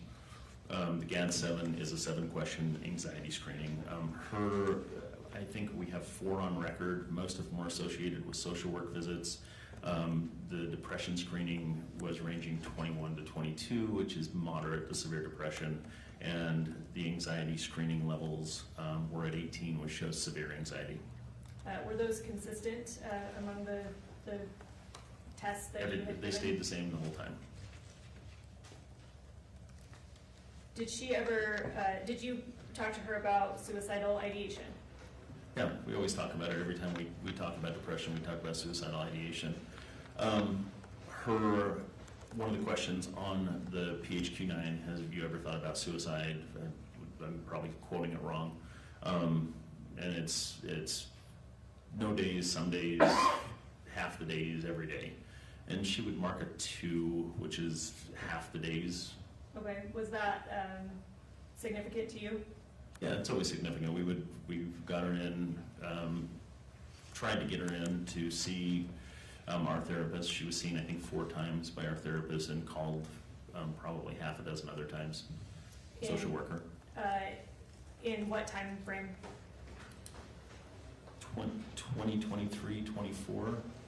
Okay, so she went 4 times to a therapist and then maybe called, did you say half a dozen? The therapist tried to call her if there was some concern at a visit that I had seen her on, like a televisit or something. Okay. Yeah. Did Kacee ever express a plan to commit suicide to you? No. No plan, no intent, which was also documented in the social worker's notes. Is that different? So I think you mentioned the test asks if you ever think about suicide, is that different than if somebody expresses a plan or intent? Absolutely, right? I mean, people go through ups and downs, people go through breakups, people go through job loss, they go through lots of things, and people get depressed. Most people have periods of depression, and most people have periods of time when they say, it'd be better if I wasn't here. But they don't actually have a plan to go through with it. Now, if there's intent, that changes it. If there's intent and plan, that increases the risk of actual suicide, because now that is a thought that is, how do I say this? The thoughts have accelerated. Okay, they're Right. putting more action in Right, the thought. there's more potential, yeah, there's a lot more investment in that thought at this point. And so she never had expressed any intent. So it sounds like depression and anxiety were concerning enough to you that you put her on medications, maybe referred her to see a therapist a few times. Any other escalation that you saw needed for her levels? No, nothing ever required hospitalization, either with me or the therapist. Is that something that you would have done if you saw something that was If concerning? there was concerning, absolutely. Send her to the emergency room or an acute crisis center. Do you remember when the last time you saw her before her death was? It was in July. I think she saw the nephrologist on the 25th, and I think she had the surgery on the 25th. I don't remember, honestly. I don't remember the dates. I did a televisit with her. Do you remember if it was before or after her knee replacement? I think it was after the knee replacement. I want to talk about that. Do you remember that encounter? Yeah, she wasn't talking about the knee at that point. It was more this weight gain that she had. At this telehealth visit, did she, I guess, anything about her presentation or what she told you suggest to you that she was suicidal at the time? No. And she was actively seeing me. She was seeing the nephrologist, had plans for other visits, had scheduled a number of visits with endocrinology, cardiology. And how do you know that she had scheduled other visits with other specialists? I just saw them in the computer. I can see the future appointments through the University of Utah. Do you know how many future appointments she had scheduled? I think it was 4. Do you know how far out in time those? I didn't look at the dates. Okay. I didn't look at the dates. Did she talk to you about any other future plans she had just for her personal life? And we talked about well, honestly, she was very fixated on this weight gain, which we, in the end, concluded that she was just gaining body weight. This was just body weight. It wasn't her kidneys, it wasn't her liver, it wasn't her heart. I guess, was she coming to you to work up some kind of plan to help her lose weight? She kept telling us there was this edema that kept coming on her legs, and her legs were getting really swollen, but nobody ever saw it. So we had, all this was right before she passed away. So we hadn't really come up with any concrete plans because we were still looking for objective information on the swelling in the legs and the weight gain. Okay, so it sounds like, and I think I've asked you this before, you had an impression that Kacee may have been exaggerating or fabricating health conditions that you weren't able to objectively verify. Yeah, she did in this case. I mean, 3 of us, there's documentation of 3 of us pushing her on her legs. In fact, the ER, she came in complaining of pain from swelling, and in their note, they said trace edema in the legs, which means almost none. Based on your training experience and direct experience with Kacee, do you have an opinion about why she may have been exaggerating or fabricating health conditions? And some of this is going to be opinion, right? And this was opinion among myself and the staff. She liked attention. And what gave you that, what leads you to that opinion? There was always something. She was calling Terry Baird, the case manager, a lot with various complaints and concerns, and she seemed to call a lot and like somebody involved. And we knew that at least what we thought was, we know she'd been had lost a relationship when I first started seeing her, and home life and other things, didn't have a lot of people in her life. So we had presumed that she liked the attention from the healthcare setting, just with the amount that she was trying to interact with us. I'm going to switch gears a bit. You being a physician, it sounds like you do you work with nurses? I do. Do you depend on nurses to help you do your job day to day? Every day.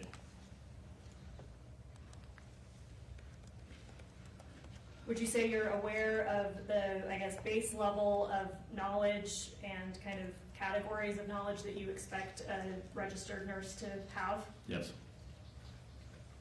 I'm going to show you what's been marked as State's Exhibit 7, and I don't intend to actually admit this, but I do want to use it as a demonstrative that we'll publish with the jury. Mr. Williams, I believe, has no objection to that. I have no objection. State 7, did you say? That's already been 11. Oh, 11. So I'll show you that on your screen, and if we can put it on the screen for the jury as well. And no objection, Mr. Williams? I'm sorry, no objection. Thank you. Trying to find a different document. I'm sorry. Shit.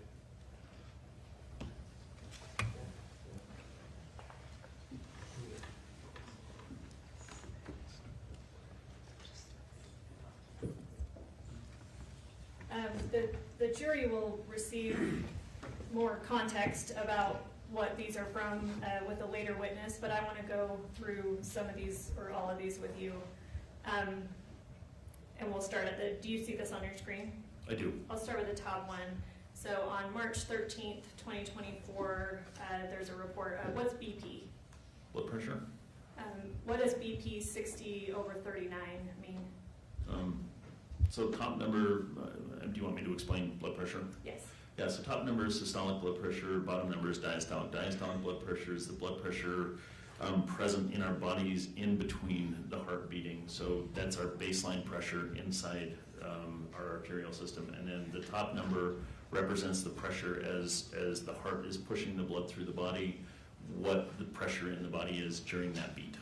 What is, understanding this may vary within people, but what's like a normal blood pressure range? 90 to 120 on the top number, 60 to 80 on the bottom number. So to you, what does a blood pressure of 60/39 indicate?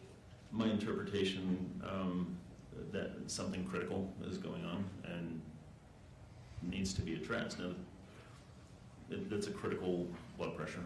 What would somebody with a patient with a blood pressure of 60/39, what symptoms might they be exhibiting? Lightheaded, passing out, pale, sick appearing, clammy. Would you expect a nurse to know this? Yes. The next one, March 14th of 2024, oxygen is 39, heart rate is between 24 to 28, blood pressure is 52/30. What do those vitals mean to you? Either the person is passed out on the floor in an ambulance or they're not real. I mean, oxygen at 39 is not compatible with life. Would you expect a nurse to know Very this? long, yeah. Next one, March 16th of 2024, blood pressure is 40/30, heart rate is 22 to 26, oxygen is 32. What do those vitals say to you? They'd be unconscious, Would you expect a nurse to know this? yes.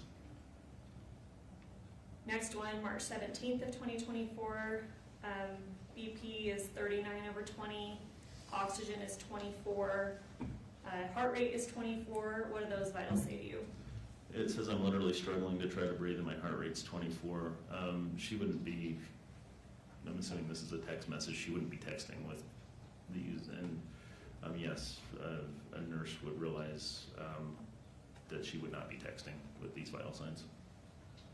Next one, March 18th, 2024, blood pressure 30/20, oxygen is 22. Again, no wonder I'm struggling to breathe and my heart rate is still around 24. What do those vitals say to you?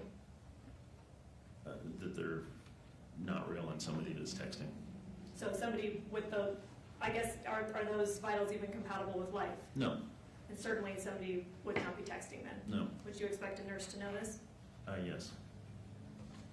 Next one, March 20th of 2024, oxygen is 22, heart rate was 24, blood pressure was 19/20, or maybe 19/30. Are those vitals that are compatible with life? No. Would you expect a nurse to know that? Yes. March 28th, 2024, BS, what, blood sugar perhaps? Yeah, blood sugar. 116, blood pressure 16/30, O2, I'm assuming it's oxygen, is that fair?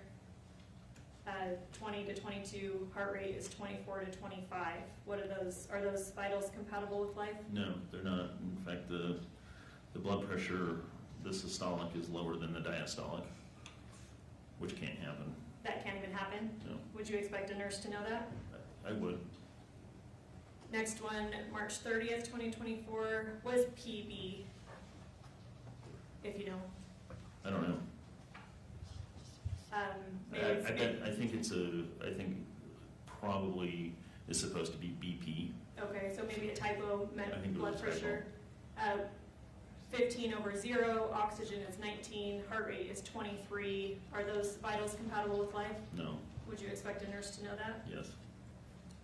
Same date, temperature is 104.6, oxygen jumping between 17 and 21, heart rate is 14 to 17, blood sugar is 46. What do those numbers indicate to you?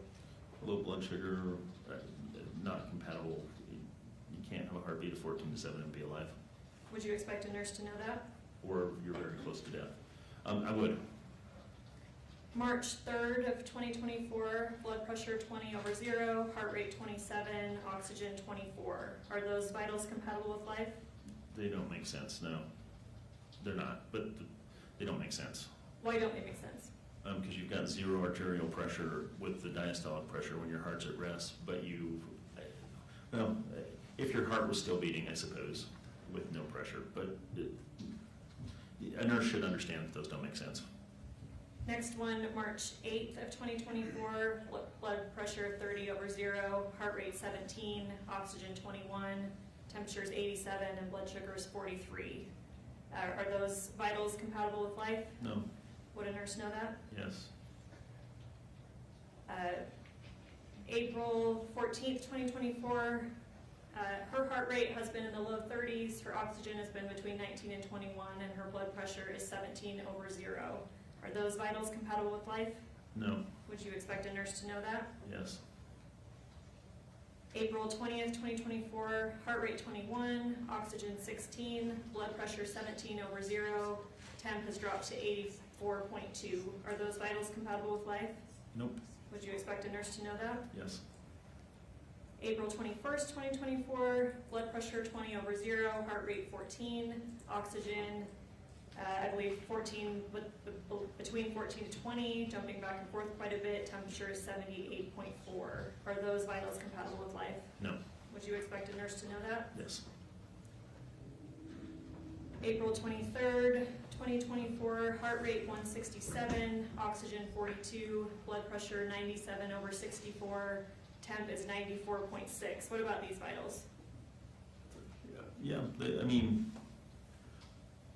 they could exist. She'd be blue, and that's a very low oxygen level. But yeah, those could happen. Those could happen, but what would I guess you said she'd be blue. Any other physical symptoms you'd expect? With an oxygen level of 42 and a temperature, heart rate of 167, probably be passed out. Same date there below, heart rate 36, oxygen 21, blood pressure 32/10, temperature 94.6. Same thing, not compatible. Would a nurse know that? Yes. April 26, 2024, heart rate 72, blood pressure 46/24, temperature is 66.4. Are those vitals compatible with life? Nope. Would a nurse know that? Yeah. May 2nd, 2024, heart rate is 29, oxygen is 18, blood pressure is 18/10, temperature is 90.4. Are those compatible with life? They're not. Would a nurse know that? Yes. Did I already do May 6th? May 6th, 2024, heart rate's 30, oxygen is between 17 and 20, blood pressure is 37/24, temperature is 67.2. Are those compatible with life? Nope. Would a nurse know that? Yes. May 8th, 2024, heart rate is 22, oxygen is 19, blood pressure is 26 over 14, temp is 70.4. Are those compatible with life? No. Would a nurse know that? Yes. May 9th, 2024, heart rate is 14, oxygen is 11, blood pressure is 14 over 0, temperature is 64.2. Are those compatible with life? No. Would a nurse know that? Yes.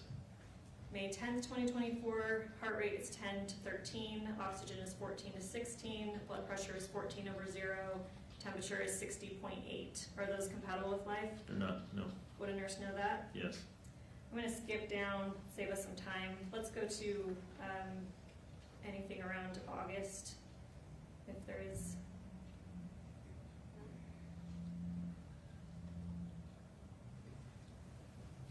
Or, okay, late July. We'll just do with these final three on this exhibit. So starting with July 12th, 2024, heart rate is 29, oxygen is 9, blood pressure is 31 over 24, temperature is 86.8. What are those vitals say to you? Same thing. Not compatible with life. Would a nurse know that? Yes. July 13th, 2024, heart rate is 12, oxygen is 8, blood pressure is 12 over 10, temperature is 76.4. What do those indicate to you? Not compatible with life. Would a nurse know that? Yes. July 18th, 2024, heart rate is 9, oxygen is 6, blood pressure is 19 over 14, temperature is 78.6. Are those compatible with life? No. Would a nurse know that? Yes. We can take down that demonstrative. Thank you. Would you expect a nurse to understand what insulin might do to a non-diabetic patient? Yes. Would you expect a nurse to understand what effect, sorry, that's, re-asking that. Would you expect a nurse to understand how hospice care works? Yes. How does hospice care typically work? When you determine somebody has a terminal condition with a limited time to live, we will offer hospice, comfort care, and increased support through end of life. Is that typically something that happens at the person's home? Can happen in the home or in a hospice facility. I think you said that they're, I forget, I'm going to misstate exactly what you said. They're near end of life? They have a terminal condition. Death is imminent. Usually we'll say prognosis is within 6 months. So it would be atypical for somebody to be on hospice longer than 6 months? In the current setting, no, because of a lot of our older population that have terminal conditions. Again, everybody's a little bit different, and predictability is not between people. It's hard to directly predict when a condition is going to take someone. So we will extend it if it is a terminal condition, and we anticipate when we put them in hospice, the prognosis is usually about 6 months, but we will extend it. And sometimes I've seen it extended for years if in, for example, an individual with dementia that has just kept going. Okay. Somebody with Kacee's condition near the end of her life, is she somebody that would have required hospice? Absolutely not. Would she have required hospice for multiple years? No. Do you know what HIPAA is? Uh-huh. What is HIPAA? Protection of health information from being disseminated to people outside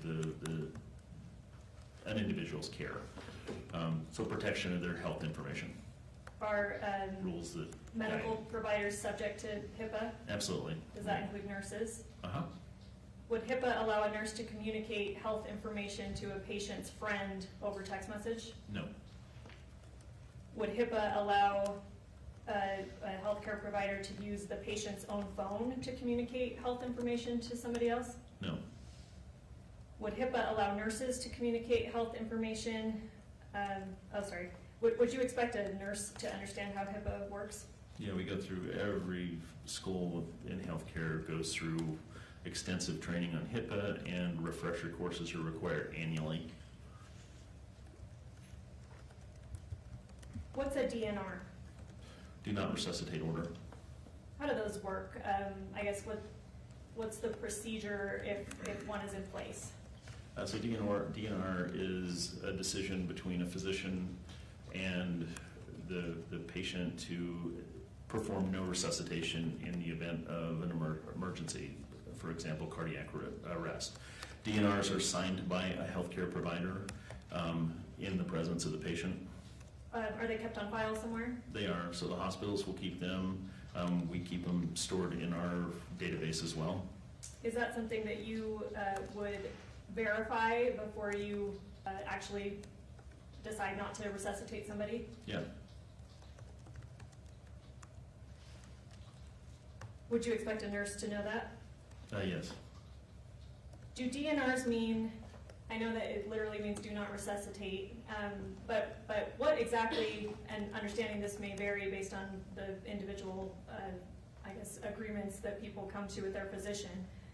Does it mean that you literally can't touch a patient, that you can't do anything? So DNR is nothing, right? DNR is an order that we are not to resuscitate. No CPR, no basic life support, no advanced life support. So advanced directives are a little bit different. That is a patient-guided document that outlines what they want if there is something to happen. Okay, so an advanced directive can give more nuanced guidelines about what they want? Yeah, a DNR is a physician order. It is in conjunction with patient's decisions, but it is signed by a physician as an order saying this was discussed and this is what this individual wants, no resuscitation attempt at all. And you would have to verify that before acting on that? Yes. And you would expect a nurse to know that? Yeah. With advanced directives, where there may be more nuanced guidelines or wishes, Yeah. how do those work? Yeah, so advanced directives, we will give the individual some paperwork to go home, talk to their spouses. They make decisions as far as do they want mechanical ventilation? Do they want assisted breathing? Do they want assisted nutrition? Do they want, so the things are for basic life support. And they can outline what they want, what they don't want. And then, so it's just a decision-making. Living will also encompasses medical power of attorney. So. Did Kacee have a DNR? No. Did Kacee have an advanced directive that gave more nuanced, I guess, guidelines on what she wanted or didn't want? Not that I filled out with her, or that I had seen. Would you expect a nurse to know how advanced directives work? Mm-hmm. Would you expect a nurse to know how to go about trying to verify that? Yeah, I would.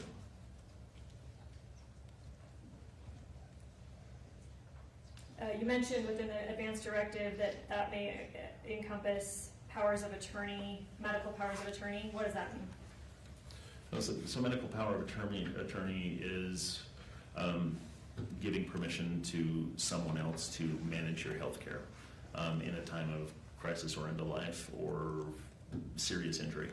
Is and that what okay? they do it in accordance with the directives that you have written down on your advanced directive paperwork. So that would be part of an advanced directive? It's all, the medical power of attorney, no, the advanced directives can be filled out separate. That's literally just a form that we give them and they fill it out. But it usually is, they can do, they're all part of the same spectrum of managing end-of-life care or serious situational care. Okay, so if somebody's electing to give another individual a medical power of attorney, how might that other individual become aware that they've been selected?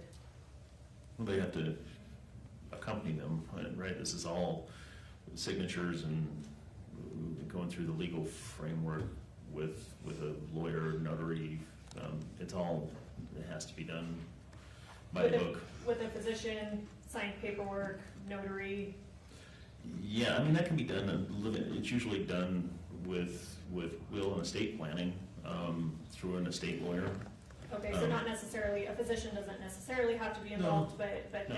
there's some kind of authority that Yeah, there has to be, right? I mean, decision-making for healthcare. Did Kacee have a medical power of attorney, to your knowledge? Not that I know of. Would you expect a nurse to know how those work? Yeah. How do death certificates work? Somebody passes away, and then either myself as the primary care physician, we will sign them through the state database, or the ER doctor will sign them. Does it need to be a physician that signs a death certificate? I believe so. And when I say PAs so nurse practitioners can also sign them. Okay, can nurses sign a death certificate? No. Would you expect a nurse to know that they can't sign a death certificate? They won't have access to they won't be asked to. All right, the jury's going to be given a little more context about this topic later also, but it pertains to you as well. Did you have plans, well, let me ask you this. Did Kacee have a problem, did Kacee's body have a problem absorbing or ingesting medications generally? Such that like medications just don't work on her? I mean, she did have bariatric surgery, which does alter the gut and absorption of some things. For her iron, we know she was iron deficient, which is probably multifactorial, heavy menstrual bleeding. She subjectively said she had rectal bleeding frequently. She was supposed to see a gastroenterologist for that, and then as well with the gastric surgery. I believe she had a gastric sleeve, which doesn't usually confer as much absorption issue as a bypass surgery. Okay. So with the bypass surgery, you're literally bypassing the stomach and the upper small intestine. And so we connect you basically cut the stomach out, the stomach is free floating. So nothing, the item or the nutritional elements that normally absorb in the stomach and the upper small intestine now no longer absorb because the stomach is bypassed. With a gastric sleeve, they make the stomach smaller. Okay, and she had the latter? Yeah, she had the sleeve, but they still often will have absorption issues. Okay. It sounds like, though, that she was on a number of medications that you were prescribing her. Were those seemingly effective? She would say they were. I mean, I'd have to go back to each individual note and see what she said about them, but the duloxetine was initially effective for her anxiety. It was helping with pain. Then it wasn't. The Prestige or desvenlafaxine was effective, and then it wasn't. And the amitriptyline she stayed on and said it helped with pain. So it sounds like she may have had some valid absorption issues with medications. If I told you, would Kacee have been somebody that if she ingested 9 vials of insulin, her body would not react in any way to that? No, insulin's not ingested, though. I guess that's my wrong terminology. If 9 vials of insulin is introduced to her system, was her body such that would do nothing to her? No, because it's going directly into her bloodstream. So Right, she didn't have any. Or it's being injected. It's being absorbed into the bloodstream, not through the gut. Right. So insulin is either subcutaneous, could be IV, or IM. It's not done very often, IM, because that increases the rapidity of delivery, and so that's intramuscular. Okay. So subcutaneous, intramuscular, and IV are the 3 means of injectable delivery of drugs to a human, directly through the vascular system. So even her absorption issues with medication, that would not affect how insulin may... No, we're bypassing the absorption in the gut. Did you have plans to arrange a surgery in the Pacific Northwest for Kacee, to get a surgery that would allow her body to respond to medications such that she could kill herself? No. Are you aware of even such a surgery exists? I'm not even aware of a surgery. Is that something that you as a physician would coordinate or help a patient plan? No. Was Kacee on any secret heart medications that you were giving her? Secret medications? No. She was on metoprolol, which is a beta blocker, to lower heart rate. But it wasn't secret. It's in the medical record. Was she on any heart medications that you were prescribing her that would allow her to more easily be able to kill herself? No.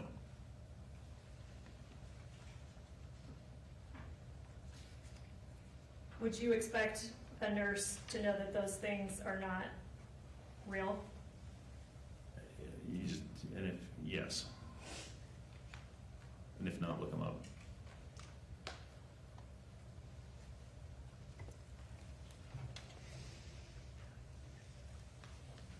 I have nothing further. I'll pass the witness. Well, yeah. Let's take one short break, and then we can work up to 5. That's gonna work. Ladies and gentlemen of the jury, you are admonished by the court that it is your duty not to converse with any other person on any subject of the trial, and it is your duty not to form or express an opinion thereon until the case is finally submitted to you. This includes no individual research on the parties, attorneys, or claims. We'll take one last break, and then we'll finish up for the day. All rise, jury.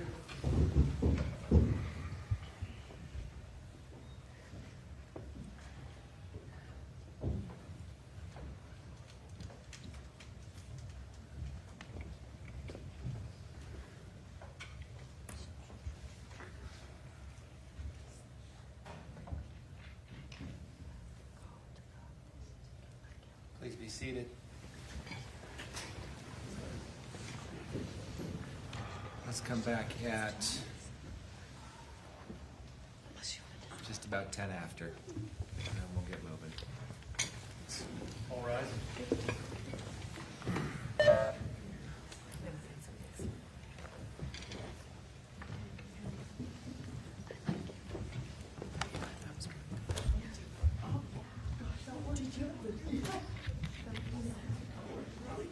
So you have, I don't know, 15 minutes before cross, so, yeah. Okay, let's go to my list.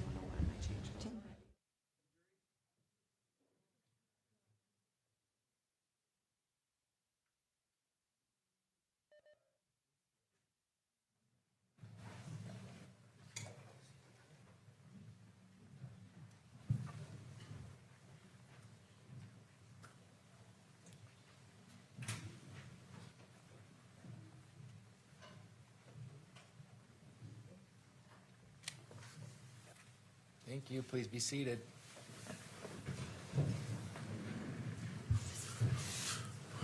We're going to go back on the record on case 251-401-132, State of Utah versus Sundwall.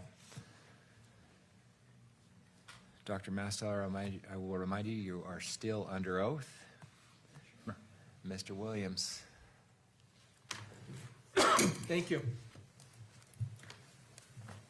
Good afternoon, Dr. Masteller. Good afternoon. How you doing? I'm good. That was exhausting. I'm not going to go over all of that again. Let me hit some themes about Kacee. Let's talk about Kacee in general. You were just wanting to put through all of this, obviously, I mean, on its face, baloney vitals that apparently were sent by her, right? Yes? Yeah. Sorry, I Yes. have to remind you. I'll be the bad guy reminding you to say yes if you just nod. Yeah. Okay. Yes. And, I mean, you had already said that it's fair to say that Kacee was a patient who gave false information, or at least supposed subjective information that wasn't verifiable, even in your experience with her, right? Yes. And sought to come in and have visits and go to the ER and things. I think you once referred her to the officers as a frequent flyer. Does that sound right? Yes.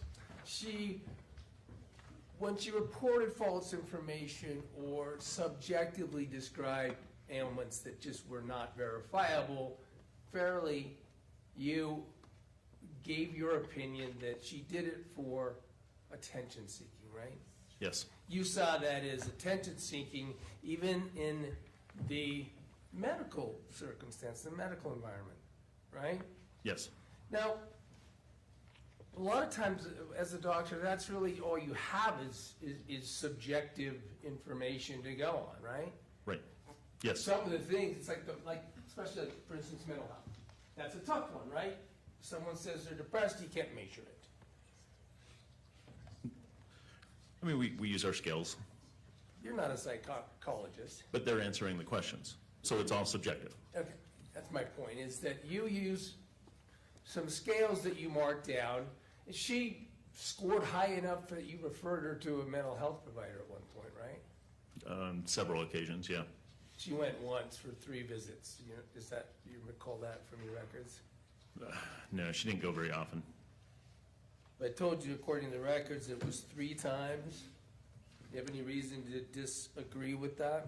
No, I looked at it, I thought it was 4, but 3 or 4 were all the visits, and then there were several telephone encounters where the social worker couldn't reach her. Right. So while she would express suicidal ideology, depression, anxiety, and these things, and was referred out to resources, it doesn't appear that she went to those referrals, other than the 3 mental health visits, correct? Yeah. Nope, she did not. And that applied to other things, like you sent her to an endocrinologist, right? Right. She never went to the endocrinologist. No. And when she would talk about some things that are measurable, and you got her in there to measure, didn't pan out. Your measurements didn't verify what she was claiming, right? Not usually. Let's talk especially about something that's relevant to this trial, glucose levels, all right? Right. So, I'm sorry, I meant to put these up there for you in case they help you on paper, but I'll publish them as well if we can. I'm going to show you, those look like just a couple different sections of her medical records from back in 2020. 2023, 9/14/2023. I'm sorry, there are 2 different ones. Oh, yeah, 9/26/2020. I screwed that up. As far back as 9/26/2020, let's talk about that one. She's in addressing supposed hypoglycemia, right? Look at it. I know there's a long paragraph, and the second page might help. Take your time if you'd like to. Oh, yeah. So she addresses some hypoglycemic concerns, yeah. I'd like to put this up to publish to the jury as illustrative so they can follow along while I address some of it with the witness, though I'm not seeking to send it back as an exhibit. Ms. Hunt? No objection. Thank you. Mike? It fell out, so when it loads up again, you can publish it. In the meantime, let's lay a little foundation. So here we are, all the way back in 2020, and she's your patient by then, right? Mm-hmm. Yes, she is. And we've got the subject of hypoglycemia, correct? It is, yep. You're addressing, and you had already said that in general, you recall that when she would have these claims of hypoglycemic problems, you just could never verify them. Right? When you were in the lab, she'd be, I think you just said between 70 and 90 when you actually used medical equipment to test her blood sugar levels, right? They were always normal. I don't remember seeing a single hypoglycemic. And I think just for numbers purposes, you had said 70, 90, that's what you recall, right? That's what I recall. In the lab.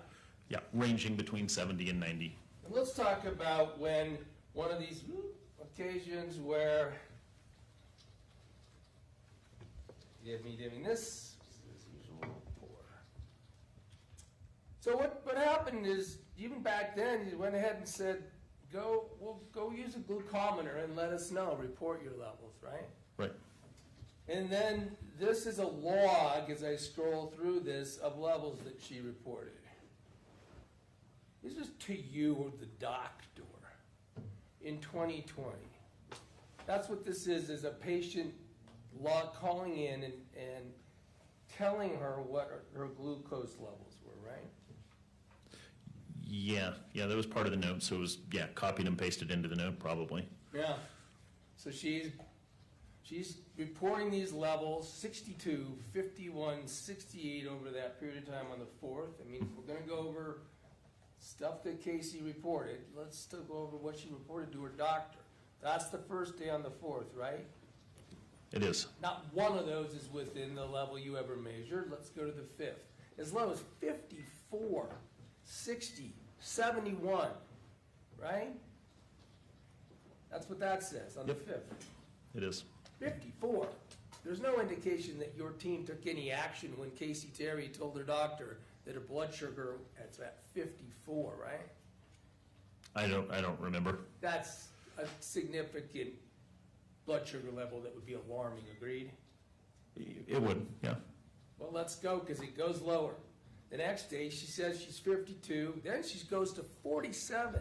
That's close to unconscious, perhaps, right? For some people, yeah. The doctor does that. Would that alarm you as a doctor? Yeah. Then on the 9th, she's down to 53 again, 71.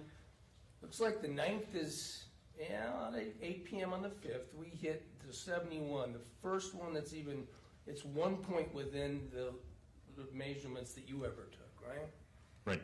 Got 52 again the next day. She is repeatedly reporting 52, 53, 52, 54. This person is waking up in the morning and saying that's her blood sugar level, right? Yes. No indication in the charts or anything that the doctor's office called an ambulance, right? No. No, doctor's office didn't. Otherwise, it doesn't appear from this even respond to her, communicate with her about these. They were already done, right? So these are passed. Well, so, how do you know? I mean, you said they were copy and pasted in. right, but it's past blood sugars. Those are previous blood sugars from previous days. That's true. If you're So if we check her blood sugar on the day that she's here and it's normal, yeah, well, do you know? I mean, you're her doctor. Do you know whether these were reported each day? I don't think so. Why not? Why don't you think so? She's trying to report her medical condition. Wouldn't you tell her to do it every day? Depends on what the blood sugars are. It would, wouldn't it? I mean, she's coming in saying she's got low blood sugar. She's waking up dizzy, reporting blood sugars.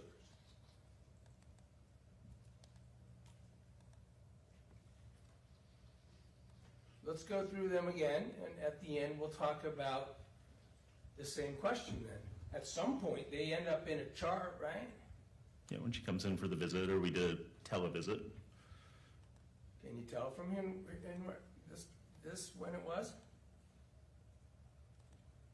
26th of September. Okay. So this can't, she's relating through up until the 26th of September, right? Right. So at least on the 26th of September, you agree that these items, these readings are known to your office?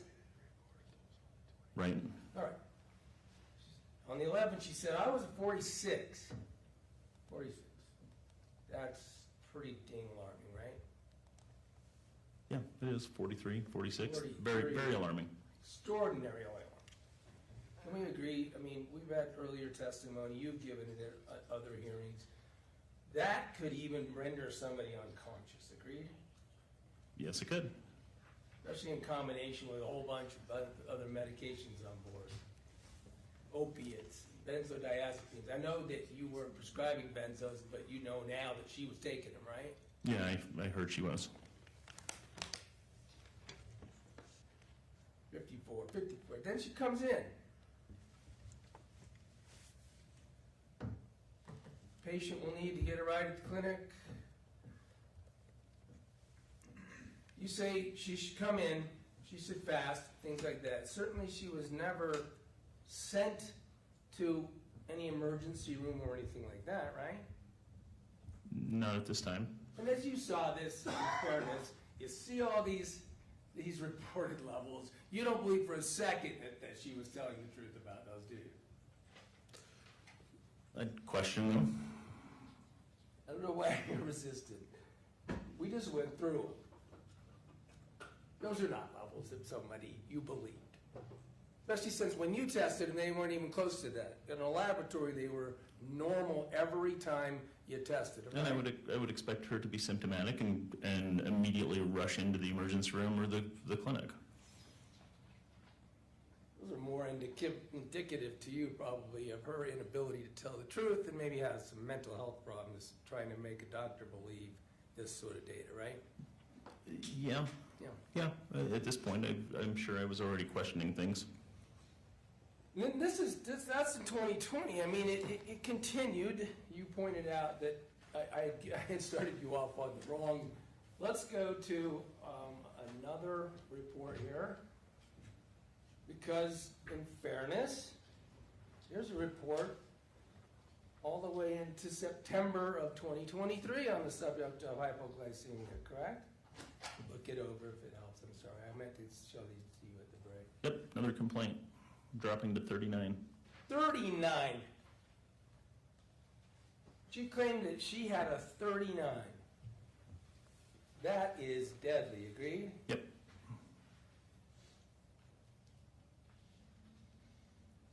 When she claimed that, you didn't believe it, right? Well, I knew she wasn't at the time when she was here in the clinic. You didn't believe she was when she claimed she was 39. You didn't believe when she said, Doc, I woke up at a 39. You don't believe that, right? I've had people wake up at 40. They usually go by ambulance to the ER. Yeah, I thought we had a prior hearing about this. This is emergent numbers. Yeah, they usually go to the emergency room by ambulance. So I don't know what the resistance is, but isn't it true that since they would normally be sent to the emergency by ambulance, you don't believe the information your patient is giving you? You don't believe it, doctor. Yeah, I ordered stuff to check it. Again. What's this insulin? What's this reference to an insulin plan? That's checking fasting insulin levels. Okay. Yeah, that's checking fasting insulins, that fasting C-peptide that I talked about. Trying to do some tests because once you did them, you knew that there was no reason to believe that she was even abnormal, let alone at a 39, right? Yeah, her sugars were normal on her C-peptide, and this is the one specifically, I believe, on the 14th when we did the C-peptide level, and she came in and the sugar was 86, and the C-peptide level was 2.9, which is a representative of her insulin production. Very normal. Very normal. You were asked a lot of questions about these opiates, and along the same lines, I want to go to something that you mentioned.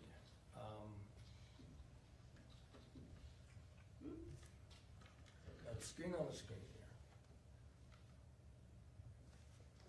here. You indicated that as a doctor, you're able to look at what you called a Doppel record, right? Uh-huh. The Doppel record is a division of professional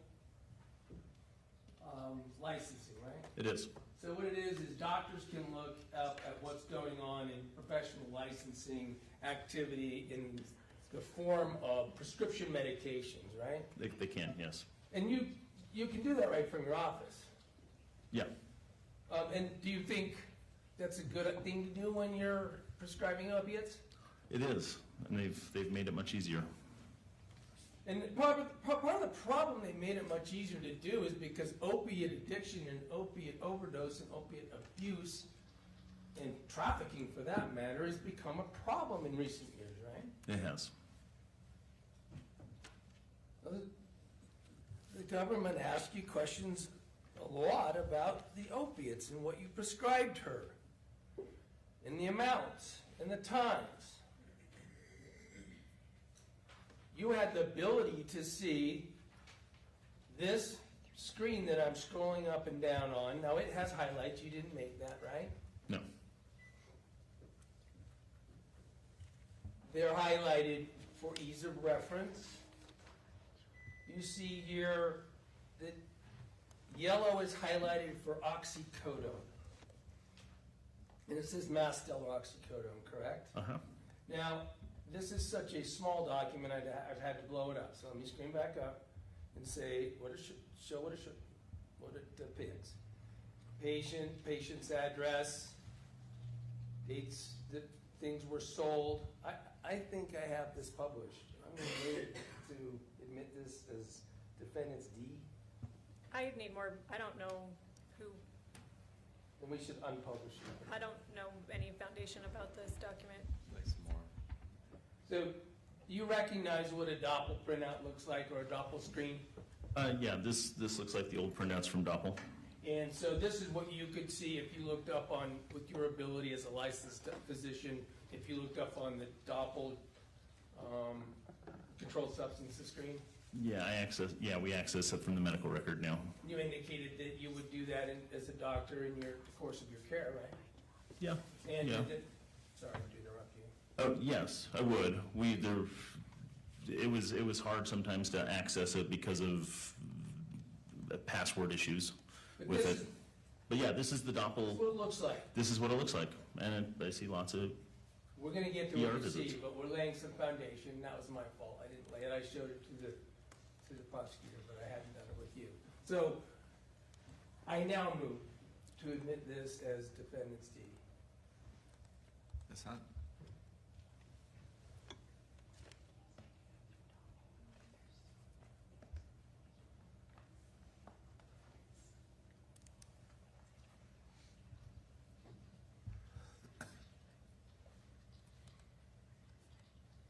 No objection. Thank you. Court will receive Defendant's Exhibit D. Wish to publish? Vote yes, and I'm sorry that it got published a little prematurely.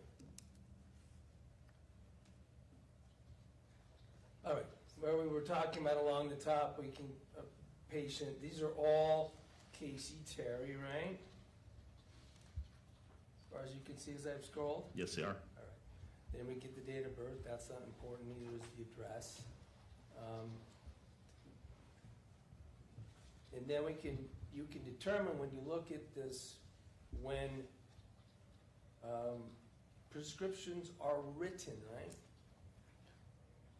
Here at the top. When the pharmacy fills them. Yep. It says RX written, RX filled, right? Yep. Okay. So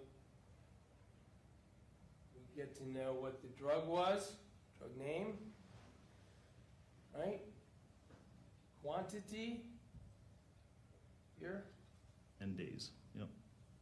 Days is for what it's, if it's taken as prescribed, how many days? Right. How many days it should last. Should last. Thank you. Phones, we get to know what pharmacy it was. And some other numbers that have to do with DEA numbers and prescription numbers, right? That's what the kind of information I just showed to you and the jury you get to know from this Doppel. Now I'm going to go to Masteller oxycodone. As we tab up, this starts, in terms of the date, on May 30th. I'm sorry. When we get to these dates written and dates filled. Bottom of the dates written column is December 30th, 2022, right? Billed is August 2nd, 2023. Do you agree? Mm-hmm. So we can run this all the way up to 8/5. This is roughly a week before she passed. What was written? It was filled on 8/7, less than a week before she passed away. That's the time range we have for what prescriptions were written to her, when they were filled, what they were for, what pharmacy she filled them at, etc. Go down here and give you the benefit of confirming that these yellow lines have to do with oxycodone, 160 counts. Yep. All right. As we go up here, we have another 160, 425, 718. These are still the dates that are in 2023. Looks like pretty much every yellow line representing your oxycodone. Now, oxycodone, do you think that's different than Percocet? No, it's the. That's how it would look on the doc. Yeah. Okay. Yeah. Just want to clear it up because you'd said Percocet. Right up to a couple weeks before her death, another 180 here, right? Looks pretty clear that she had other oxycodone that she filled of a 40 count on 2 days later. This green line that I'm on, Yeah, agree? I would agree. Looks like that's Jason Scott Erickson. Don't know who that is. No, you're her primary care physician, and you don't even know how she got a prescription from a Dr. Erickson that she filled for I have no idea. oxycodone. A lot in those last couple weeks. Probably ER doctor, ERPA. Okay? You don't know from your chart. From your chart, this is not something that in connection with your primary care, she is filling, and you can even see that she's filling, right? No, She's certainly not telling you, I've got other doctors I'm getting more and more pills from, right? nope. You wouldn't have given them to her if you did, right? She would have broken the contract and she would have been disconnected immediately. I mean, this is a sign of an opiate abuser, agreed? Agreed. She's doctor shopping, right? Yeah, she is. So Epic is the nephrologist. That's the Right. kidney doc. We've got Epic in there. Let's see, here's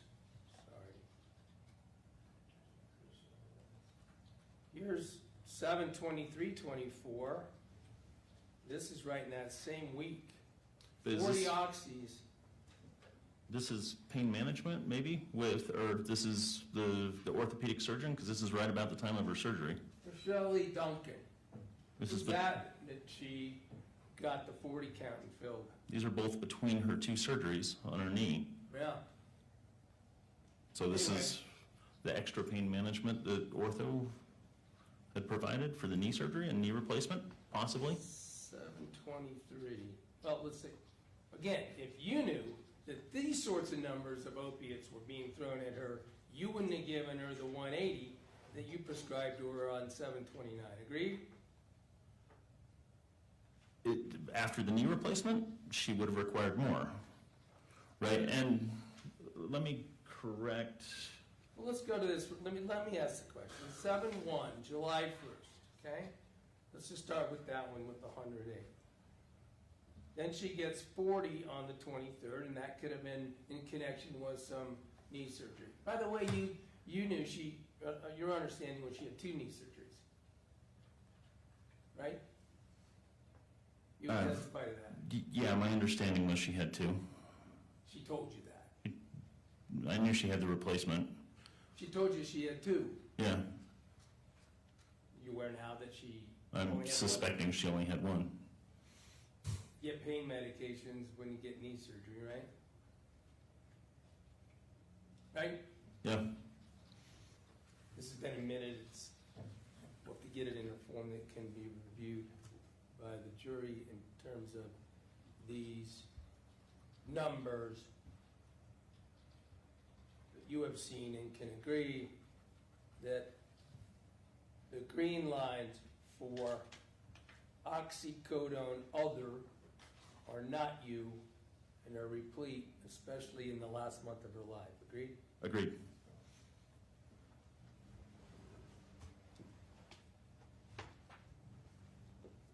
We can take down the potion. Now, she had this knee surgery, totally, let's just talk about the one that was real. Towards the end of her life. Right. In July. 7/25. And again, as you stated, clearly could it result in additional pain medication, right? In terms of her attention to you, you talked about the fact that she would text you on your actual phone number, right? Yeah, Do you remember when she got that? I have no idea. You said she started sending you texts. Let me ask you this way. The attention seeking that she was trying to get from you really started ramping up in the couple months towards the end of her life. Agreed? It's been a long time. I don't remember on the text messages. I don't have them. If you have them, I'm sure you do.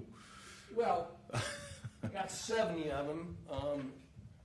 Do you think that sounds like the sort of attention she was seeking from you? She was a high attention seeker. They were long, weren't they? Some of them. Did you respond to them? We've had the nurse call her and tell her to follow up. You didn't. I mean, it's not your job to respond to constant texting from a patient who somehow got your number, right? I may have said, I don't remember. I may have responded to some of them. Go to the ER, I don't know. I'm sure I did if you're bringing them up. Just briefly talk about DNRs. There's a lot of legal aspects to do not resuscitate, right? And a doctor wants to know if their patient has, for that matter, directives and things like that, right? Right. And you enter into them with your. In this particular case, you actually were shown. Can I have just 1 minute here?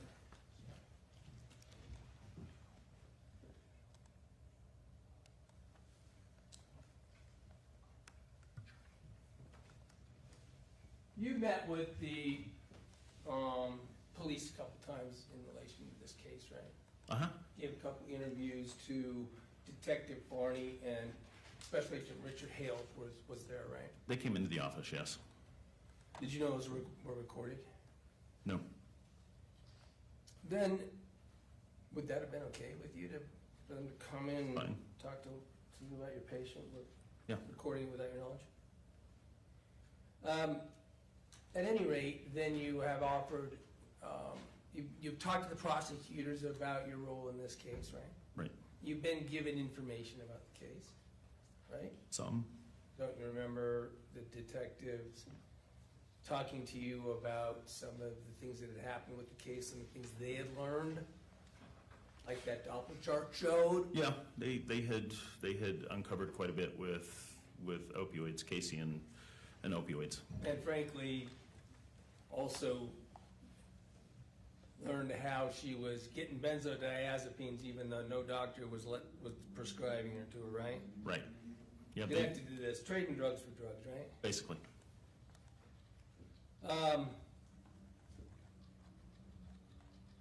In connection with the case as well, the prosecution, and I don't know if the police did this, to be honest, because I don't know before the one hearing that you did previously testified, this had been done with the police or the prosecution, but you had been shown evidence related to the case that was purportedly taken off a glucometer that read Kacee's blood through the day on August 12th, 2024, right? And I reviewed that data again today. You did? And I did. we didn't hear any testimony about it.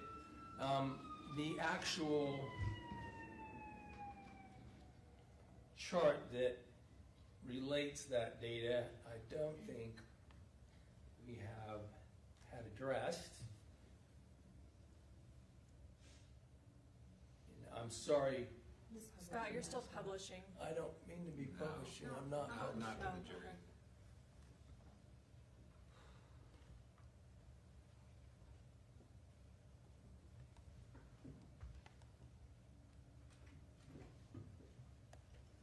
Can you see freestyle blood glucose monitor, Kacee Terry? Uh-huh, I can.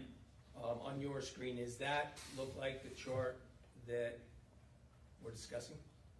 Yes. That you reviewed? Uh-huh. So your understanding, and you've reviewed it before, right? Right. So your understanding that it was created off of a glucometer that purports to be readings from Kacee Terry, right? Right.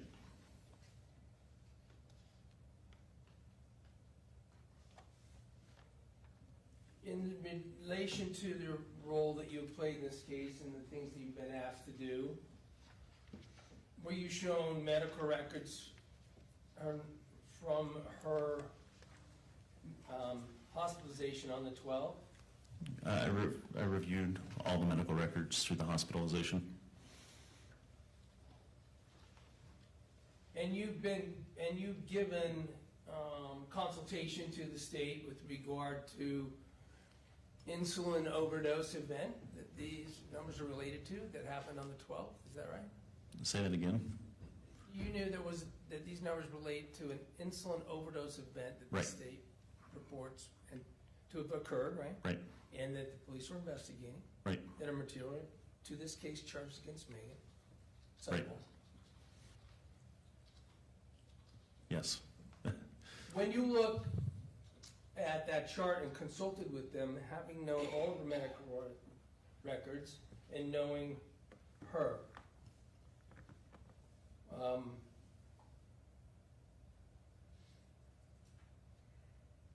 you agreed that as far as what you know in medicine and your personal care of Kacee Terry, that the information was such that you could not opine that Kacee Terry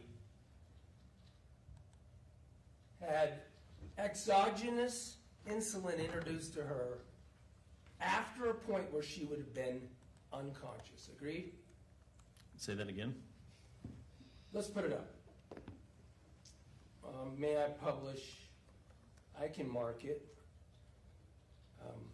It hasn't been offered by the state yet, and I expected it would have had been. Or we can use it as illustrative at this point. Does the state have a preference? We're going to 10. It's number 10. We plan to introduce it as State's Exhibit 10. I guess at this point you can use it as demonstrative if I don't have an objection to that. Thank you. Okay to publish, Ms. Hunt? Yes. All right, here's these numbers, here's this chart. Sorry, we've been sort of talking ethereally about this, and you've worked with the prosecution in interpreting these numbers from your perspective with your experience and as Kacee's doctor, right? Right. So this were blood glucose readings. Let me get right to it. As you go down these times that are on the far right, they're the actual time in Utah at the time that the readings were taken. You've been shown these and asked what these blood glucose levels might mean to you as a doctor, correct? I have. Let's look at the one from 1343 and go left to where it says 43 is a glucose level, right? Yes. Now, I think you've opined, let me ask again today, Kacee could have been conscious, right? She could have been. 30. At 2 o'clock in the afternoon, I think you have opined before that you don't think she would have been conscious. I don't think so. And thereafter, with these numbers, Definitely. you don't think she would have been conscious, right? No. So let's talk about 2 o'clock in the afternoon on the 12th. With all the information you have in terms of the timing question, with the medical records, your expertise, you couldn't determine with the degree of medical certainty that anything was introduced exogenously into her after 2 o'clock. Agreed? No. And no, you do agree, right? Sorry. You said no. Nothing was introduced, right? Nothing was introduced. And going forward up to 918. We don't. I mean, You don't know. we don't know. So with all of the medicine you saw, the records from the hospital, the history you had for 4 years with her, you can't say that anything was given to her after she would have been unconscious, right? That's what you mean. Just don't know. No. There's no way to know. And as a matter of fact, you can't know whether she actually took something before she took this reading at 9:18 in the morning, right? She should have taken something before then that caused these readings. The way insulin works? Possibly. Okay. So your short-acting insulin is going to be about 20 to 30 I minutes? know the answer. Okay. When you explain it, she could have. I don't have any. Long-acting would have been consistent with this, basal insulin. I should let you explain it, I guess. You've explained why we don't know, and it's possible that prior to 9:18 on the 12th, it is when exogenous insulin was ingested that could have caused the numbers on this chart to do what they did, right? Right. I cut you off, and I apologize for that. That's okay. I'm looking at the clock and getting nervous. Nope. I know the times that apply, and I'm finished. Thank you for answering my questions. Redirect.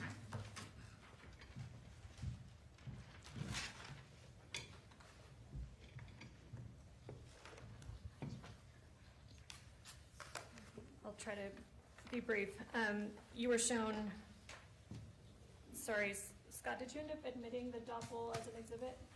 Yes, D, I believe. You were shown, I don't have it, so I'm not able to pull it up, but the Doppel records, Right. defense exhibit D, it had a bunch of highlighted, it went from, I think, 2022 all the way up to shortly before her death in 2024. Does that sound fair? Yes. You talked about the increase toward the end that were not, that were oxycodone that you had not prescribed were around her knee surgery. Is that right? Right. You may have believed that she had 2 knee surgeries, but the knee replacement, is that one that you have verified happened? Yeah, I hadn't seen her after, and so yes, I thought there was I read the note in the chart yesterday, and I thought there was a knee surgery that happened. I didn't see documentation from the orthopedic surgeon on the first one. The second one, though. Second one was done at Mountain Point Hospital. And you have verified that independently? Yes. And that's the one that happened in late The July? knee replacement, July 25th. July 25th of 2024. So you would expect maybe additional, I think you said, extra pain management for knee replacement might be something that you would expect to see? That's what the orthopedic, yes. Typically, they're going to have extra pain management on top of what they're already getting. You mentioned that Doppel, your ability to check patients' Doppel records and what meds they're receiving has changed over time. It used to be more difficult. Yeah, they used to, password requirements were very difficult. It was very time consuming. We had to frequently call Doppel, couldn't get a hold of anybody. It was very difficult with Doppel to work with. Now they've actually added a link into the electronic medical record that at every visit we can just click on the link and review all their medications very rapidly, and who's refilled them and the dates that they've refilled them. When did that change happen? A year and a half ago?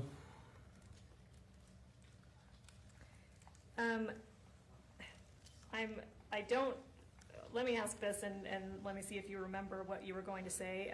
Mr. Williams asked you a question, I believe about the Doppel records, and you said something about, let me correct, and I believe you were making reference to some of your own charting that he had given you. Do you remember what you intended to correct?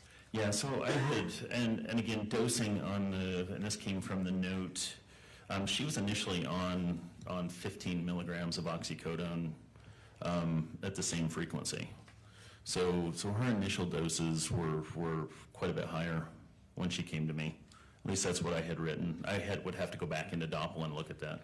Okay, so on direct testimony, I believe you said 10 milligrams. They're actually... That's what I was prescribing. Okay, and she came to you on 15? That's what my note says.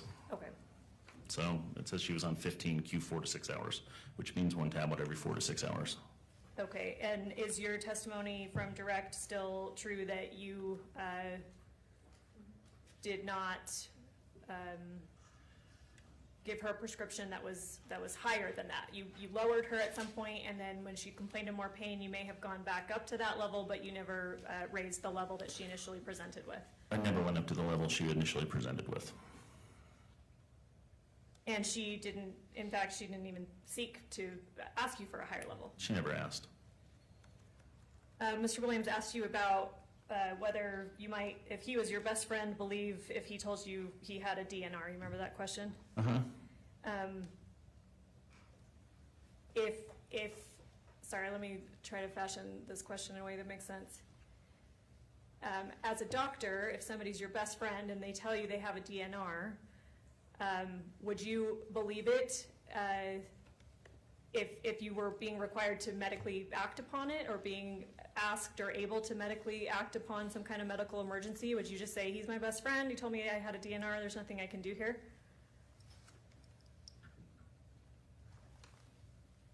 Probably not. And why not? I don't know, because there's no verification of the DNR. That's with Why is it important to yeah, I don't know on that one. I don't know what the situation. I would probably believe him. Okay. On a friend, a close friend. On a close friend, you would believe them? Yeah. Why, you said before that verification is important. Why is that important? We have to know what their wishes are. I mean, it's a signed order. A DNR is a signed order. It's like a medication administration in a hospital. It's like it is a signed order by a physician. If somebody is your best friend, but they've been telling you obvious lies for years about many other medical information, would you believe them about the DNR then? No.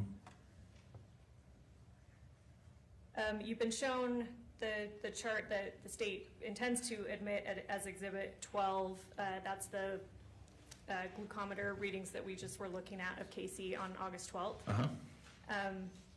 You're not, what's an endocrinologist? Diabetic doc, specifically, hypoglycemia diabetic in this case. You're not an endocrinologist? Sugar. I'm not an endocrinologist, no.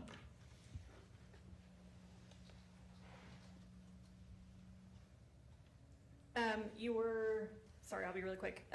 In the charts from 2020 and 2023 that Mr. Williams gave you, where Kacee is giving you readings of from her glucometer, No. You said that those are in the past, and that she may have given you a collection of them all at one time. She may have. When you look at the 2020 one, and sorry, I don't have it available, so I can't put it up. Before the readings begin, I believe there's a paragraph, and she says, here are the blood sugars you asked me to send you. Do you see that? Uh-huh. And then at the end of the list of sugars, I think the last one, she says something like, this morning, this was my reading. Do you see that? Yeah, I was 74. Uh-huh.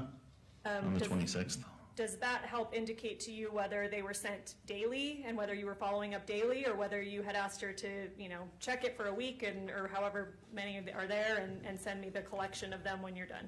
Usually I'll have a monitor for a couple of weeks. If she was in the clinic and you were actually getting some of these numbers on a monitor that you were observing and you were doing the testing, would you have taken different action? Yeah, I mean, if we test her sugar right then, and there may have been a point of care glucose that we did at this time, but I don't know, I don't remember. But anyway, yeah, we would either give her a glucagon injection or we'd give her a glucose tablet. And you said even after getting this And monitor closely. Okay. You said even after getting this list of numbers that seemingly are fake or made up, that you still tried to verify, you still did testing, you still tried to follow up with, what might be the cause of numbers like this, and are these consistent with the Yeah, we did Kacee's pretty condition. extensive blood testing and referrals to endocrinology. Ms. Hunt, we're past time. Okay, that's all I have. Thank you. Thank you. Can this witness step down? No objection to releasing the witness, Your Honor. Yes. Thanks for being here, Thank you, Doctor. Your Honor. Counsel, thank you. Ladies and gentlemen of the jury, that concludes today's work. Thanks for your efforts and your attention. I'm going to ask for your potential indulgence. This trial is scheduled for tomorrow, and then next Tuesday, the 17th through the 20th, and then to finish up on Tuesday, the 24th. As I indicated before, there's a lot of ebb and flow to trials and a lot of pivots and things of that nature. It's come to my attention that we're going to need an extra day. That extra day hopefully can occur on Monday, March 23rd. I don't need you to commit right now. We're going to talk about this more tomorrow, but if you could go home, look at your schedules, and potentially try and make arrangements to be here on the 23rd, and we will finish up on the 24th. We will finish on the 24th. We can't go past that anyway, because the summons doesn't allow for you to do that. So please consider Monday, March 23rd as a trial date. I would make arrangements to rearrange my calendar. 2, we're all busy, and I understand that. And we'll talk, if any of you have issues, we'll talk more about it tomorrow. So see what you can do. I know these attorneys who have put so much effort into this would very much appreciate it. Also, I'll leave you with that, and we'll talk more tomorrow. We've got one day left this week. You are admonished by the court that it is your duty not to converse among yourselves or to converse with any other person on any subject of the trial, and it is your duty not to form or express an opinion thereon until the case is finally submitted to you. This includes no individual research on the parties, attorneys, or claims. Once again, get home safe, and we'll see you bright and early tomorrow at 8:30. All rise for the jury.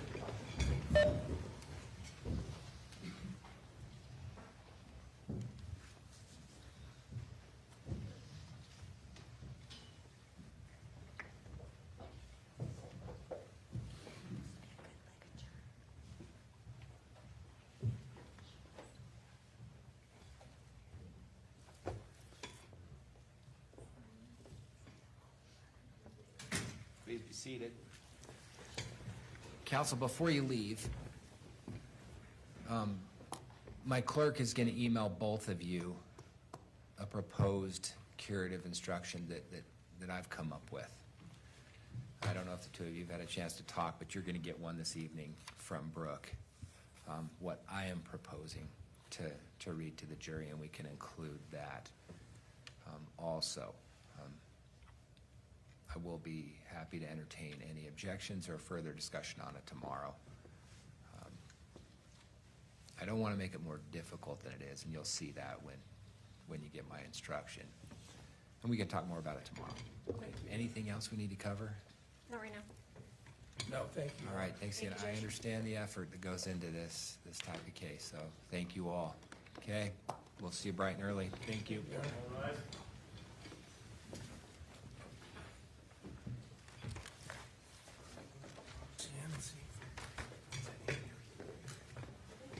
It's 8:30 again, right, Brooke? 8:30, yes.